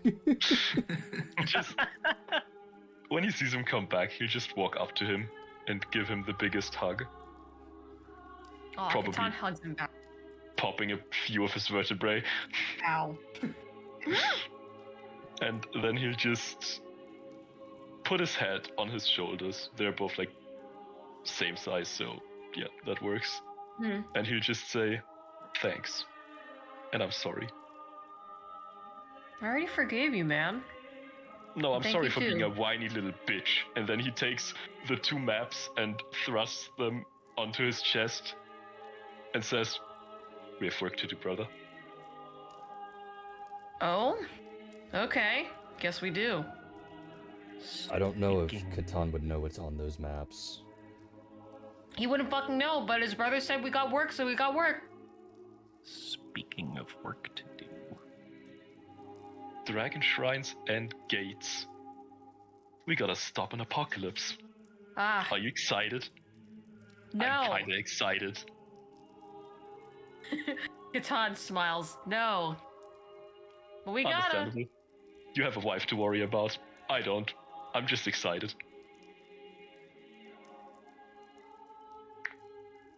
I wonder if we'll become a dragon. I would make a great dragon. That's gonna be a problem for her. Points at Rose. Rose, huh? Get a polymorph potion. Dude, I thought you like realized what is happening to Zamanu all the time. You could just turn back. Rose, into would it be? yourself. Would you still love me if I turned into a dragon? She thinks for a moment, her eyes not really scanning the room, but rotating along the top half of her eye socket. She'll go, would it fit? Huh? Nothing, ignore me. And then she'll just start to waddle away. Okay, would bye, you let me- baby. Dragon. Babe, would you let me find as a worm with a Y?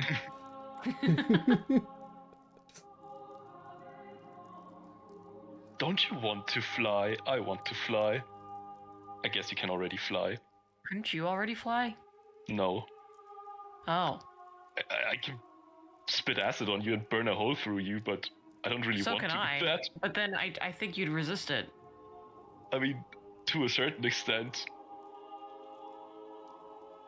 It was still hurt. A bunch. Wait, let's give this a try. Hold out your hand, I'll spit on it. Okay, yeah, sure. And he just T-poses in front of him.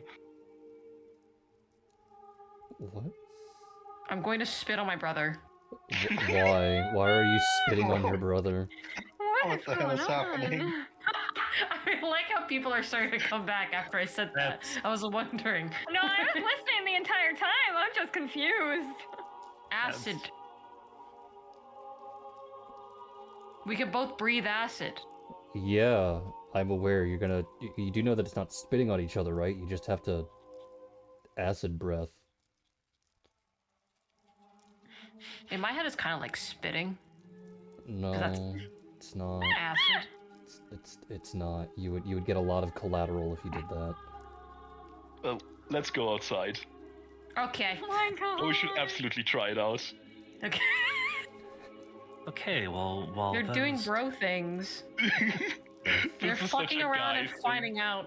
This is such a guy thing. Okay, you wear the bulletproof vest and I shoot you. Yeah, and then right before Katanda's like, oh, look at this cool stick. Okay. So we have Catan and Reich just screaming at each other outside and burning each other with acid. Got it. While those There's a two beautiful are, family bonding moment. They're spitting on each Yes, other. Sony. while those two are bonding, What the fuck? Why'd you say it like that? What the frig? You 'Cause I could be don't know ruder how than to- that. You just be rude if people are speaking over you. Just be rude. while those two are bonding, because that's about the only thing I could use to describe that. Let's say I was just going to turn to the party. With all these kids on the brain, something just came to mind. My rather large 8-legged child. I'm starting to think it might be time to find a druid circle. For Gosa? Yeah. To leave Gosa with the druids? Not ideally, but you remember what Orvis said? He might be important to them. Oh, I thought you meant. Okay. Lysander looks a little sad. Can't we find the girl? The girl that was in the book? And she looks to Rosin. Pretty sure Rosin is not here. Oh, never mind. No Roxy, looking to Roxy Rosin. grabbed him. Oh, she doesn't look to Rosin. She goes, I don't remember her name, but she was pretty important.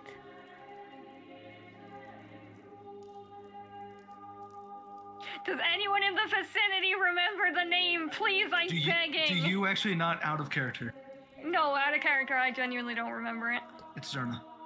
I was Zerna? gonna Okay, say thank in you. character she probably wouldn't remember either, Oh. considering No. the similarities. But the fact that Sammy me is speaking alone. out loud about trying to hand Gosa off to a druid should notify the 4 people in the party who met a druid. Now, granted, one of them is outside spitting on his brother, but 3 others I'm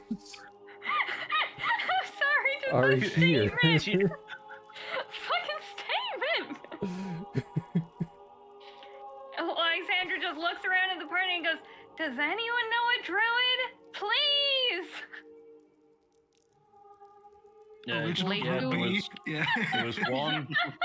Leica will That look had- up from Alice and Hizzy and go, yeah, what? A druid? Well, I know of a pretty important druid, but yes, any druid. Any druid. As much as I'd love to keep Gosa with me for as long as possible, he's getting big, and Orvis was right. He might be important. I want to seek out a druid circle to get answers about Gosa, and if they ask us to hand him off, I don't think I can refuse.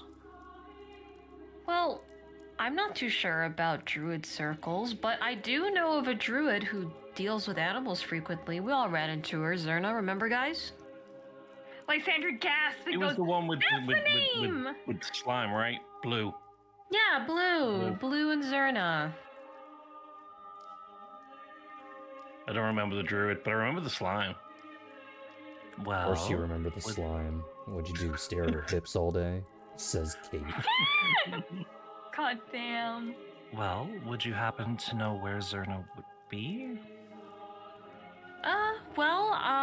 I don't really know the exact location of, where the druids are, but I do know that she has relations with the mercenary guild, so chances are we'll be able to find her there.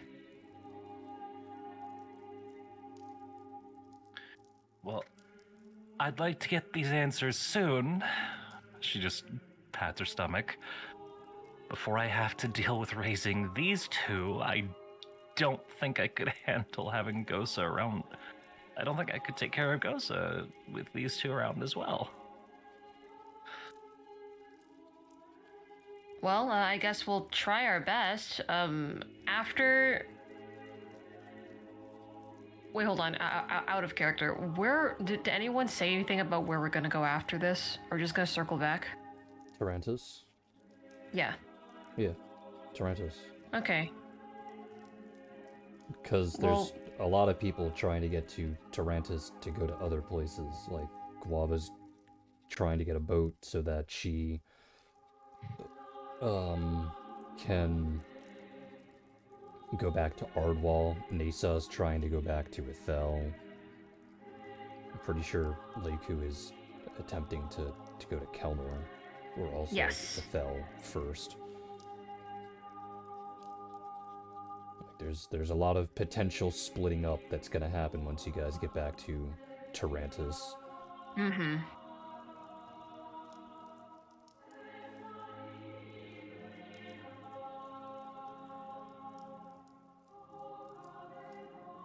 Okay, well, I guess we'll have to try our best, though we probably have to do it after you give birth, because, I think you're gonna pop.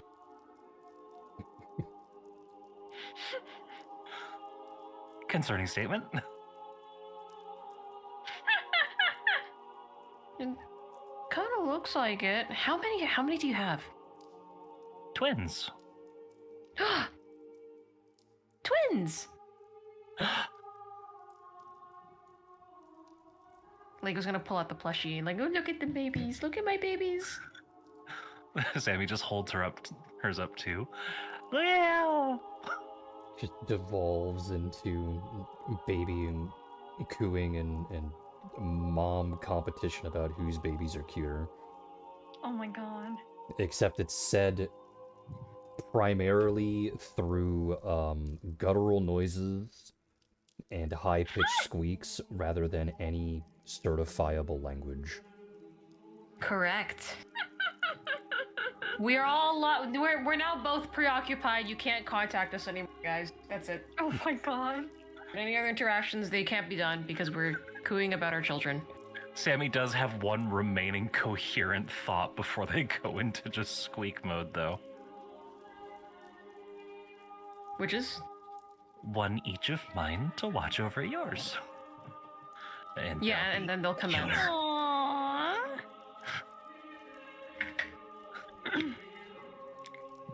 they're in mom mode now. I forgot about this, but Lysandra then looks around at the remaining party members that aren't literally cooing or getting spit on or whatever Rosin's doing and goes, "Does anybody need to talk to me?" Oh, Hissy will approach, and I don't know where Alice is at this period. Alice Buried in there somewhere. Alice is buried in there somewhere, yeah. Oh my Okay. god. All right, Hissy's going to approach you, and there are two ghostly bunny ears sticking out from somewhere on his back, and he looks down at you and goes, "Make me a body." Lysandra just looks around and then, wait a minute, how tall is Hissy? Is this literally looking down? He's a large creature. Oh my god. No, To be fair, it'd be more long-wise than height-wise, despite him being a okay. large-sized creature. But even if we were to go, okay, he's 10 feet long, he'd probably be about a half to 3/4 as tall. Meaning, at the bare minimum, he's still 5 feet tall. He's still taller than Lysandra. Meaning he's still looking down at you. God damn. Shorter than the fucking dog. Damn. So Lysandra just looks around and then back up at Hissy and goes, "What?" Ioni told me I need a vessel. You can build vessels. I require a body.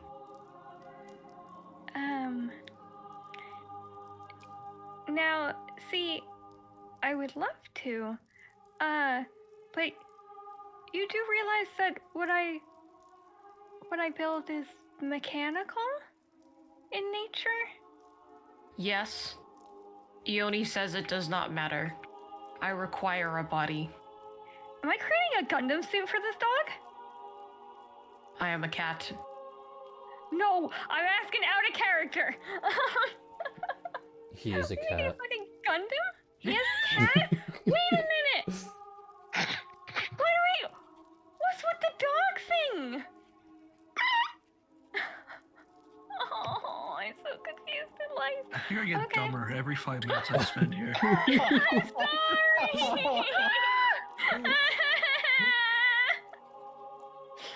You guys, man. Okay. If you, okay, I can build something. I can make something. Sure. Now, can you turn into a more humanoid form, or am I creating a vessel for? She makes a round symbol with her hands at Hissy. Hisdy's expression goes from neutral to unimpressed and goes, I'm not fat. No, you're not. No, you're not fat. It's just you are much bigger than I am. He squints for a moment before he resumes. I require a humanoid shape. Okay. Lysandra looks progressively more confused. And then just smiles. Just complete 180. Okay, if Ioni said you should ask me for it, then I'm sure there is a reason, and I will make you a very nice little vessel. It is because I want to one day become human.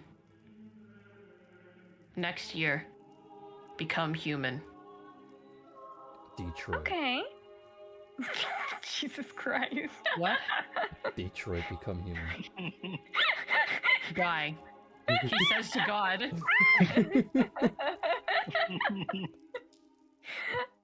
Okay, well, I guess we'll see what we can do about that. And then she kind of looks over Thank to you. where Leiku is, and then goes, "You might want to ask her about the royal treasury. These things are not inexpensive." And she kind of like looks over at Poppet and then back at Hissy. "We'll figure it out." Do you require payment? I will get you a fish.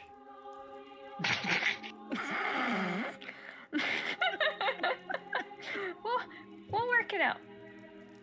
We'll work it out. Please don't bring me a fish. Fish is good. What if And it's a fish is very goldfish? good. I'm bad at cooking.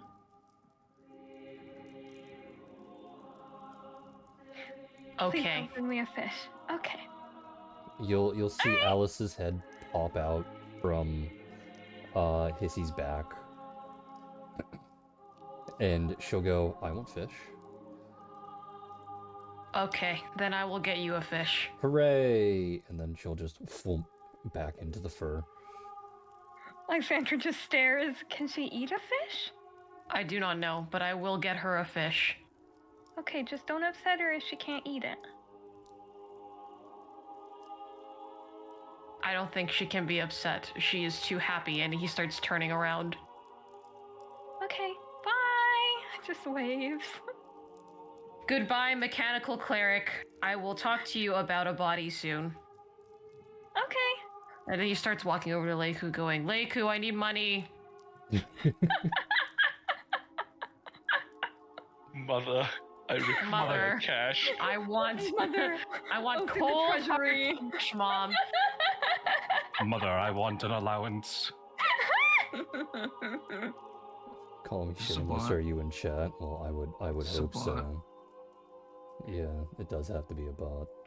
But that's fine. Yeah, I was They gonna have a say. real person name.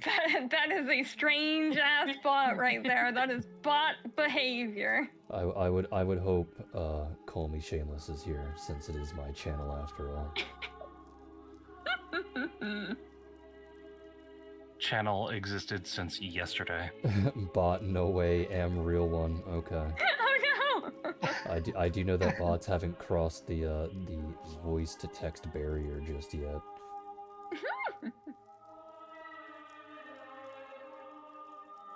But yes, we are here. We're just focusing on the game. I'm hungry. Was that in character or out of character?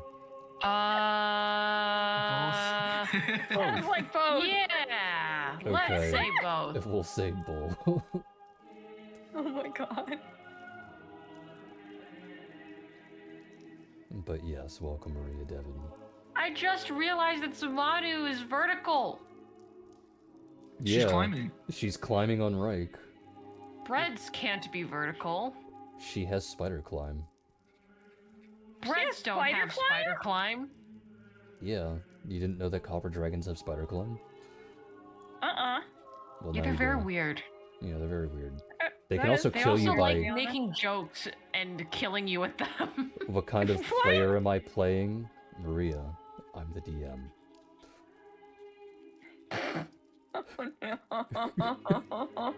The thing I've been enjoying most with the way we're all set out is it looks like Sammy and Locke are offering Duras potions, and Duras does not look impressed because he has the ... Offering to us drugs. Yeah. Yeah, no, keep that away They from don't me. have drugs. You wanna buy some death sticks? You You don't have want to to be sell me death responsible sticks. now. Well, Ask me in 18 years. let's see, I don't think there's any other interactions, are there? I don't think so. Yeah, I think that might I be got it. all of mine out. We have Rosin going to Roxy boot camp, Locke being demoted to cat, Hissy being Or promoted Locke. to dog,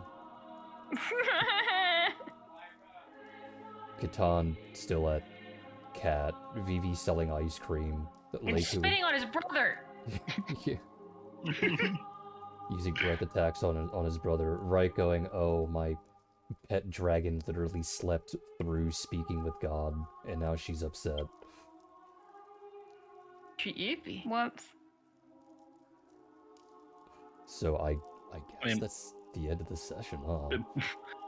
Before everyone wanders off, Locke will make two potions of Form of the Dragon, and approach Reich and Catan and say, "I heard you both wanted to be dragons.